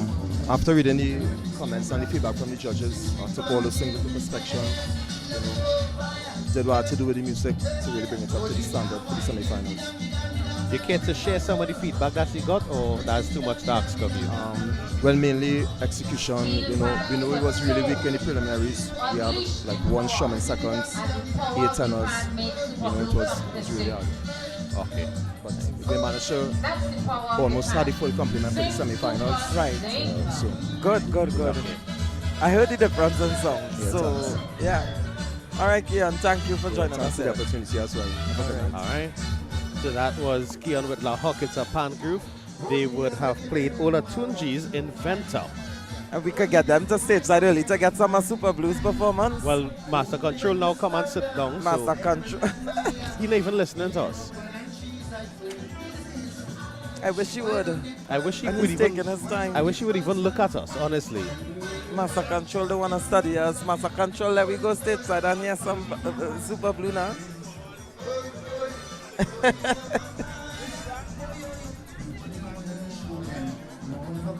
So, this is Silver Harps making it out of Point Fortin, huh? Yeah. This is Silver Harps.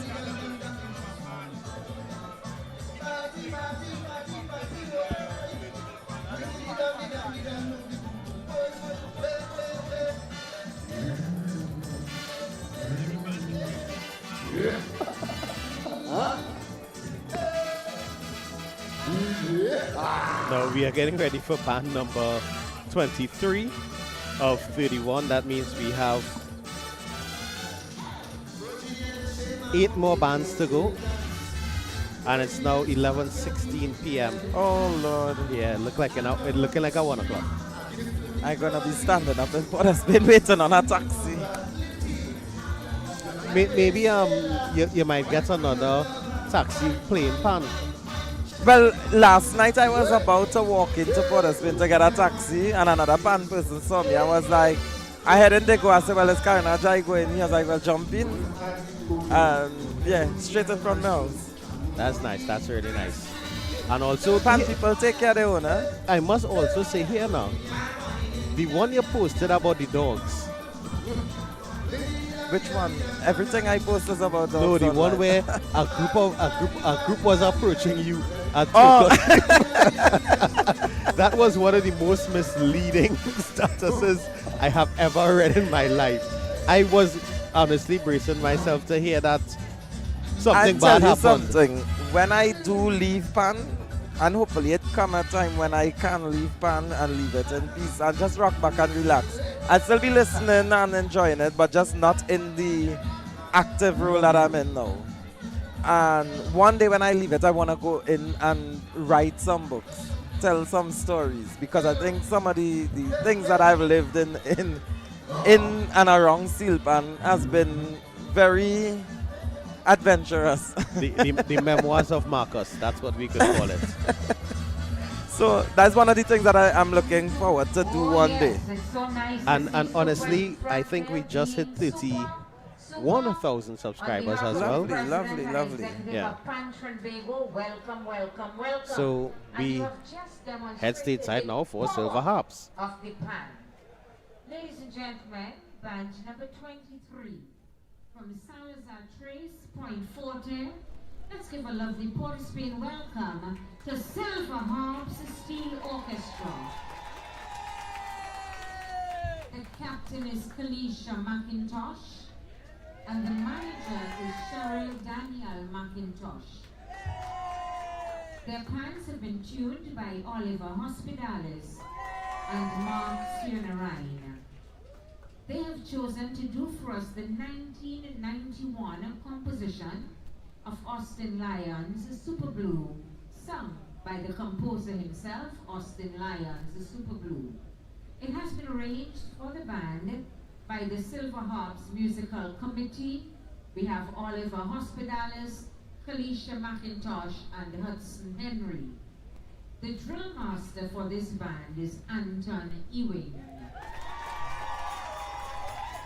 Ladies and gentlemen, here to play for us, Virginia. Let's warmly welcome band number 23, Silver Harps Steel Orchestra, Virginia.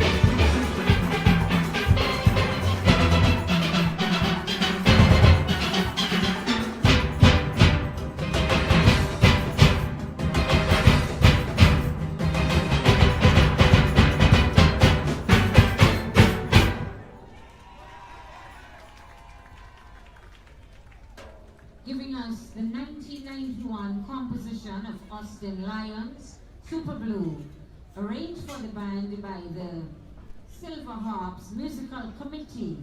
Ladies and gentlemen, for their rendition of Virginia, put your hands Band number together 23, and the show Silver love for Harps band number Steel Orchestra, coming out of Salazar Trace, Point Fortin. The leader of the band was Cheryl Daniel McIntosh, and they would have performed on Austin Super Blue Lions composition of Virginia, a 1991 composition. And the arrangers, and I'm interested in this part, Oliver Hospitalis, Kalisha McIntosh, and Hudson Henry. It's a musical committee, they called it, and I'm hoping to hear from one of the arrangers soon where I could find out more about this. What I would say on this was probably one of the anyone who has been searching frantically, cutest, and I'll say cutest for the reason where I'm going. Performances, and when we hear steel pan, you know, pan is community and it involves the community. If you looked at that band that just performed, there is no face, unless you are from Point Fortin, there is no face that you would have seen that you could just recognize just like that. When you think of Point Fortin and steel pan, you would know Jarroots in the single pan, or Tornadoes in small, or even Starland in the past. But Silver Harps was one of those bands that will come out and do what they do, but you see now where they actually grow. I have a friend from the US, Jade David. She lives in the US, and her father is part of that band, and she always tells me about this band that she have in Point Fortin that her father plays a part with. And I keep saying, well, I want to hear more about it. And the way how the community came out for the semi-final, you would think it's actually a final they were in. You had the dancers, you had the Moko Jambi, you had Super Blue from there performing the song. You had the entire community, probably the whole of Salazar Trace in the back of the band, they're cheering them on and, you know, pick out their little phone and recording. So it's those little things that matter where you get the community involved. Again, it's all about the economics of pan at the end of the day. You come in, you do what you have to do, and this is how we build with steel pan. Because they made the semi-final now. Next year they may make it again. And they continue to grow and use whatever resources they have to continue to expand. All bands started somewhere at some point.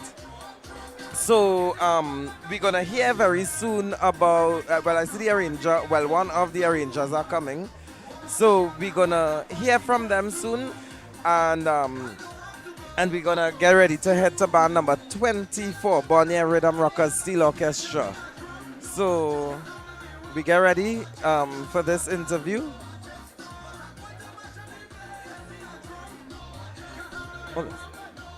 And I'm guessing you are Kalisha. Kalisha. Kalisha McIntosh. Yes, good night. It's great to meet you, Kalisha, for the first time. Same Marcus here. is the name. Hi, good night. All right. So you can come in. Get a little closer in with them. So first of all, let's talk about the music committee. I heard them mention a music committee. So what is that, and how does it work in terms of the arrangement? I am an arranger in training. So Mr. Oliver, Mr. Hudson, they are more versed in arranging. So I practically learn from them step by step while doing the song. Okay. So Silver Harps making their. It's been a while since we've seen them outside of the Panyard setting. How do you feel about this? This is an amazing feeling. We can't really put into words just how grateful we feel just to be here. It's our dream come true. And I said, like the whole of Point Fortin, or at least Salazar Trace came up the road because they treated it like a final, the way they came with the dancers, the Moko Jambi, Super Blue. You bring everything. So, I mean, how do you feel about the performance? We feel great about it. We know we did our best and we just give God all thanks. And what is the plan for the band after? Because I realize, I'm guessing all those players are homegrown. They are trained right there. Yes. And now, a secret I'll tell you, Point Fortin is my favorite borough. Yes. Whether it's Gonzales Village, or Guapo, Egypt, Tiche, Capdeville, Chatham, Cedros, I know it. Yes. Fanny Village, Hollywood, I've been there and I love it. I have friends all over there and family. So where these players come from? Is it all from Salazar Trace or is it from different parts of? Yes, the majority of us are born and raised in Salazar Trace. And since we rejuvenated the band, everybody came from there and we just keep growing every year and it's just a blessing to be here with everybody. Yes. How long was the band rejuvenated? Since 2016 till Okay. now. 9 years? Yes. And it's been like little children that just Yes, grew up little and continue to children, play. yes. Right now, our youngest member is 9 years. Uh-huh. So, yes. And from that time was the age bracket of the older ones? Well, the oldest person is maybe like in their 50s. Right. Yeah. Okay. I mean, it's interesting information to send out Yes, there because honestly, yes. when you think Point Fortin, you think Ja Roots, True. Tornadoes, Yes. Starland, and you know. But it's good to see Silver Harps out. I feel proud for you all. Yes, I thank you feel so just much. as Thank happy you as so you all much. right now. Yes, yeah. And I want to thank you for the next one. Okay. I want to thank you for coming to share tonight. Yes, that's no and problem. you will see me down there. I'm gonna pay you all a Yes, visit. you're welcome. You're welcome. So look out for that and thank you again for the interview Yes, and all the you're best welcome. in moving forward. Thank you so but much. you did well. Yes, thank you. All right, enjoy your night. And ladies and gentlemen, that was Kalisha McIntosh, one of the co-arrangers, along with Oliver Hospitalis and Hudson Henry, for the band Silver Harps Steel Orchestra, coming out of Salazar Trace in Point Fortin. That was their performance of Virginia, sung and composed by Austin Super Blue Lions. And as we get ready for band number 24, stage side, we head to 126 to 128 Eastern Main Road in Arouca for the Bon Air Rhythm Rockers Steel Orchestra. This is another band that has been entering and has now come back into the semi-final fold now to see. It's been a while, so we're gonna hopefully hear from Shania after and see where it go from there. But Bonnier Rhythm Rockers is led by John James. Their pans are tuned by Andy, Pan Max, Niels, Shania James and Emmanuel Hill. They will be performing Rum King, a 2015 composition by Adam Elias, also known as King Bubba. And the arrangement is done by the Miami Panorama champion arranger, Kobe Allen. So Kobe would have arranged for sticks and tones. I need to take my time with that because I don't want to say the wrong thing. So Sticks and Tones Steel Orchestra in Miami would have been his band, his home band where he's based. And good evening to Gail, Allen and Fitz and they out there in Miami. And Kobe would have come now to make his debut in Trinidad and Tobago's Panorama with the Bonnier Rhythm Rockers, and you can already see where they are. So we're gonna head stage side now for band number 24, Bonnier Rhythm Rockers Steel Orchestra. The captain of this band is Shania James and the manager, John James. With pans tuned by Andy Niels, Shania James and Emmanuel Hill, they have chosen the 2015 composition sung by Adam Elias, King Bubba. It has been arranged for the band by Kobe Allen. The drill master is Shalton Alfonso, and the assistant drill master is Shania James. Ladies and gentlemen, here to play for us, Rum King. Let's put our hands together and warmly welcome band number 24, Bonnier Rhythm Rockers Steel Orchestra, Rum King.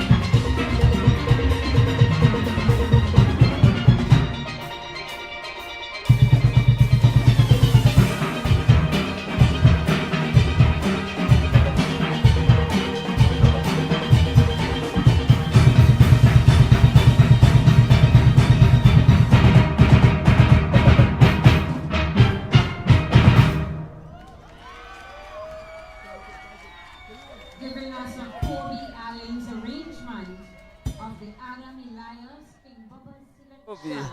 Yes, Kobe. Put your hands together and show appreciation. I honestly think that was the first time I ever heard that King Baba on pan. Same, which is a good thing. Yeah. And Kobe, I know I was shouting out Gail and Fitzroy and they on the live YouTube? just now, which is his parents, thinking that they were back in Miami tuned into it, but they actually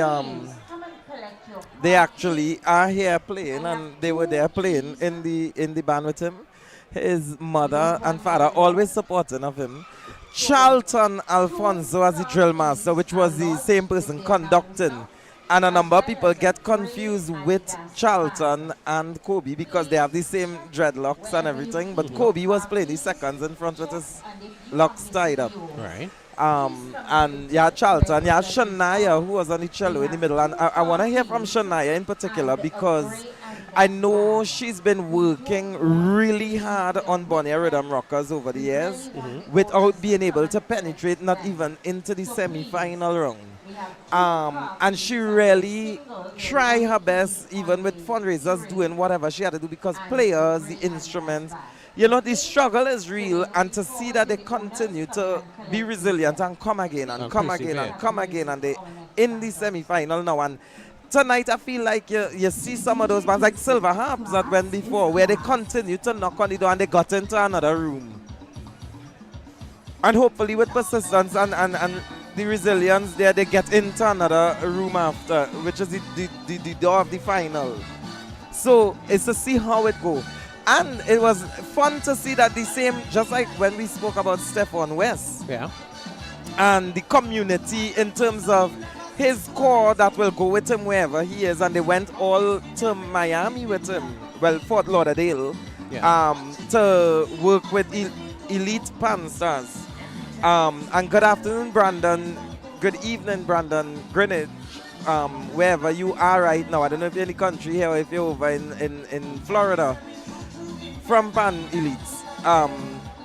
So it's the same thing. The crew that went across and worked with Sticks and Tones, Kobe Allen is the winning arranger for the nicknames. Who and who? Kobe Allen. Is it Sticks and Tones? That's the name of the band that he worked with. I was just making sure. That's the name of the band, Sticks and Tones, not Sticks and Stones. We need to get that correct. So yeah, have a seat, Shania. With Kobe being the winning arranger out there, he came down here and he's made headways with Bonnie Rhythm Rockers. But we have Shania James here with us this evening. And Shania, I specifically requested you because for most of the night we've been having the arrangers here. I see you with the assistant drill master. How do you feel knowing that you've been knocking on the door for so long, trying and you failed several times and you come back? I feel proud for you, but how you feel? I feel like it's undescribable at this point. It's euphoric to say the least, because we've been preparing numerous times just to either make it and come back out, or make it or miss it by at least 0.5. Yeah. Right? So to work this season now, obviously it's longer, we're tired, but it have a different level of happiness and a different level of success going forward, because it lifted our spirits coming here tonight. It made us feel like our work wasn't going in vain. You know, we finally cross the threshold, and we're thankful, you know. So we're looking forward to putting more work. And yes. I know, like John James, who is the leader on paper here, which is Shania's father. Yes. And he would have done his fair share of work over the years, and eventually he fell sick at a point. And I saw you rise to the challenge to really take on leadership in your capacity at the time you was a UTT student, just doing your thing. Because I feel happy for you. Yes, I don't even know. It's been a long time coming. Yeah, the viewers wouldn't understand what I understand or you understand. No, well, I came through UTT because I love music, and I feel like the Steel Pan captured me in a different light, because through UTT, I was exposed to pan, yes, but I was exposed to pan making and tuning as well. That is where I it saw started. your name down for that Exactly. too. So after that, I feel like it engulfed me so much that I went and seek out information and tutors and all these different things to teach me about pan tuning and making. And who are some of those persons that would have Two taught names you? to call is Leonard Lira. Okay. He started me, and Andy Nees, Okay, two big tuners that really played From the Eastern region. a very, very essential part to my career, and it's a blessing being here, really and truly. And you are one of the few female tuners now. Yes. And we're learning this Yes. about you now. What instruments you tune for the band? Well, everything. Okay. Every single thing. I have no specification as to I tune front line, I tune background, I tune everything. Anything you put in front of me, it will get tuned. I like in this conversation here more now, you know. I'm really glad that I brought you on. I wanted to talk to you because I know what it would be like being out here. And it feels good being the soul or the few females being in the industry, and I would really like to become a trailblazer for more females to come after me, because yes, it's a male dominated field, but it's not impossible, and it has space to share for everybody, you know. I don't normally ask females their age. I don't know if you're comfortable sharing that. Me, I'm 26. All right, I'm 26. so you all are young hearing and that. bright and sprightly. And how long are you tuning now? I've been tuning for about 3 years. So since 23? Yes. Lord Yes. have mercy. This is the conversations I enjoy having when you do the interviews. I really happy for you Yes, in terms thank of you the very progress much. I've seen. I saw it on your mother's face when the results opened. Yeah. She was like, it was. It's like, oh my gosh, tears. My family called me, they were in tears, literally, because... And that's just the semi-final. Exactly, So right? imagine And if- they didn't even play, you understand? So imagine how the players, how all the band members felt when, you know, they finally heard that, okay, we're not stopping here. We could actually play the song again next week, right? yeah. There's no music going down the drain, right? So I just thankful that the whole season has been really graceful, to say Right. the least. We've been going from strength to strength. A lot of strangers and all came to give us the help, give us the support, as well as the ones that we've grown up. Throughout this year and all, I came up with 2 students, and they actually played their first panorama here with us this year. They are 10 years old and 12 years old. They are Lovely. part of my school, the GPA Academy. Right. So we just really just getting the youths out there to play Now and pushing the pan. Let's talk a bit about Kobe, and I saw Gail Yeah. and Fitz and them there playing. How did you get him to come in? Actually, Andy Neils was the one who made the connection Right. to him and my father first, and then I was introduced. And honestly, we didn't expect it to reach where it reached. You know, we went in definitely with a clean heart, clean mind, everything, and we didn't know what to expect in terms of his musical attributes, and he came and he dominated the show. It was unquestionable as to what he was capable of when the parts came together and everything. So it's a whole learning experience for a lot of us. So going Right. forward, I would just love to see what he would do with the band, and going forward, I would just love to work more with him as well. I saw him brought down like his community, meaning Yes. those who would go to play for Sticks and Stones. Yes. Because I know he and Charlton has a good working relationship as drill master as well over there. Charlton, that is. And to have them come down here and work together. It was nice. it There was came- an addition to the family. Some of them Wow. speak French, they speak Japanese, I they saw the speak all these Japanese, different yeah. things, and it's like there's no barrier. There's no barrier. We Steel came, we pan is played the the pan. language. Exactly. We played the pan. We just loved each other. We love the vibes. We love the energy, and we gel, and we just create great music. Shania, any questions? No. I just thoroughly enjoyed listening to this interview. Yes. Thank you. Shania, I want to thank you for joining us. And no matter the results, Of course, we I lose our feel job. proud to see your band here this evening. Thank you. And going forward, I wish you all the best. Yes, and I'm thank you. glad Look to see the forward to progress. us throughout the year. We run in whole year. That is even Right better now. news. Great. Right? Thanks for having me. Okay, Have a good Shania. night. And that was Shania James, I would call her the leader of the band, although John James' name is there. But she has been doing a lot of work And you see, with that now, her tuning, there's one expense gone that the band doesn't have to find now to pay a tuner, which is expensive. But my God, it's good to, I like the Silver Harps, the Bonnier Rhythm Rock, because, you understand, those bands, I just enjoy seeing where they are now. And I look forward to seeing them in the next few years where they're going to end up. So that was Shania James. We get ready for Todd's Road Rhythm Raiders. I just see 37 Fletcher Road. I don't know where this Fletcher Road is. That's honestly. in Central somewhere. But all right. if they say Todd's Road and then Fletcher 37 Road. Fletcher Road, Yeah. we can figure out that in the interview. Right. They are led by Leon Morgan. They are going to play Second Image, Golo from 1991. And the arranger is Dante Panton. So let's take you stateside for band number 25, Todd's Road Rhythm Raiders. Leon Morgan, the vice Born, the tuner Sherwin Fresser Peel. Their tune of choice is the 1991 composition of Second Image, sung by Second Image, Russell Dogan, and it has been arranged for the band by Dante Panton. The drill master, Jelani Cielto, and the music was distributed by Jenna James. Ladies and gentlemen, here to play for us the 1991 selection, Golo.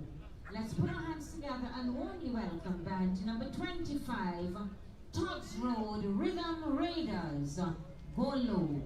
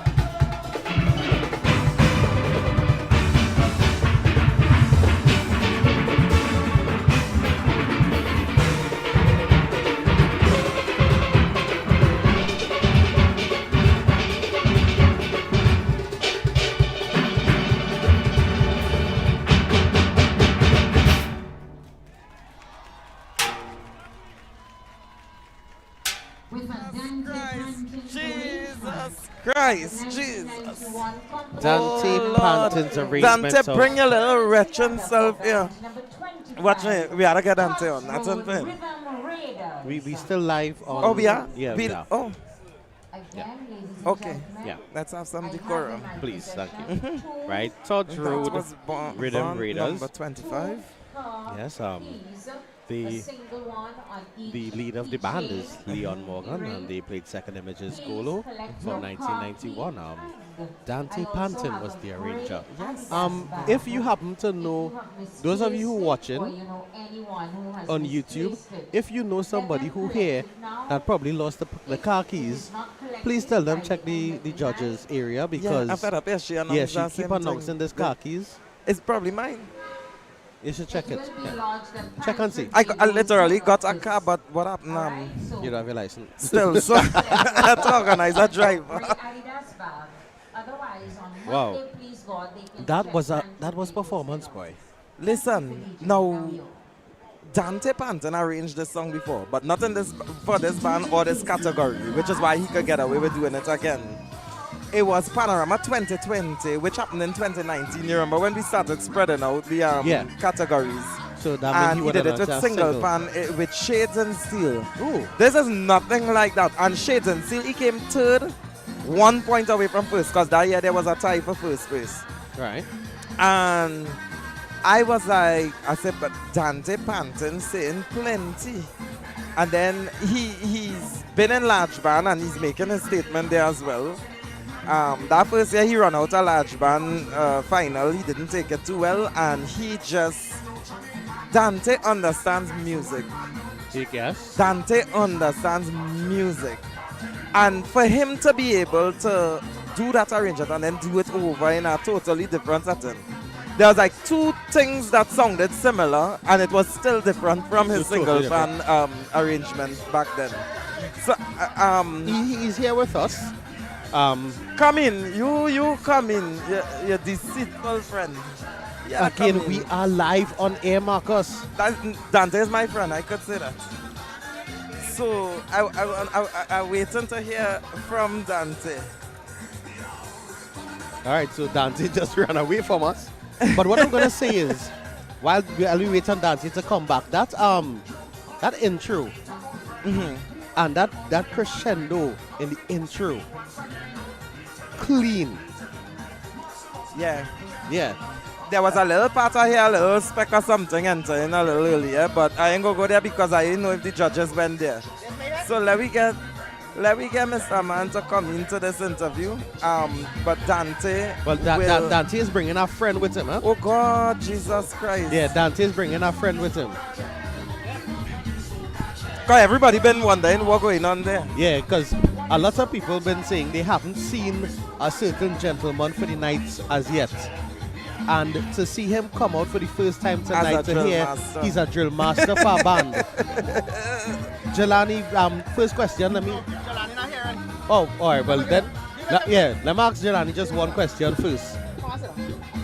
And then we'll get back to you, Dante. Jelani, is this the first time you are a drill master for a band, or? Officially, yeah. Officially? Yeah. And how was that experience going from player to drill master? I mean, it was a smooth transition because, it's years now of playing, so it was just to understand what's going on everywhere instead of my section alone. Right. And the players work with my muscles, so they make the work a lot easier.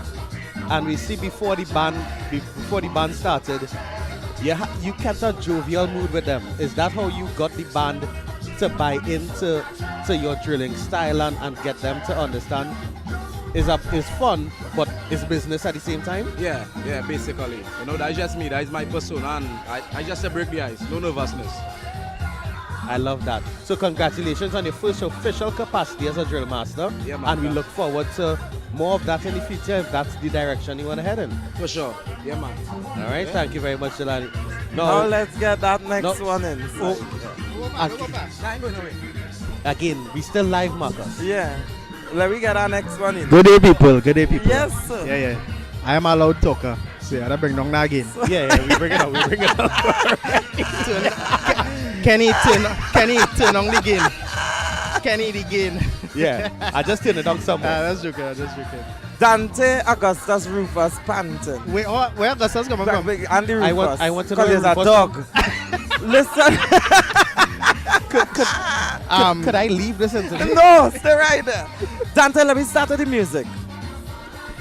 I was just talking about the Shades and Seal 2020 panorama. Yeah, there's a sequel. Listen, I waiting in the bridge for the and I was like, okay, you change it. And then watch it, and even when you change it into the chutney, but nothing. You even that while those soup are similar to the single pan, it was still different. And nothing you did literally replicated what happened just about 3-4 years or 5 years ago. It Shades and Seal. Correct.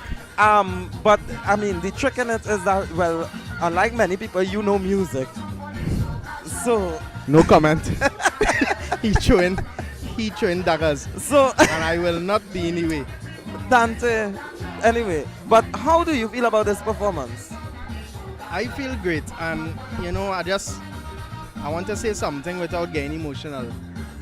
I lost my dad all year's night. I real on the edge, and I'm not even kidding. I'm on the edge, and this song, I reached right before the minor, which would have been about 4.5 minutes, maybe 5 minutes. And when it happened, I told the band, I'm halting all my work. So Starlight was on halt, Dixieland Tobago was on halt, and this band here, Todd's Road. And I say, you know what? I know they're competing. It just so happened that the funeral was the day before. I'm not trying to go in the sorrow mode, but I need to get this off my chest. And it was the day before, so I say, you know what? I need to activate. I can't abandon the band. So I went Monday, I did some music, and we executed and we finished it off. And I have a fantastic team working with Jelani, Michael and Devon James. They came in the latter. Okay. They came in later to help put on music and things because I was dealing with my personal stuff. And I didn't even get to rehearse with the band the night before because the night before was the funeral, my repass with my dad. So when by the time I reached by the band after 1 in the morning, police shut down the band in Cuba. So I wasn't able to rehearse. So Friday when I came, I didn't even want to go on stage. But the vibe came, the music came, the energy, the players really gave me the lift up, and we were able to execute, and well, thank God we in the semis now. And so I just to say, in terms of the music, I did not pick the Golo, the band did, and it had a lot of debate because I told them I didn't want to touch it, right? Because I did it with Shades, and when I saw that there was so much pushing for it because they said, Dante, we believe you should have won, and we want you to do it again. So I say, you know what? Give me tonight, let me think about it. And I went home. Next morning, I messaged them. I say, let's go. All systems go. And it is not a problem for me to do Shades and Steel single and then come and do an next Golo. Actually, you're lucky I ain't picked Golo for large. Don't do it. I don't want that kind of licks again. But if I may, let me go back to Ming. And for those viewing, when we talk about Ming, Ming is Dante's father. And the Ming I knew was Dante's supporter. Like, he was there with him. Correct. That was my riding partner. And Ming, one wouldn't have wanted you to pause in the arranging to continue. But I'm sure, because Ming and I had our conversations outside of your presence, and he always spoke about, like the things that I would say about the arrangements and stuff on these forums. But I think that Ming, had he been around here, would have been extremely glad and proud of what he would have heard tonight. Of course, I was brought up in the right way. I must say that. One of the greatest people I know, one of the greatest persons. I must say he really set me. I mean, I'm not trying to make it about him, but I needed to just get out of my chest, and so, but pertaining to the music, it was really great working with our band, and I mean working with the team. Hats off to Jelani, first time Jelani drilling a band, a full band. Well, he did well. He did. And all on the drag. I mean, I was doing absolutely nothing. The man was dealing with the band. You understand? So I was in the back, and it's only when the ministers and them come out, I had to do my little PR in the front, and I went back in the back. You know, but he handling the scene, and look out for Jelani 2025 before the season is over, because we have some more surprises that persons may not even think about. So, could I just interject that I absolutely am jealous of your ability to voice and reharmonize, voice while reharmonizing your chords in your arrangement. And you know, if you sit down and ask me how I doing it, I say, boy, I just know. no, but here what happening. This band, and there's nothing against the band, the pans are not the greatest. Right.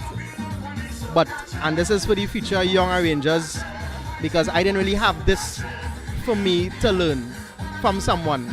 I had to learn it on my own. So I'm telling you, as young arrangers coming up in junior pan school, whatever, and they want aspiring to be an arranger, my process with dealing with this band, because when I first heard the pans, I was like, okay, are the pans the same as Starlift? Can I bring some of Starlift pans? I was trying to do some maths.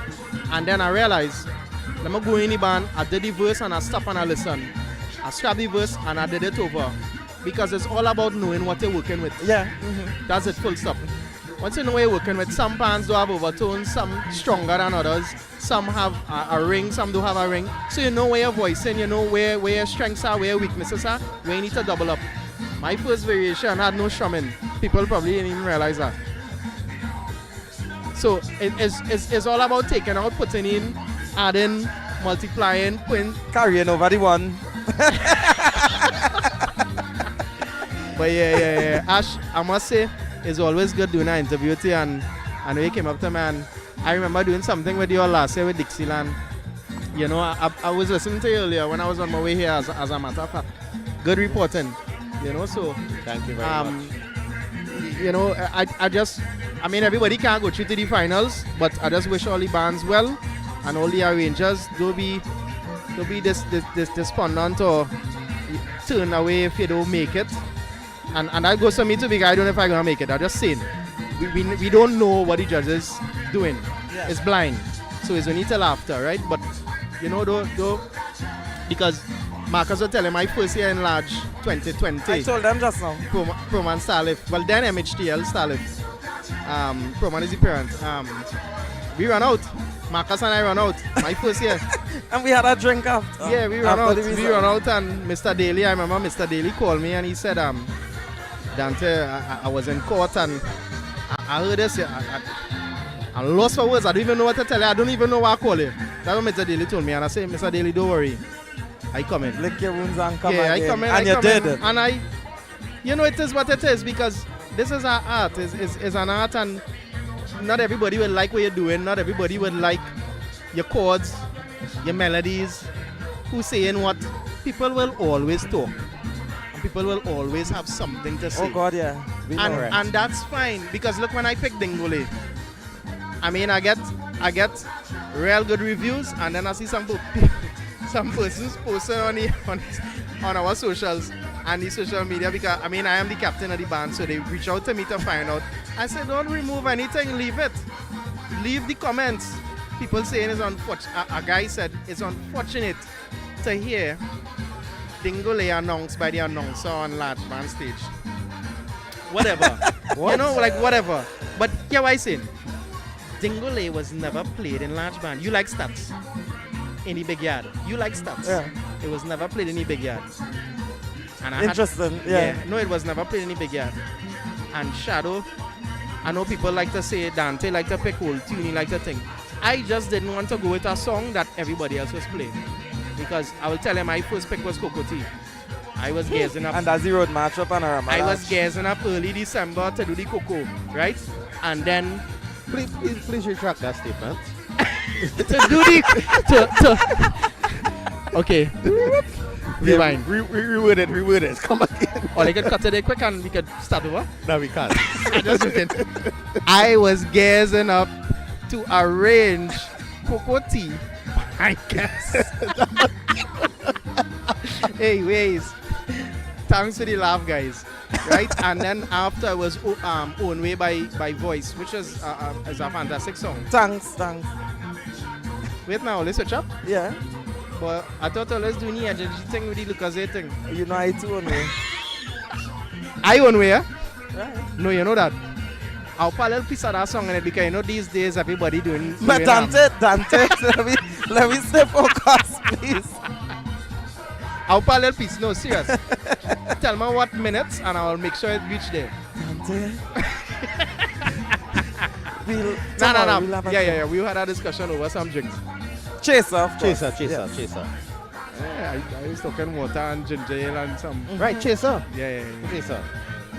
Yeah. So for the persons who interested in Proman Salif, I just giving Salif a little plug here. We commence our rehearsals tomorrow.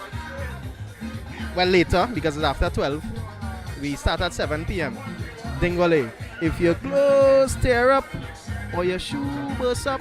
So let me ask one question, and I ask a few of the other arrangers. After the carnival is over, Ash Wednesday come, Lany up done, what is next in store for Dante Panton for the rest of the year? What you have up your sleeves, what missions you have, what projects? So I just name one of my projects because I intend on taking a serious sabbatical right after carnival because I ain't get a chance to grieve and I needed too long. Yeah, I ain't get a chance. I'm not gonna lie to you, Ash. I rail on the edge because everything reminded me of my father. So, but I had to stay strong and I had to get through the season and do my best. Yeah. Right. I can't forfeit. Right.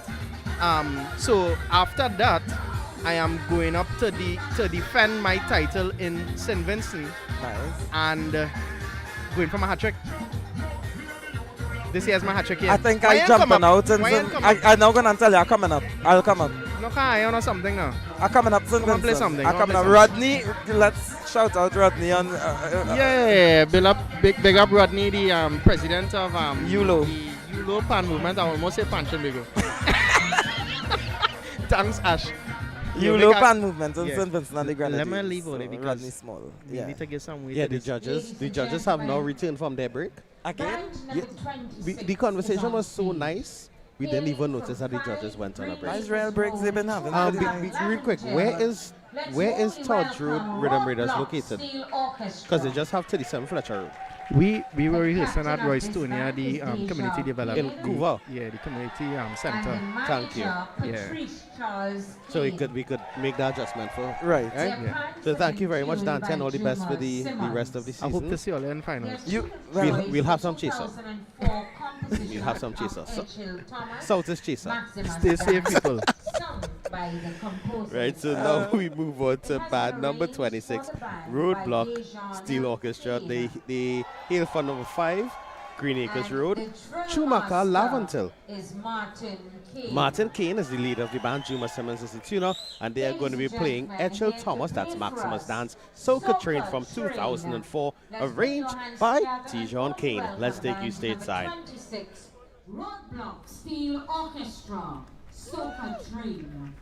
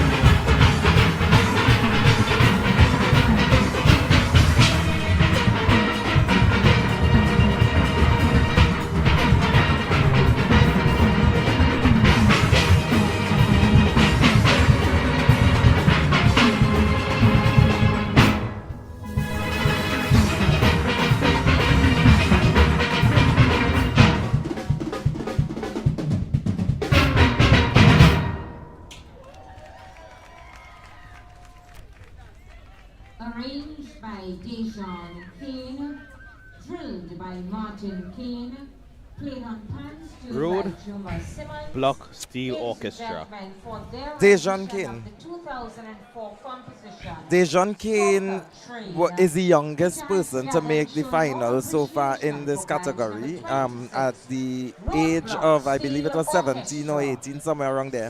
The first year he would have run out of the final, and then he came back in and made the final on his second attempt. And he has been relatively consistent since then going in. Last year he was in the final, the year before he was in the final.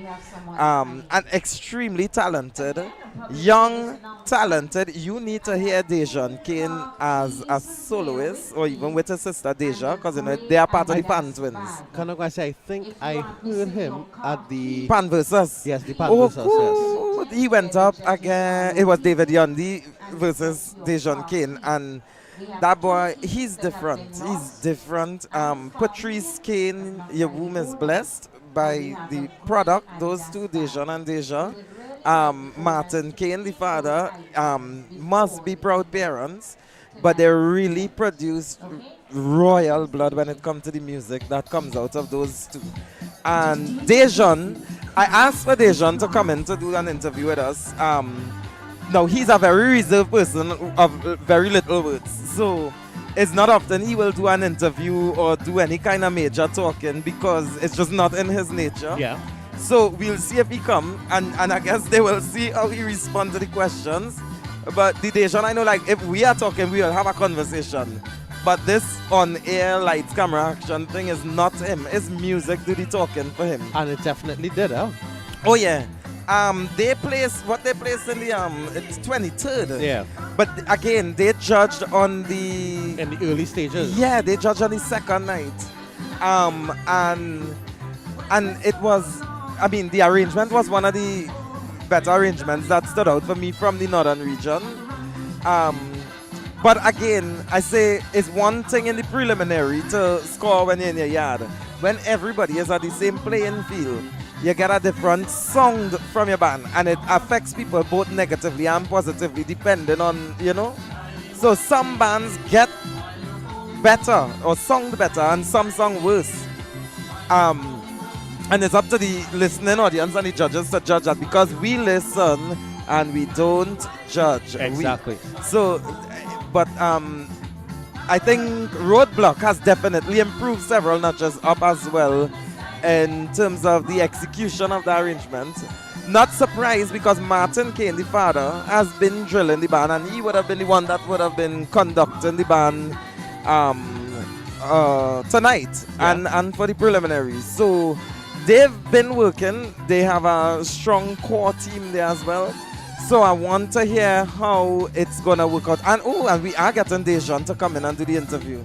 So let's see how much words we could get out of him and what he's gonna say. So we get ready for the interview with Dejan Kane, son of Martin Kane, arranger for the Roadblock Steel Orchestra. The arranger, Dejan Kane, is here with us. Good evening, Dejan. Good afternoon, good afternoon. How? Well, good morning. Well, it's morning now. Oh, yes. Morning, yeah. It's morning. So we are all wrong here. Well, that's the most words they probably would ever hear you say, because I'm just telling them you're a man of very few words. Your music do the talking. So we'll see how it goes. Dejan, so first and foremost, why Soca Train? Why you pick this song? Last year, seeing as we decided to choose a calypso, this year I decided I wanted to do something a little bit different. And Soca Train, you know, just listen to songs on YouTube. Soca Train it just happened and it just catch my attention. Okay. And I mean, good selection in terms of, and the arrangement for it. I love how you slow down. Shoot, we got the train. Last train to Sando. So, how do you feel about this performance as opposed to the preliminaries, like with the comments that you got from the judges? I'm very satisfied with this performance. We came 23rd in the prelims, and we know what we needed to do, and a lot of long nights, a lot of hard thinking, and a lot of drilling, and I think I'm satisfied. Right, me too. What are some of the comments that the judges gave you? More front line. More what? The front lines were very weak in Okay, the prelims. We would have only played with 4 tenors. Serious? For prelims. Okay, and how much you went with tonight? 12. Whoa. Yeah. It makes sense. It makes sense. And the middle bands were being overshadowed. So, we just had to do a little tweaking and come again. Okay. So and based on some of the things I've heard, it's evident that Martin went in with the drilling on them. Correct. So, how was the chemistry between you, Martin, the family and the players? Well, the chemistry was really nice. After the prelims, we didn't let our heads drop.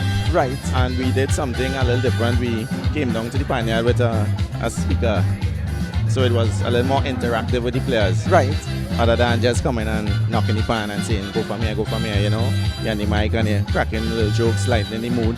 And yeah, I think that helped as well. Okay.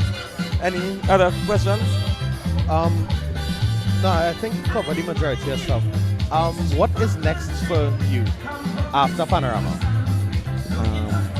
That's a very good question. I need to think about. Honestly. I want you to tell the audience your age because you are the youngest person to make the final in the small category. It's statistically, it's a fact. At the age it was 17. Yeah, correct. Right. Years. And how old are you now? 21 years of age. 21 years of age. I hope you all are hearing this. So another young arranger coming up. Would you have passed through the UTT system as well? Correct, I would have. UTT is just training all these graduates. Boy. Oh my God. So what is happening? What's on the agenda for later this year? Outside after Panorama is done. After Panorama, well, we resume our stateside. We again, and maybe try New York. New York again. Yeah. Very good. Yeah. Very good. So, you brought a level of excitement there before us, so I want to see you go back and do that. Yes. All right, Dejan. So, well, on my end, I just want to say thank you for joining us here this evening. Yeah, this morning now. Yeah, and wishing you all the best and good luck going into the final. Thank you. It's all about the judges. Thank you for joining us. Thank you for having me. All right. Because that was Dejan Kane, son of Martin and Patrice Kane, arranger for the Roadblock Steel Orchestra. And an East Port of Spain band, so those bands I usually sound like I'm biased for them. And I'm going to say people to asking about where Schumacher is, that's up and Schumacher is up, yeah. Right? So we getting ready for band number 27. One of the 3 bands that's tied for first. And let me tell you something. I don't know if you remember last year. Kerry here, man. Yeah.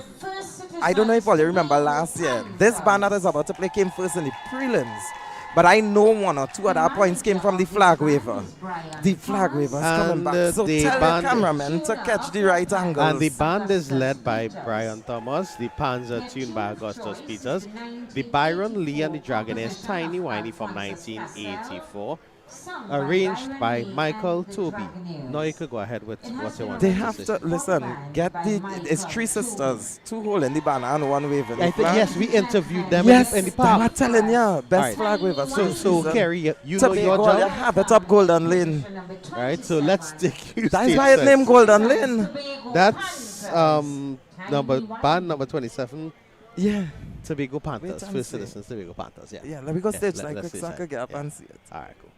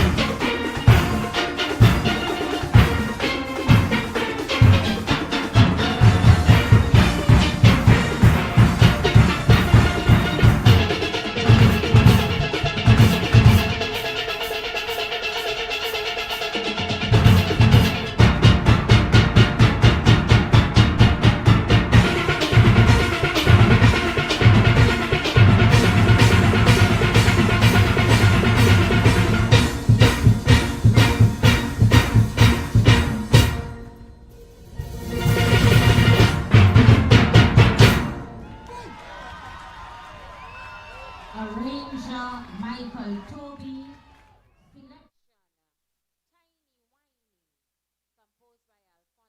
Cassell and sung by Byron Lee and the Dragonaires.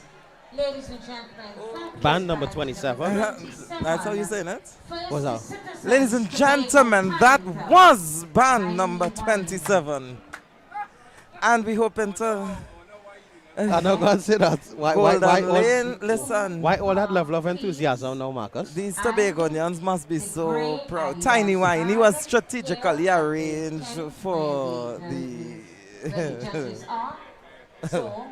For what, Marcus? We're going to hear from the arranger and hopefully the flag lady too. Wow. So, yes, I'm working on having a double interview here quickly. I will leave you to have that interview.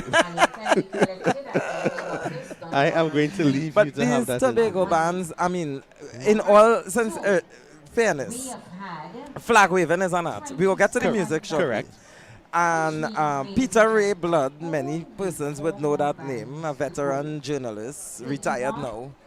When a lot of things that I learned in terms of history and stuff, I learned from him as well. And in terms of the art of flag waving, part of your waving must be choreographed with the arrangement.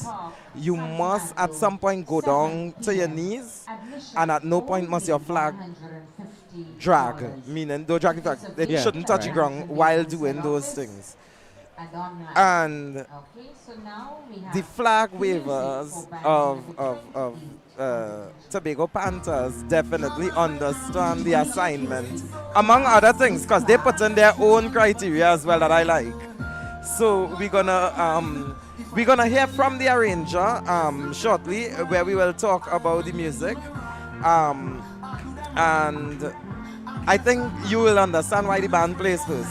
Right. They checked all the boxes. Music, yeah.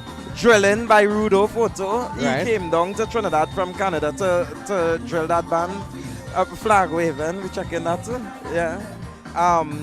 Tonal quality, I mean, they really checked their boxes for this one. This is the second band out of the 3 that tied for first. Correct. Third band out of the 4 bands that would have scored 266 points. Because remember, one of them got a deduction, as we mentioned earlier. For time, yeah. So, one more of them to go, which I think is the final band. Yeah, the But defending champions. Yeah. we ain't reached there yet. So, we're going to soon head to New Star Steel Orchestra. Yeah, after which we have 3 bands after that. So, we have about 4. And I see the arranger is on his way. So, we're gonna hear from Arranger Sans Flag Woman. Oh my gosh. Oh, the Flag Woman coming too. I will vacate my seat for you to be able to as someone asked if it's love or lust. So I'll It allow could be you. I love to lust. So we're gonna go first with Michael Toby. Yes. Michael, what sorry? so- What do you how you feel about that performance? Wonderful. Yes. What were your thoughts after the preliminary results? Let me stand there. I realize I catch a lot of bands with their pants down. What's that? Say that? I catch a lot of bands with their pants down. Do you think that you would be able to hold on to it based on judges' decisions are final? I like that answer. Also, seeing that you said you caught a lot of bands with the pants down, there would have still been feedback from the judges. What would you have worked on or focused on from the prelims to now? General performance. Sometimes the rhythm section Sometimes the rhythm section overpowered the pans. Right. For example, the bongos and stuff. Where the music is concerned, everything was good. Nice. And we know you are content with the performance, but should you get into the finals, what do you want to improve again? For the finals? Yeah. You have to wait for the finals to see. I like that answer. Now, the Marcus has been putting forward some information to us now about the flag women of the band. And last year we would have done an interview. We didn't get the chance to interview the arranger last year, but we got to interview the flag women. And the art of flag waving for the band, is this something that you all take seriously, that they come out to practice as just like the players? I can't answer that. No, and I understand why Michael is saying that, because Michael is really the arranger for this band in Bethel, Redemption Songsetters. While he has been co-opted to arrange for the Tobago Panthers, it's not his resident band or his home band. So he go there to do music and not get in the politics of it. Who wave flag, who do whatever. Oh, okay. So thanks, Marcus. Yeah, that's the best way to sum it up. No, I'm not trying to set you up. Marcus wants to interview the flag woman, so I'm trying to ease it into the conversation. No way, she coming now. She coming now. Michael Thank running you very away. much. Go on. Ooh, that was. My God. So, for the purposes of this interview that is coming up, Yes. I am just going to sit quietly in the middle here and allow you to do your do, Marcus. Good night, good night, good night. Well, good morning. Good morning. So I'll just. All right. Yeah. So for the sake of introduction, could you tell Trinidad and Tobago and the wider audience your name? Oh, my name is Candy Diaz. Candy Diaz. And of course, well, this is my second year enjoying the performance of Tobago Panthers and everything that they had to offer. So, how long have you been waving the flag for them?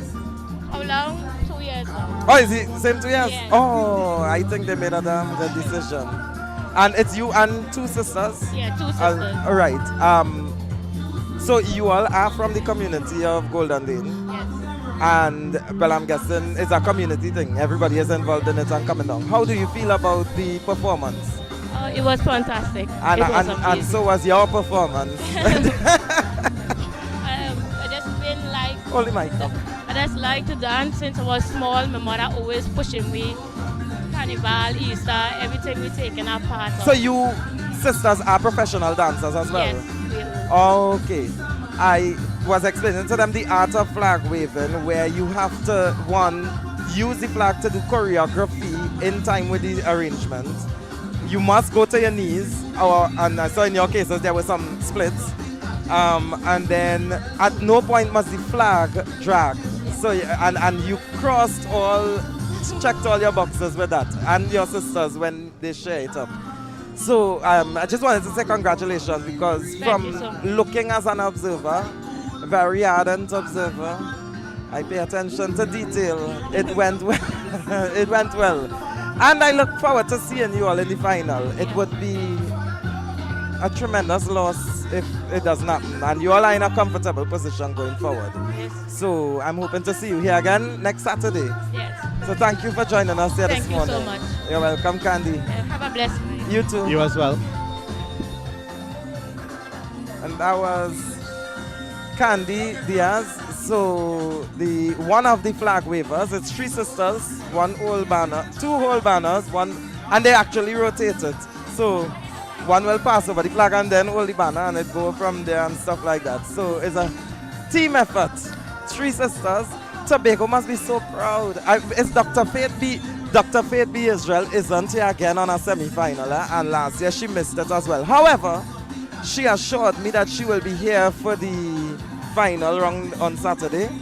And I could understand, as Deputy Chief Secretary of the Tobago House of Assembly, she has her job cut out for her over there. So we will forgive you now. But just don't miss final on Saturday, because then I will say some outer time and things on air. You know, I just trip off ever so often. So, but I love, and I want to make mention, as we're talking about Dr. Faith, Deputy Chief Secretary, you saw a lot of the Tobagonians, in terms of the assemblymen and they from the THA and councillors, and they actively involved with the bands in their regions. We mentioned Assemblyman Tate with Westside Symphony. We saw Niall George from who's in the Ministry of Tourism, Transportation, Culture and Antiquities, I think is the name of it. Tasha Boris. We had Faith B. Israel. A lot of them came out. So we're gonna go to the eastern region now. So we had the band number 28, New Star Steel Orchestra. The band is Michael Castellano. They are arranged by Sheo Kato, and the pans are tuned by Mario Joseph. They're going to be playing Farmer Nappies, How We're Living, from 2023. All right, so let's take you stateside for band number 28, New Star Steel Orchestra. I am, for the people on YouTube, then again involved with Marcus and that as well. I staying out of that. Yeah, I staying out of that. Position number 28 to play for us. How are living? Let's put our hands together once again and warmly welcome New Stars Steel Orchestra. How are living?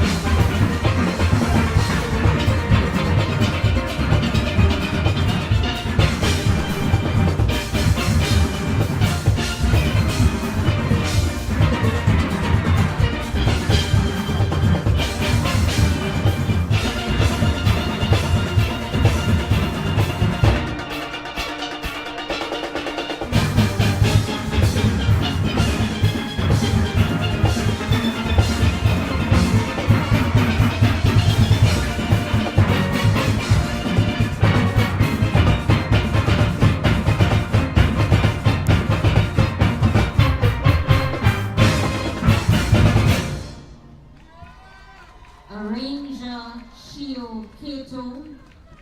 Tune of choice, How I Livin'.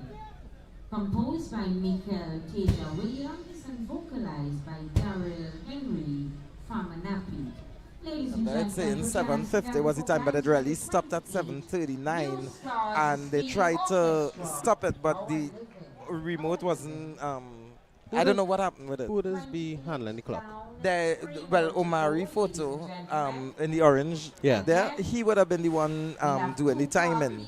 But I saw him actually making the effort. But one thing with him, there's always a backup clock as well. So when you stop and you stop the two, so even if that one like malfunction, you had the second one backup, which it exits a myth. Because in the pan world, you see a lot of people say stuff like the clock on the stages is slow. Because you practice something and you reach 8 minutes, and then when you come down and to play it on the stage is 7 minutes, 20 seconds. So they always say that the clock moves on, which actually isn't true, because you have a backup clock, which is like a stopwatch, and then you have the big clock that everybody see. And both of them ends at the same time. So it's not about one being slower than the other or anything like that. What I would credit it to be is just adrenaline on the stage makes you naturally speed up or play some beats. Okay. And also remember, as one of the arrangers would have alluded to earlier, it is the fact that humans are not metronomes. Correct. Who said that? But they made sense. Whoever it was said that. I can't remember. So many people we would have interviewed for the day already. We had a lot of conversations here tonight. But we're going to hear from Chio soon. I told him I wanted to talk to him. So we had 28 bands so far. Correct. And Chio Kato and the New Stars Steel Orchestra would have performed How I Livin', which is a song from last year, 2020. Well, 2023, it was composed for 2024 Carnival. So they performed that. And you know, the funny thing is last year in Panorama, that wasn't a song that was really played. But then after Carnival, that song just became extremely popular and people started playing it outside of Trinidad and Tobago Panorama, and then it came back home late. And you see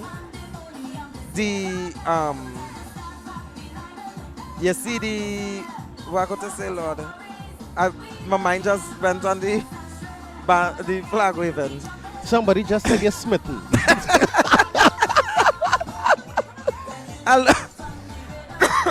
Good thing they didn't play early on, because I would know what the hell I say coming down the road.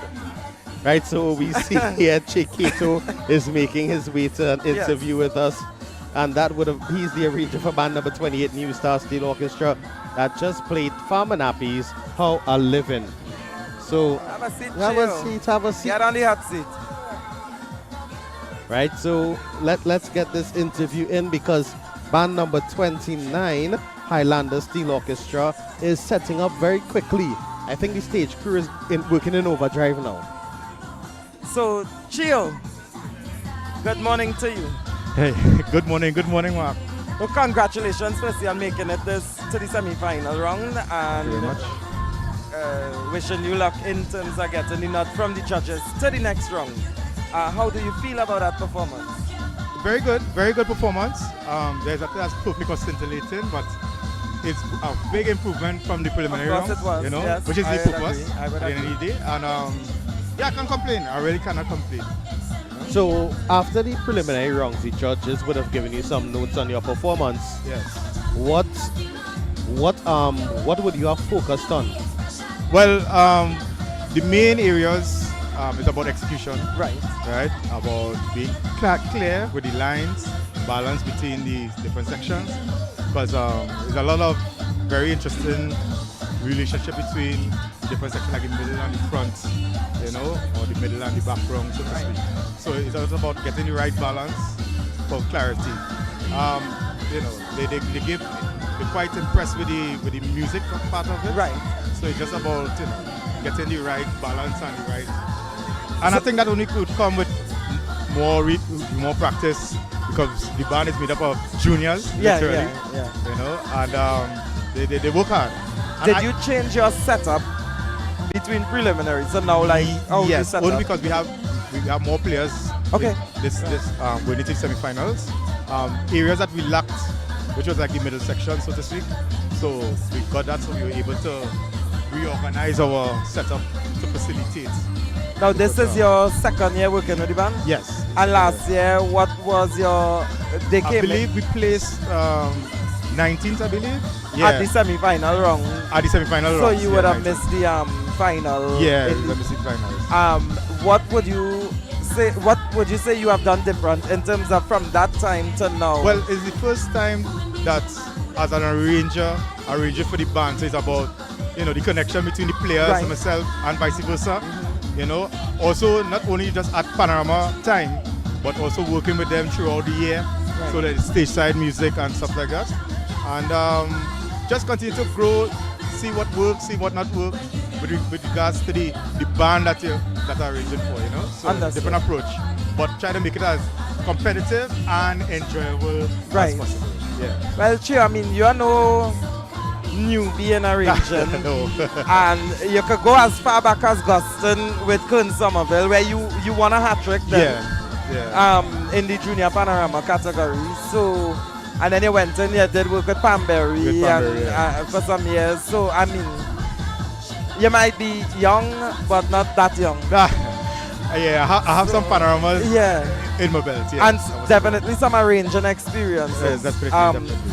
Seeing where you came from and where you are now, because this is over 20 years of arranging. If Yeah. you look at it, really, it don't feel so.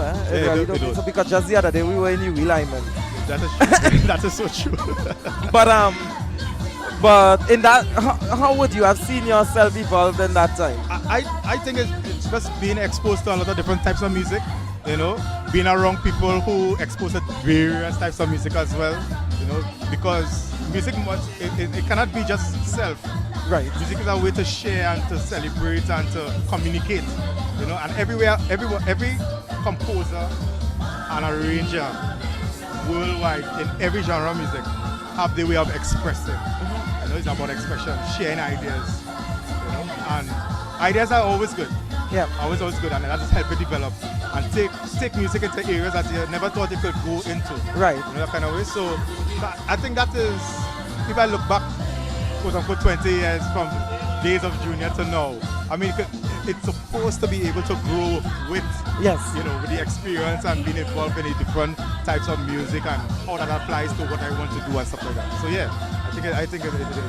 After Carnival is over, Ash Wednesday and the Lanyap is done, what can we see as Chio Keto's venture? What are we going into? Well, music, my venture is always ongoing. So, so it's always about doing projects and doing new stuff upcoming, but not only for New Stars, but for my parent band, which is Pamberry Steel Orchestra.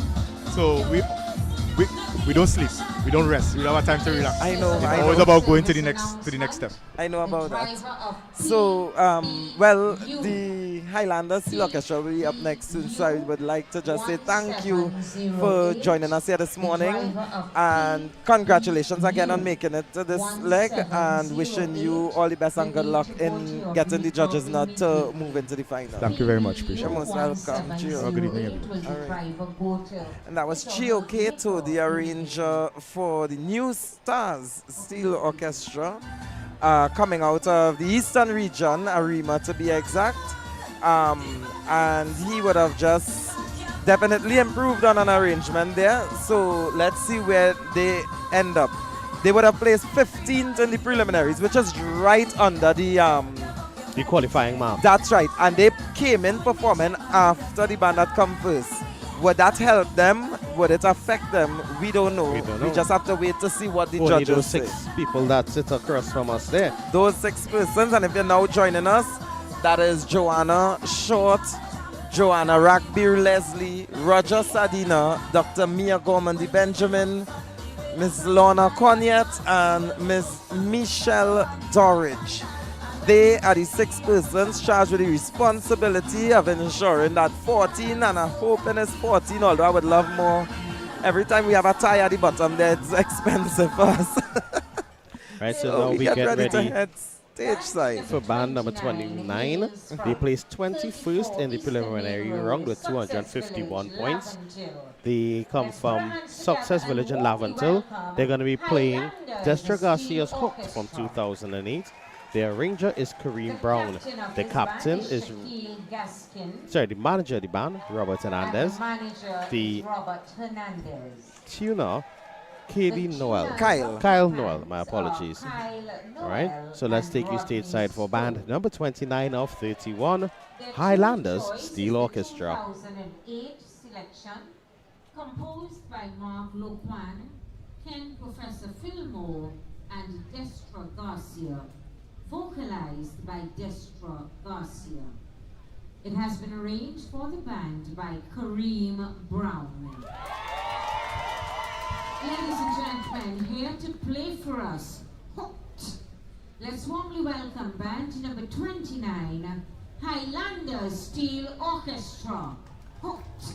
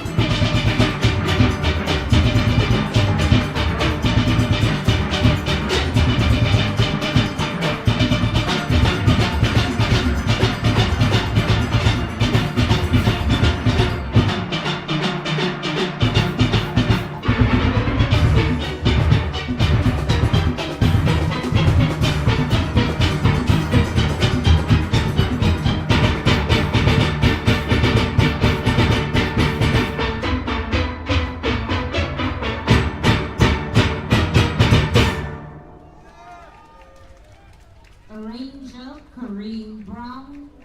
The clock malfunctioned. Clock reset. But I think they finished on the cusp of 8 minutes. 7:58. And as I go to stop it, I just reset one time. But it was 7:58. But now the question is, what are the judges looking for? Are you looking for clarity in terms of clean execution and that you hear the arrangements on all the lines? Because you're going to get that from Highlanders this morning. Or are you looking for the energy and the vibes and the rough up and acrobatic things?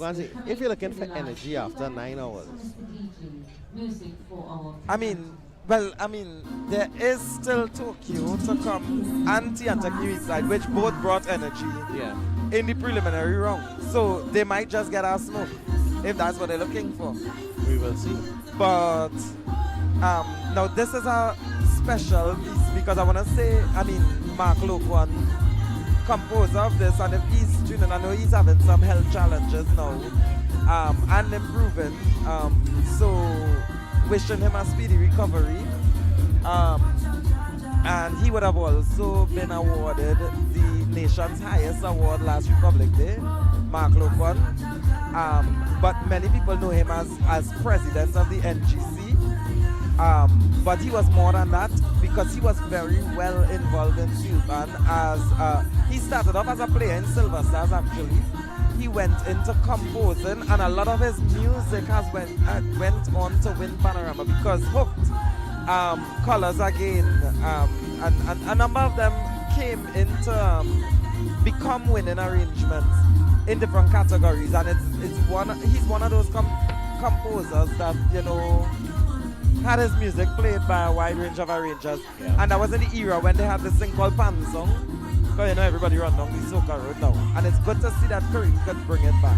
I'm not going to say that was a big thing when back in the early 2000s. You're playing a pan song, and sometimes most of the pan songs were either arranged or composed by Mark Loquan or the original Foster himself. Right, yeah. So you had that era there, and Mark Loquan really came out in that. He also was responsible for the Music Literacy Trust and archiving and scoring music, the music notation and stuff to allow a lot of the music that we have today to be preserved. And even when he went into NGC, he still used his position in NGC with the bands that NGC was sponsoring to preserve that because had Tchaikovsky and Beethoven and they not scored their music, we wouldn't know it today. Correct. Or be able to play it exactly how it should be interpreted based on the score. And it's the same thought process went through Mark Loquan said, if the Panorama or all the classics, because he didn't just score the Panorama music, it was bomb music, 21st century, different things for different bands. And he scored it and allowed it to be preserved. And because of that, you have a lot that 20, 30, 100 years down the road will still be available. Right. But we get ready to talk about the actual music of the band now in terms of the arrangement, as we have the arranger, Mr. Kareem Brown, a good friend of mine, because Kareem Brown is one of the persons who have me in pan today. So we want to welcome Kareem Brown. Good morning, Kareem. Hi, good morning, good morning. So how you feel about that performance? I was satisfied. I was kind of frightened from before, but they really played and execute tonight.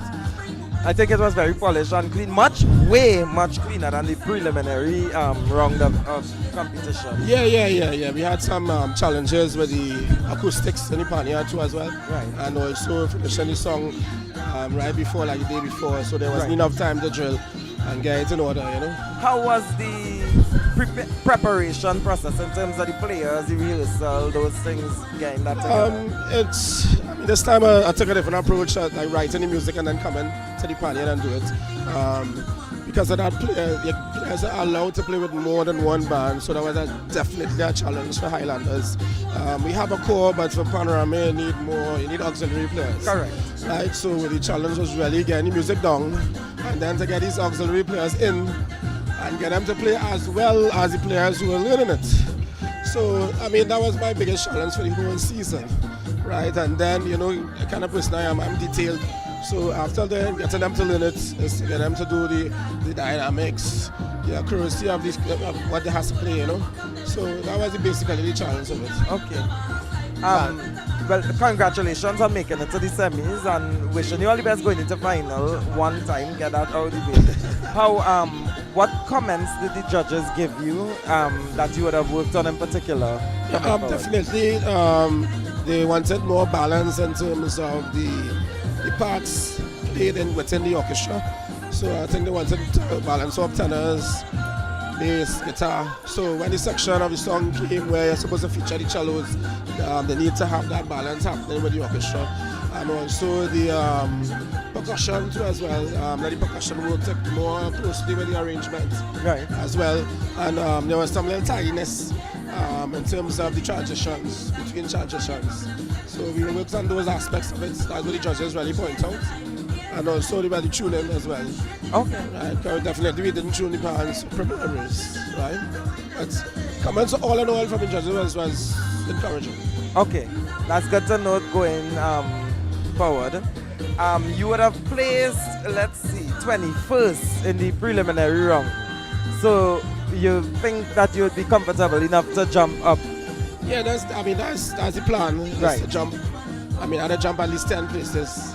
You know, from 21st to 11th or something. I want to jump, and then in the finals, I'm going to do some more work. Right. And jump some more. Right. So that's exactly what's the plan. I mean, if I go higher than that, that's very good. But as I said, the challenge is actually getting the players all together at one time to get them to understand exactly what is required for the song. I totally understand that. Right. Yes. So I hope I was able to do that tonight. I know the competitors is very competitive. Yeah. Right, but I'm very optimistic about getting into the finals. All right, that's good to know. And what do you have on the cards for the rest of the year? Well, for the Highlanders, well, and for yourself Kareem Brown as well. Oh, for me as well. Well, for Kareem Brown, my interview for the assistant musical director for the National Steel Symphony is going to happen on Monday. Okay. Right, so I had to prepare myself to go and do that. I have no doubt you would get through. I mean, you have the experience already. I have the experience already. So apart from that is furthering my career in the NSSO, that forum, and also I'm trying to do some more compositions. As you know, Unistars won with the festival. Yes. Right, so that was the second time I composed a piece and they actually won. So I'm thinking about doing some more compositions and playing it out there. I mean, you know, that's down my alley. Yeah. Right, and also there's the social media aspect of Pan now. You know, Junior Rigalo has been exploring that as well. Joshua Rigalo, sorry. His son has been exploring that, and he's very successful, and some other partners too as well. So I'm looking to explore that social media too as well. But that's good to hear. So we're getting ready for the band number 30. So I want to thank you for the time that you came to spend with us here. Wishing you all the best. Hopefully that you get the judges not to move forward and, you know, break a leg. Take it away. Thank you very much. You're most welcome, Kareem. And that was the arranger of band number 29, Kareem Brown. Most respect for him, because he played an integral role for me being involved in Pan today. Kareem Brown and Avis Bruce were two persons in my early days in Steel Pan that literally dragged me kicking and screaming into Panorama and stuff like that. And well, where I am today was because of Avis and Kareem nagging me and pushing me and keeping me here. So it's not something that I willingly got into. And had it not be for Kareem and his wife Avis, it just would have been me still probably watching like everybody else on the who's looking on the live right now. The 2000 plus. Yeah. So I mean, credits and kudos to him. We get ready for Tokyo Steel Orchestra. And for those the persons who have been following Pan for some time, they would know the band Tokyo. Oh yeah, as a powerhouse.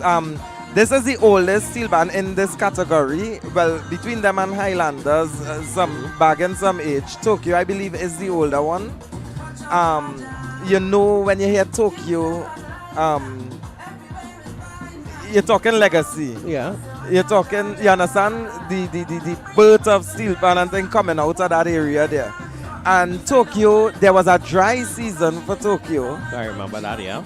And then suddenly you just saw, boom, last year. Tokyo is back. And then you realize the foreign investment into the band and the foreign interest, where some of the older players who would have migrated, they reinvested back into the band and caused it to have this big explosion of song. You remember when after they performed and I shouted, John John, and nearly deaf knew last year. Please don't do that again. I can't promise, but all right, so it depends on how they perform. Note to self. Yeah, thanks, Master Control. Set to meet you. And I see Judith Chambers there, and Trevor Byam and Latifah Griffith, and they're working on the band and putting it together to get them where they are. And they were the first band to play at the preliminary. On the first day, the first band. I believe they came 10th. Yeah, they did come 10th. And remember, it's just a few points between first and, you understand, there's about a 5 points difference there. And they were able to hold it down and, really stay in the top 10 then after the preliminary. To be the first band out of 40-something bands to play. Yeah. And stay in the top 10, it says a lot. And of course, Xander was there and a Southman. Yeah, both. No.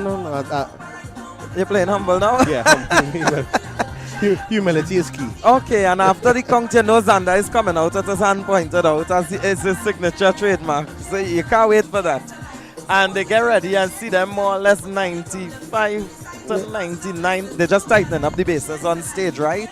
And they would be set, and you'll see Siobhan hand go up in the air shortly. Well, I haven't really seen it go up for the entire night, but she has been signaling, and we very have been quickly. moving very well. Because I think she told me that we were carded to finish at 1. It's now 1. She did say we were half hour behind time about an hour and a half ago, and then there were 2 short breaks by the judges again after that. So in total, what was supposed to be 1 10-minute break ended up turning into 3 10-minute breaks.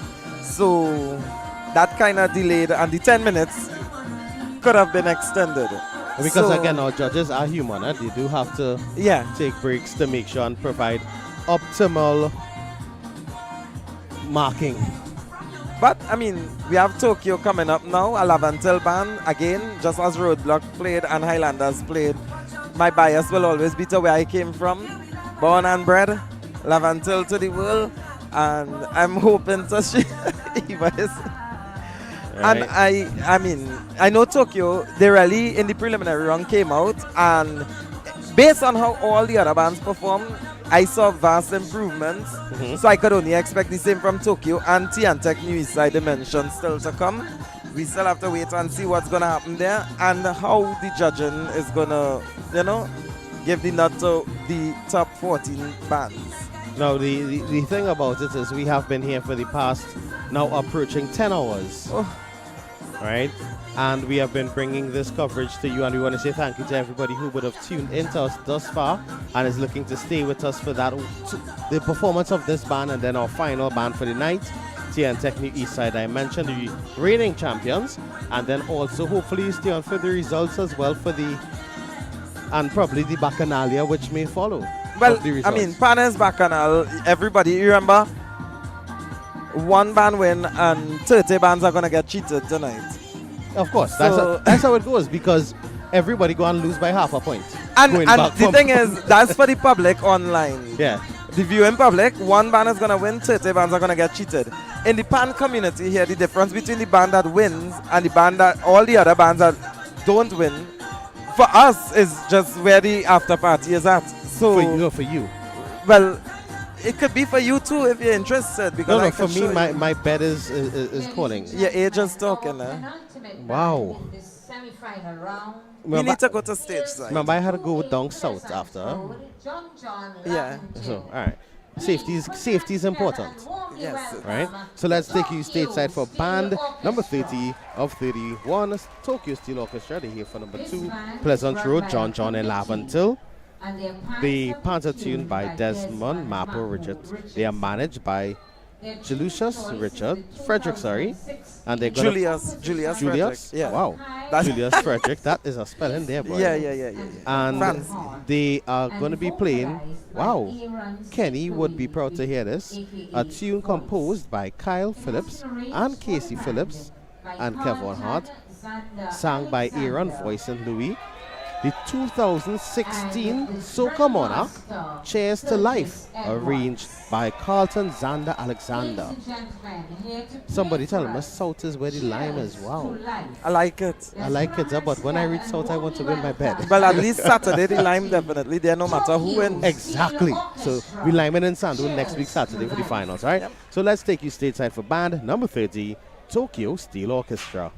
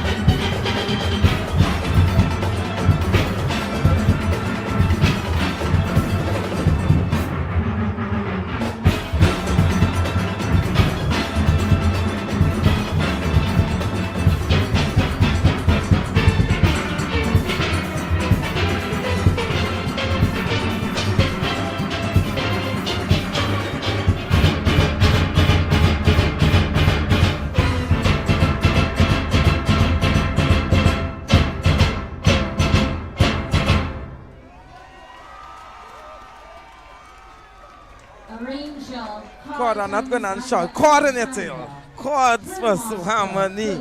All you want. Tune of choice. Cheers. I appreciated the fact that you did not scream. I didn't have to. The music did all the screaming for me that needed to happen. What you saying? Arrangement. Check the box. Check the boxes. Check the That boxes. was Tokyo Steel Orchestra. And that is what it's about. Hailing from John and Laventil, they would have placed 10th with 261 I- points, tying with Todd's Road, Rhythm Raiders. Listen to me. You know, everything now about the music and Panorama is so complicated with all kind of these different things, and you just have to appreciate Xander for just taking you simplicity. back to where the music was simple to understand. I don't have to go digging through a deck of cards to find the, you understand? To find the ace. Or the jack or wherever. Everything is just laid out there. It's easy to digest. There's air, there's room to breathe, and you could bank on Xander, but that of course with his hand coming out so to the front. Nah, that was But, a great arrangement. And yeah. What I love is that he stuck to the song as much as possible. Man, You breathe never- life into Laventil no you matter never- what you're and that's what- hearing. you know, Good news has come out of there still. I can't remember which, I think it was Duvon who would have said it, in terms of pan and music being our way to help curb crime. And to see not just this band in terms of Tokyo Steel Orchestra, also the band that hail from Chumaka, that's Roadblock Steel Yeah. Orchestra. Highlanders also Highlanders, from Laventil. right. Thank And there are you. many more that come from there, even some that don't even make the semi-final or final. Right. It is. Those are the kinds of stories that you need to hear coming out of these communities more, to give people the inspiration that there is positive, even in what the nation or the world deems as a dimming light. Like I said, I was born in Laventil. I grew up in Laventil. I went to school in Laventil, went to church in Laventil. Everything I learned from Laventil. Right. The good, bad, and the ugly. Okay. And I always say there are tons and tons of more good things that come out of Laventil that just don't make the headlines. And Tokyo is just one example of something that has made me glad to say I'm from Laventil. Right. And I'm not too sure who we're getting the interview with. I sent for Trevor. I see Cheryl Lee coming as well. We're gonna take, if we get 2 interviews, better fit. So we're gonna hear from them and see where we go from there. Yeah. So we're gonna take Cheryl Lee first, one at a time. Coming to you. So good. Good morning. Good morning, morning, Cheryl good Lee, morning. my baby sister. How are you? I'm good. Tired. Good but to see you back here. Yes. And how are you always feeling? good. Tired, but good. But how do you feel about the performance? You know what? It was a really good one, I must say. I felt like if it was much better than our prelims, we cleaned up a lot. We changed up a few things, not too much, but yeah, I'm satisfied. No, last year I did an interview with you after, it was the Despas. semi-final? No, it was with Despas Despas. after the final. Yeah. Right, a Laventillian. And this is an example of what I'm saying, Aaron. This is somebody who was born in Laventil, in the same John, went to London, a bachelor's in law, her master's in law. And came back home. And came back home in Laventil Yes. and just like settle and, you know, these are the stories we don't hear. And working now and doing what you had to do and you not killing nobody or they robbing nobody and you just minding your business. Correct. And enjoying the band. Yes. And I'm glad that this is a perfect example of what I was just saying and to bring it back 1 year later because last year she would have been fresh back in Trinidad. Yes, correct. And it was no job or anything yet or No, anything not like yet. that. I mean, I was, but it was more like an internship. But now Right. I'm like full-fledged breaker. Right, and you see it. So I just wanted to get Cheryl Lee back here to update Trinidad and Tobago and the rest of the world what we had because again you saw her from Despas the last time after Despas and now you're seeing her after Tokyo. Laventil is Laventil at the end of the day. So Cheryl Lee, I want to say thank you for joining us no problem. and we're going to take Trevor now. Right.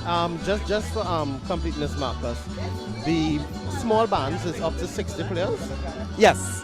A minimum of 35. No, I'm talking strippers. A minimum of 45 and a maximum of 60. Trevon, welcome. Hold it up. Welcome, man, welcome. I have one thing to tell you. I mean, last year I said it, this year I said it, but the name Trevor Byam would be very proud tonight. We spoke about Dante losing his father recently and pushing against all odds. And it's the same thing because his father was a founding member and a pioneer in Tokyo Seal Orchestra and passed away. When did he pass away? About 3 months ago. About 3 months ago. Right. Yeah. And he was a driving force. They all were in the US, you know, driving force to revitalize Tokyo and bring them up. And when I saw the news, I was like, going into the season, Lord. But you all held it down. You held it down. Yes. And I want to Thanks, say man. congratulations. Yes, man. How do you feel about the performance?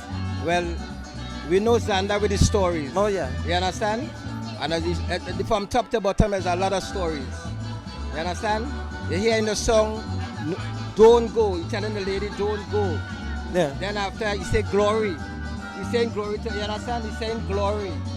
You understand? Giving God thanks. Cheers for life. Yeah. And what I have to say here, on this mic, I'm really proud. We have some hard-working people here. We have Ricky Ruff, Francis Hercules, my wife Melissa Byam. There's hard-working people, and we're doing this for the community of John John. Yes. You understand? With hard-working money. Yes. We're doing it, and trust me, we ain't stopping. We're going all out. Understand? And all I have to say, John John is back. You understand? Those And- scream, man. Please. All right. My loving daughter here, first time she's in Trinidad. Welcome. Represented she's grandfather. And we lost our next icon in John John also. That is Miss Janet Ruff. Right. That is Sheridan's Yeah, grandmother. Grandmother. Yeah, I saw And it. that was a big icon. Yeah. That come from Dudley Ruff. That Ricky Ruff mother. Right. You understand? So, you know, we're going through a lot. But still, we had to hold the flag up. I was so excited to see your mother, even though she's on that wheelchair. Yeah. She ain't give And it up. she's crossing that stage with Yeah, her yeah, band yeah, going yeah. down with her Tokyo. Yeah. I mean, the support is always seen. All the And you same. know, I saw it at the preliminary and I'm seeing it now where the hill is crossing with the band. Yes. The same way they would cross with Despos and stuff. You see the whole of John John crossing at the back of the band when they were doing it, like how they would have crossed long time. I was refreshing to see that. Yes. A lot of people I want to call my brother Kevin Terry Byam. Hard-working people help you out a lot. Yeah. You understand? There's a lot of people who we forget. We appreciate everybody who come forward and with the support and love they give to we. You understand in this thing? And you know I cannot leave this set without bigging up Brenton. Because He's on the line. I know. Because if I ain't called that guy name, he is one of the hard-working He's a good one. He's worked behind the scenes a lot. Yeah. And helped me a lot with this band. Because you know, he's really helped me a lot. When Brenton have your back, he have your back Yeah, he have my strong. back straight up. When he against you, yeah. Oh, no Jesus God. Christ, oh God. But I mean, I want to say thank you for joining us here tonight. This morning now. And as we get ready for the final band that is almost set up, I just want to say congratulations first on making it to the semi-final round. And I wish you all the best and good luck in getting the judges not to go forward into the final as you did last year. And it could happen again this year. I mean, seems like a given, but we have to wait and see what the judges say. Thanks for having me, Marcus. You understand? It's always a All right, pleasure. and my beautiful daughter. Hi, everyone. All right. She just a little shy, but you know, she will get there. She'll get there. And big up Metro. Of Because course. if I call Metro them here, 1437 Utica Avenue, Brooklyn, New York. yes, that is my next home, all right? So thanks again, Marcus. All right, take care, take care. Love all you, Yeah. right? That was Trevon Byam, son of Trevor Byam and Judith Chambers. You know, one of the persons that was really instrumental in bringing back the Tokyo to its glory here now as a real contender. I remember last year for semi-finals, prelims they played in the semi-final. They made one of the largest jumps there. Right. I mean, they weren't so successful in the final. The performance dropped and they placed lower. But I mean, they made their statement. They made it known that they're here and they're back. And you must mention Latifa Gonzalez Griffith, who is the captain. She was in the hijab, they call it, the Muslim attire, as the captain. And she's been also working overtime with the band, ensuring that the players come out and they do what they have to do. So, yeah, shout out to her, the entire management, the whole Tokyo crew. And we get ready for the final band. Defending champions, the final band. And they are leading along with Southern Stars and Tobago and the South Band, yeah. Well, yeah. The South Band, right. Last year they would have played Tobago Band by Kitchener. This year they are playing Reno Rama by Kitchener. Is that Kitchener thing? Yeah, it's a Kitchener thing apparently. And I'm sure Kirsch probably dressed like Kitchener somewhere in the back there. That's not the final. It's not the final yet? Yeah, when the final run comes is when they'll do all of that. Right, so this is TNTech New East Side Dimension. They hail from the main road, Bell Garden in Tobago. They are managed by Elfon Beckles. Their tuner is Desmond Mapo Richardson. They are playing Alvin Roberts, that's Lord Kitchener's Rama from 1973. So let's take you stateside for band number 31, our final band, Arranger Kirsch Ramsey. Make sure Dr. Faith B. Israel up there. This is her band. She crosses the stage with this band. So, Faith, I hope you're up. I hope you're up too. Tune in. Welcome to band number 31, TNTech New East Side Dimension. The manager of this band is Elvon Beckles. And the captain is Halford Richards. Their pans have been tuned by Desmond Mapo Richardson. Their tune of choice is the 1973 composition of Alvin Roberts, Lord Kitchener, sung by Alvin Roberts, Lord Kitchener, and arranged for the band by Kirsch Ramsey. The drill master was Taisha Alexander. Ladies and gentlemen, here in position number 31, our final band to play for us, Reno Rama. Please put your hands together and warmly welcome TNTech New East Side Dimension, Reno Rama.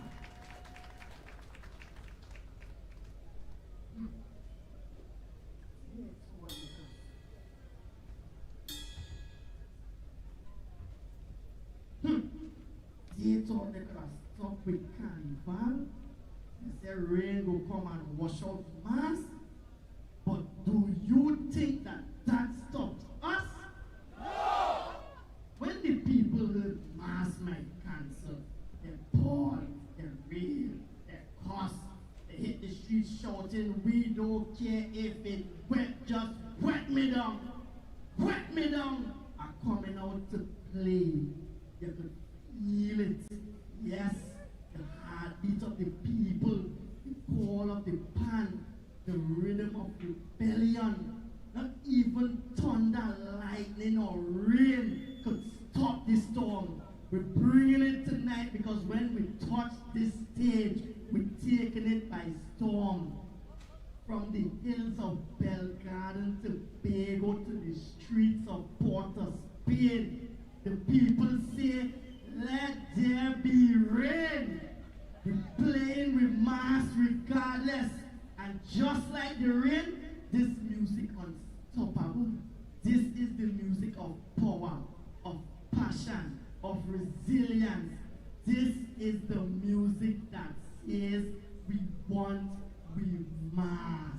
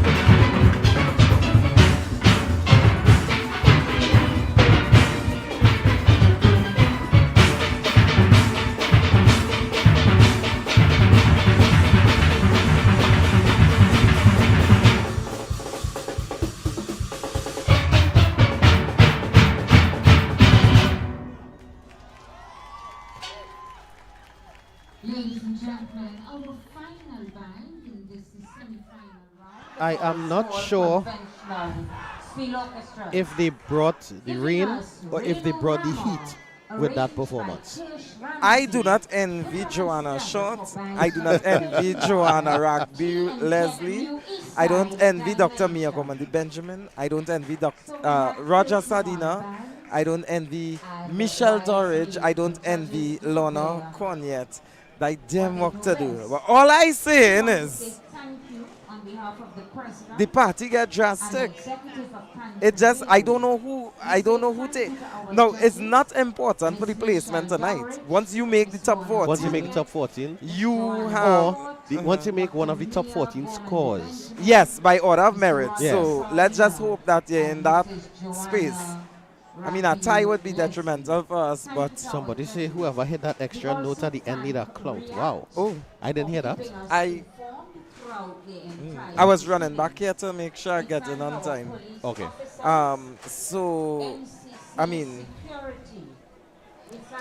we have I think New East Side, Southern Stars, Tobago Panthers. Right. I mean, they would have topped the preliminaries. Yeah.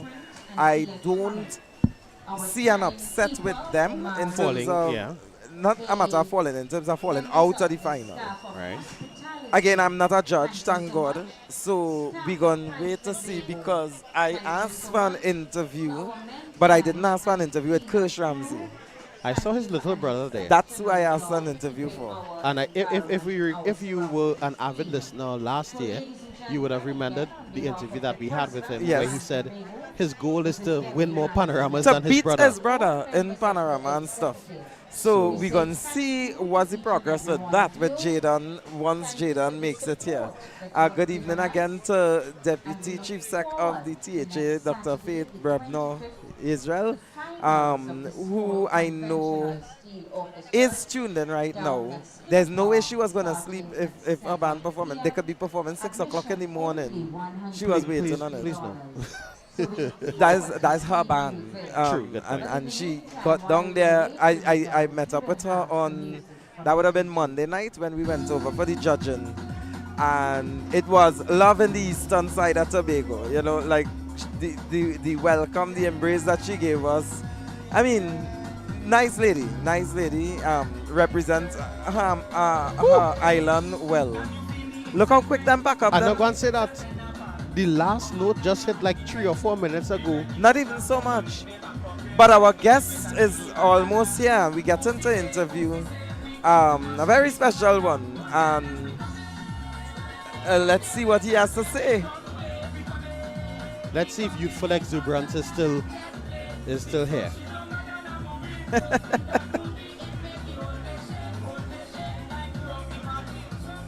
Good morning, young sir. Morning. Good morning, Just now, wait. Jaden. Say that again, though. Morning. The voice was not this deep last year. Nice to meet you again. What a Nice to meet difference you. a year makes. Right, so how you felt about that performance? Excellent. Perfect execution, I think. Perfect. Was just perfect in my band. Now, Jaden, for those of you all who don't know, Jaden is the younger brother of Kirsch Ramsey, the arranger. He's also the nephew of President of Pan Jamaica, Beverly Ramsey Moore.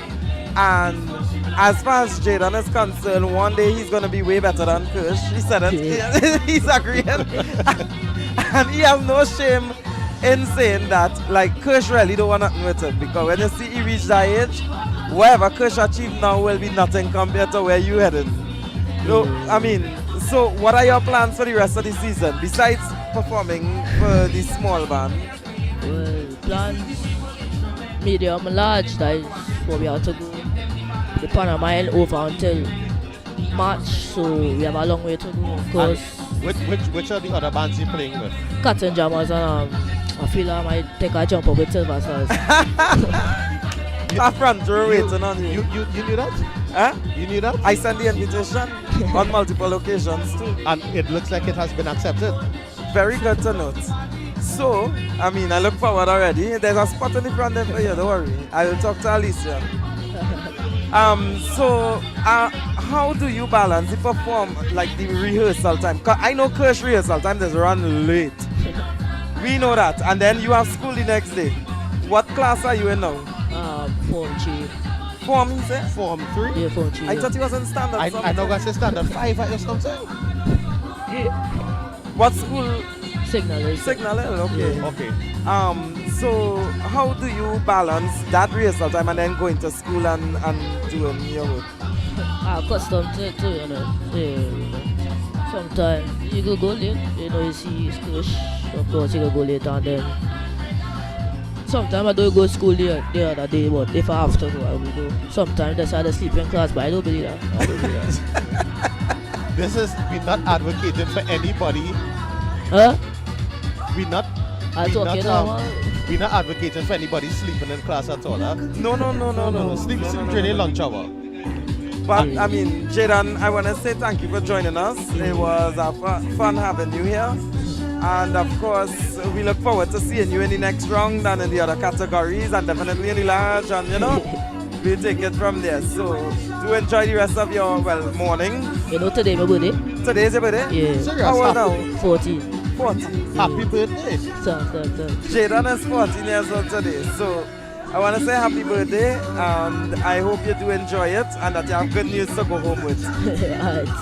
Take care, Jaden. Yeah, thanks. Alright. So that was Jaden Ramsey celebrating. Jaden Ramsey, Philip. His name is Philip. Okay. So I said Jaden Ramsey Philip. Well, you gave me wrong information, Marcus. Well, I call all the names. Right? It looks like all the judges' sheets have been handed now. It's in one person writing here. So what has to happen now, the judges have to hand up their last score sheets from the last band. Once they are finished putting the comments and scoring it, they pass it up back. It goes to the tabulator. The tabulator then has to put, each judge will then get a sheet with all the scores that they put. So if it's TN Technique side 50, Tokyo 51. So basically signing off all the work that you did for they the will night. get every score that they would have put down will be printed on one sheet in the order that the bands played with the score next to it. The judges will then get a printout of that. They have to watch that and compare it with their marks to make sure that the mark on the paper is exactly what the mark they gave. Once that is accurate, they then sign, put their signature on it, and return it back to the tabulators. Once that is done, the next thing happens is that the draw for alternate happens. Once the draw for alternate happens, that score is removed, high score is removed, low score is removed, the 3 in the middle is then taken, and from that you decide the placing of first to, 31st with the top 14 by order of merit advancing. So that is the process that has to happen now. I'm seeing, yes, so the score sheets were handed up, and if you realize they're flipping through a page right now, is because they would have been given that page with the scores that they have on it, and they are double checking it now to ensure that it lines up with the scores that they would have given each band.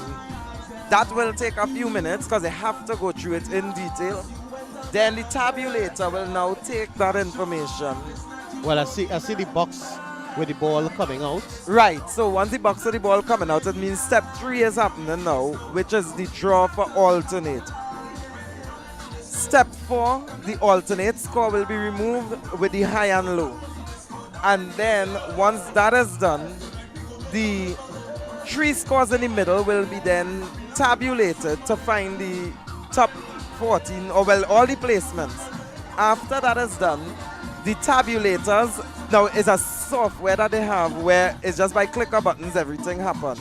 Lovely. So I love when technology is used effectively. the technology is used. However, because it's technology, Pan Trimbago try to make sure that everything is accurate. So although by the click of the button, you never know if something could go wrong.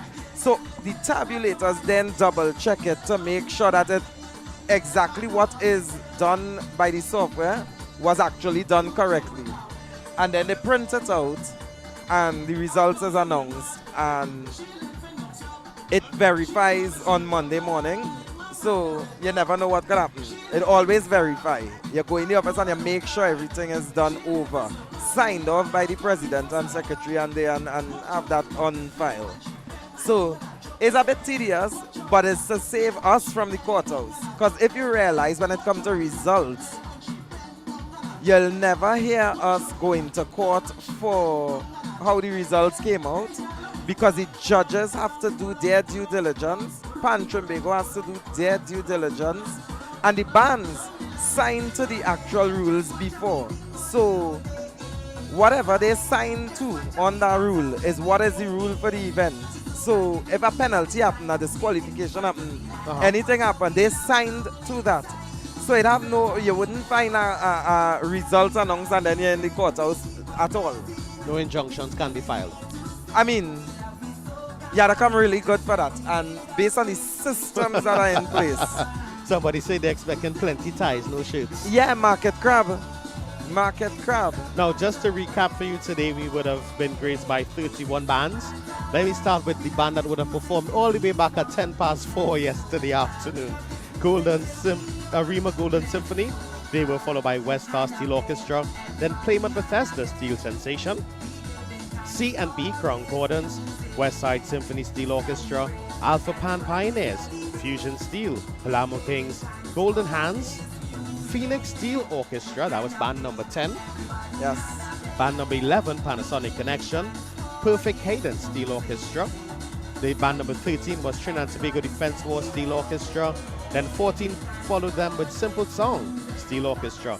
Then came St. Margaret's Superstars, Uptown Fascinators, Fascinators Pan Symphony, that was band 16 and 17. Band number 18, All Boys Steel Orchestra. Number 19, Southern Stars Steel Orchestra, that's the South Band, the band from Siparia. Or for those of you who like to say Siparia. I just go the previous way, Siparia. Right? Then band number 20 was Harvard Harps, 21 Motown Pan Theatre, 22 La Hocketa Pan Groove, 23 Silver Harps, 24 Bon Air Rhythm Rockers Steel Orchestra, 25 Todd's Road Rhythm Raiders that hail from Cuba. Yeah. Right? Royston, yeah. Band number 26, Roadblock Steel Orchestra, 27 First Citizens Tobago Panthers, 28 New Stars Steel Orchestra, 29 Highlanders Steel Orchestra, number 30 Tokyo Steel Orchestra, and number 31 TNTech New East Dimension. That was the last band, and they're also our defending champions. Yeah. It's the luck of pulling that number, boy. Yeah, boy. When I saw that, I sat down there for the draw for position. And, I mean, that band draw late because T and Tech join in alphabetical orders, and you just come there and the person who pull that, I was like, wait. I said, wait. I like the song, you know. I think, is this song, who sang this? Blacker Dan. Oh, no. Oh. I'm seeing some signing taking place by Lauren there. Right. They are doing the manual check of it now, so there's the last process before the results are announced. Oh, so we should have results by the next 10 minutes, or hopefully. It might be shorter. Okay. I'm just heading up the as am I as well, to make sure I could catch it with everybody else, because I don't get special privileges to know the results. So everybody will be finding out the results at the same time to make sure, you know.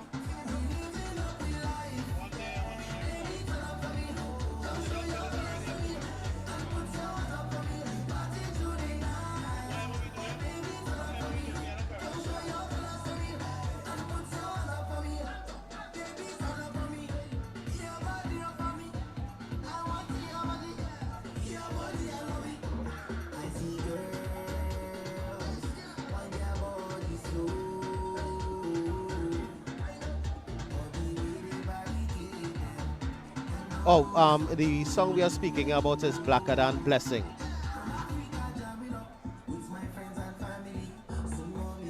You know, I'm looking around and I'm seeing the Pan Trinbago executive and staff, at this point they're just walking around and you could see how drained they are. Like, it's just like you're seeing that relief that the entire show is over. I am trying to find somebody who dropped me home yesterday to hopefully that they drop me home tonight again. But I'm not seeing them.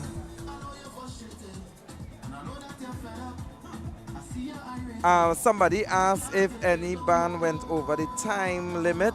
Tonight, no. So that's good news. Everybody stayed within the time frame, and yeah, everybody went under the time, including St. Margaret's, who would have suffered because of going over the time. Yeah, they were actually 50 seconds quicker this time around. Yeah. They shaved off 50 seconds by cutting 20 seconds. Yeah, and speed up this out. Yeah. So once you see that one judge is eating, two judges are standing, one judge is on her phone just there, sit down. Yeah, So- I wonder if and one judge look like she's already gone. well, I guess she probably pulled alternate, so she. No. Oh. She tired. I don't know. But again, from our position, we could assume anything, huh? Yeah. Now, guys, we want to thank each and everybody who, each and everyone who would have joined us on the YouTube link, on Pan Trinbago's Facebook page, on WAC's Facebook page. Thank you all for spending the last, now 11 hours with us. It's been a marathon shift, and we have one more marathon coming up in the biggest Savannah party in for Panorama, and that is taking place on February the 16th at the Queen's Park, Savannah, from 1 p.m. Let me see if I could just recap as I try to make up time for things to talk about while we wait on the official results. So on next Saturday, the 25th, we head to the National Small Conventional Band Finals at Skinner Park in San Fernando. That's $150 for tickets or $15 on WAC.tv. It's going to have some interesting results. Yeah. I just asked who pulled the alternate. And the judge that pulled alternate is one of the judges that judge the hardest. Like, she scores lower than everybody else. So she would have pulled alternate, and that means it could. Right. Down the name from her so I could know. Right?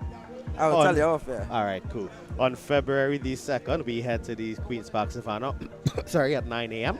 for Junior Panorama. But what going on here? It's how clean up. No, but this man didn't realize that we still broadcasting. He come with a blower to clean it now. He want to go home. I could understand that. Me too. But you can't come with the blower when we broadcasting. Not you, Kenny. We know you confused as to what we're talking about. But we're talking about the man with the blower behind you. Right? On the 2nd, we head to Junior Panorama at the Queen's Park Savannah from 9 a.m. Marcus, I think this one is a free broadcast again.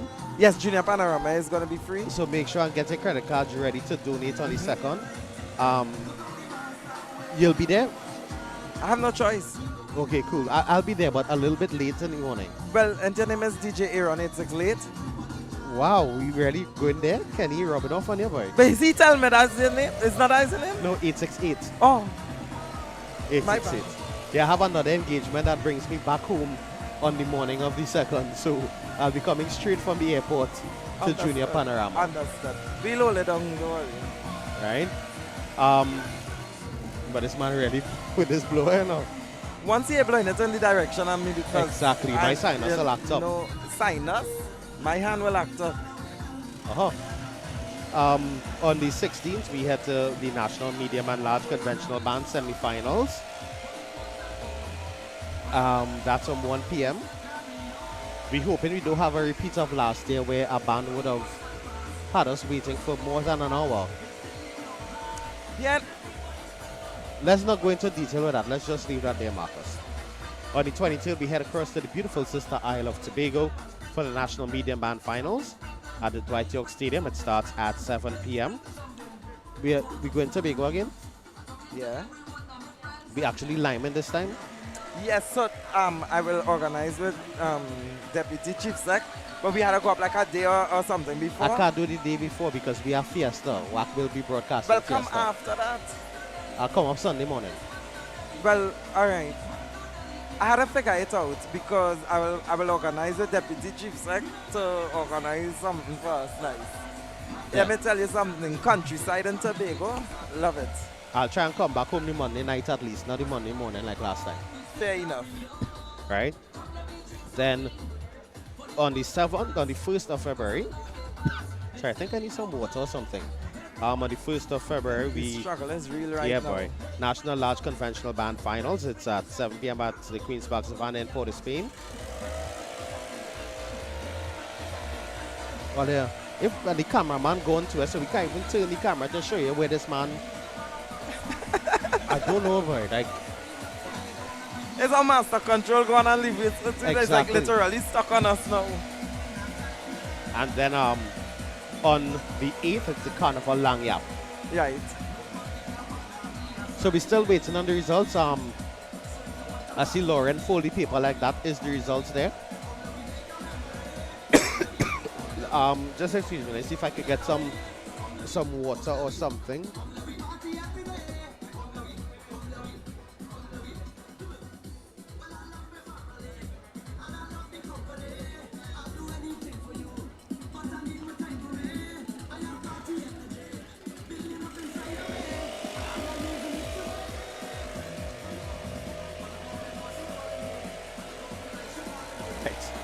I think I'm back. Right, so the Madam President is looking at the results. The results is in hand, yeah? Yeah. Let's see when she gets that pen and hands it over to the announcer. And our announcer for today,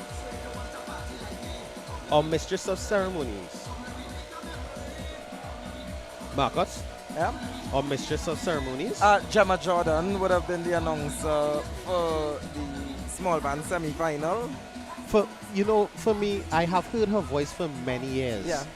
And I was always impressed with her clarity and diction. Yes. Right? No one will ever be able to do it. Yeah, I can't do that consistently, but I will get vexed with myself.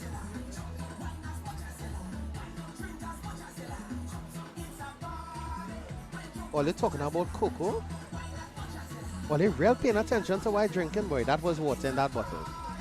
Just remember that.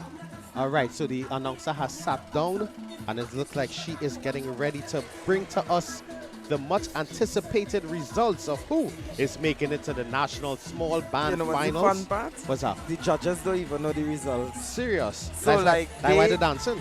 They did their job, they don't even know the results. So all they know what their result is in their head. But they always wonder like what the hell is the What's the result, others you know, and- to yeah.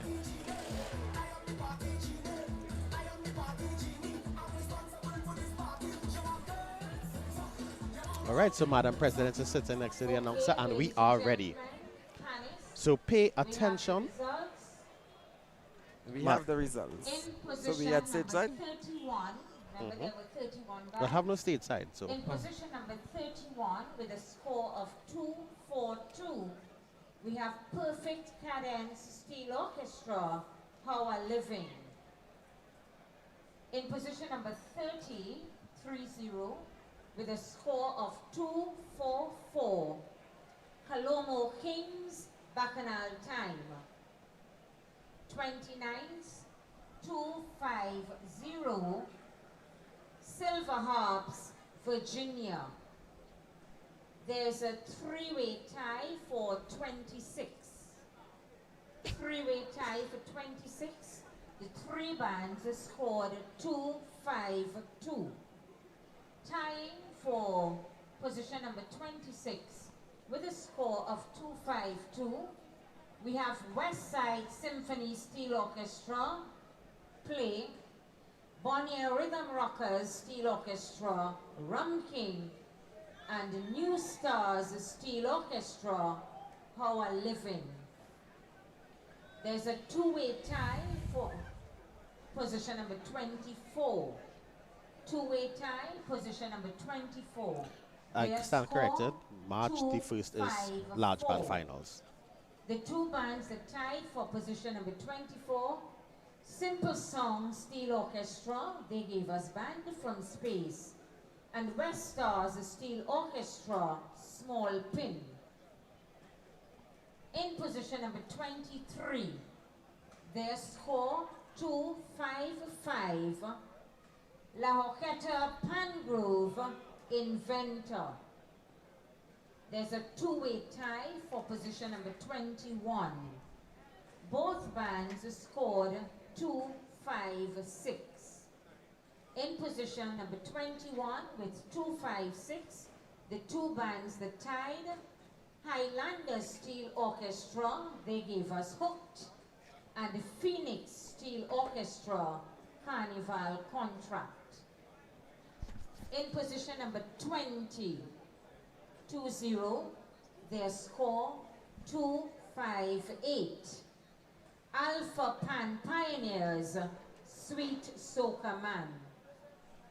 There's a three-way tie for position number 17. The three bands scored 2-5-9. The three bands tying for position number 17 with 2-5-9. Plymouth Bethesda Steel Sensation, Iron Man. CNB Concordance, How a Living, and Our Boys Steel Orchestra, Tiny Whiny. There's a two-way tie for position number 15. Two-way tie, position number 15, their score 2-6-0. In position number 15, with a score of 2-6-0, Harvard Hops, Full of Vibe, and Motown Pan Theater, Tourist Lego. The remaining bands, you are moving on to the finals. Listen well. There's a two-way tie for position number 13. So these are the bands that are moving on to the finals. A two-way tie for position number 13. Their score 2-6-2. The two bands that tied for position number 13 with 2-6-2. Arima Golden Symphony, they gave us gold, and Roadblock Steel Orchestra, Soca Train.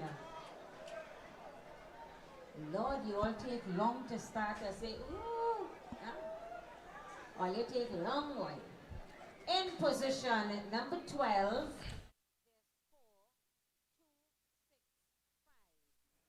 position number 12, 2-6-5, Fusion Steel, Bonnie and Clyde. There's a two-way tie for position number 10. Their score 2-6-8. Position number 10, 2-6-8, a two-way tie. Panasonic Connection, Garlic Sauce, and Fascinators Pan Symphony, Weakness. There's a tie, a two-way tie for position number 8. Their score 2-6-9. Tying for position number 8, 2-6-9. Tokyo Steel Orchestra, Cheers to Life, and Golden Hands, Me Lover. There's a two-way tie for position number 6. Their score, tying for position number 6. Their score, 2-7-0. Tots Road Rhythm Raiders, they played Golo, and Trinidad and Tobago Defense Force Steel Orchestra, Swing. There's a two-way tie for position number 4. Yeah, two-way tie for position number 4. Their score, 2-7-1. This is our office work. Tying for position number 4. with a score of 271. Uptown Fascinators, Do Rocket So, and St. Margaret Superstars, Rock Me. There's a two-way tie for position number 2. Just 1 point difference. Their score 272. Tying for position number 2 with a score of 272. First Citizens Tobago Panthers, Tiny Winey, and the Southern Stars Steel Orchestra, Me Lover. And in position number 1, just 3 points difference, 275. In position number 1 with a score of 275, our last band, Tiantec New Eastside Dimension, Reno Rama. So I'll just run through the bands that are moving on to the finals. Let's get again. down to the results now. In position 31, Perfect Cadence with 242. Position number 30, Colamo Kings with 244. Position 29, Silver Harps with 250. There was a three-way tie for position number 26 with 252 points. Let me get the name correct. West Side Symphony Steel Orchestra, Bon Air Rhythm Rocker Steel Orchestra, and New Star Steel Orchestra. There was a two-way tie for position number 24. Simple Song and West Stars Steel Orchestra. In position 23 with 255 points, LH Pangroove. In position 21 with 256 points, Highlanders Steel Orchestra, and Phoenix Phoenix Steel Orchestra. Thank you very much, Marcus. In position number 20, 258 Alpha Pan Pioneers. There's a three-way tie for 17th with 259 points. Plymouth Bethesda, CNB Concordance, and Our Boys. In 15th with 260 points, we had Harvard Harps and Motown Steel Orchestra. 13th place, there was another tie. 262 points, Arima Golden Symphony and Roadblock Steel Orchestra. Position number 12 with 265 points, we had Fusion Steel Orchestra. Position number 10, there was a tie, 268 points between Panasonic Connection and Fascinator Steel Orchestra. In position number 8, with 269 points, we had Tokyo Steel Orchestra and Golden Hand Steel Orchestra. And we had a two-way tie again in position number 6 with 270 points. Tudds Road Rhythm Raiders and TNT Defense Force Steel Orchestra. In position number 6, there was a two-way tie again. No, that was, you just said that one. Position number 4. Sorry, I was coughing at that time. I didn't hear it clearly. In position number 4 with 271 points, Uptown Fascinators and St. Margaret Superstars. In position number 2, there was another tie. FCB Tobago Panthers and Southern Stars, the South Band. And in position number 1, standing by themselves by 3 clear points at 275, Tiantec New Eastside Dimension. And that is the unofficial results. On Monday, the official results would be posted. All right. So guys, we want to thank each and every one of you all who would have locked in, those who would have locked in from 4 p.m. up till 2:46 a.m. here in Trinidad and Tobago to the True Nation station, WACK 90.1 FM. We want to say thank you very much for those of you who locked in and listened, those who shared, the new subscribers, those of you who donated. Thank you, thank you, thank you. We will be back with you next week, Saturday, on pay-per-view. It's $15 and you can purchase your code on WACK.tv. All right? Keep it locked to the True Nation station. Remember, we are the home of culture here in Trinidad and Tobago. Marcus, as usual, it was a pleasure working with you on the first of our marathons. And then several to go still. Yeah, we still have a lot of marathons to go. Yeah. Get home safely. Hopefully no packs of dogs attack you tonight. I don't mind. I don't know how you just go through that. I can't do that. You don't like dogs? No, I don't. Oh, well. So, well, I'd like to thank the viewers for tuning in, and we hope to see you there for the final round of this competition 1 week from now. Yeah. So keep it locked to the True Nation station, and remember, each and every time, Kenny, back over to you. Set the city on fire. We're here for you. We about to get the party jumping. You already know what it is. And Gaizo, Soca. Now we do. No one does it like Whack 90.1 FM. Turn it up. The Culture Crazy Station.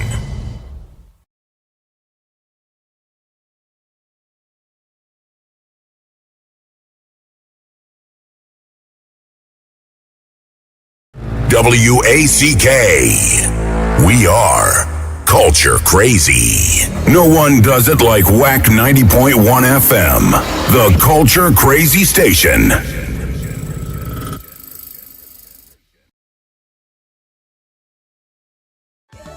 Love we own, cause this is we.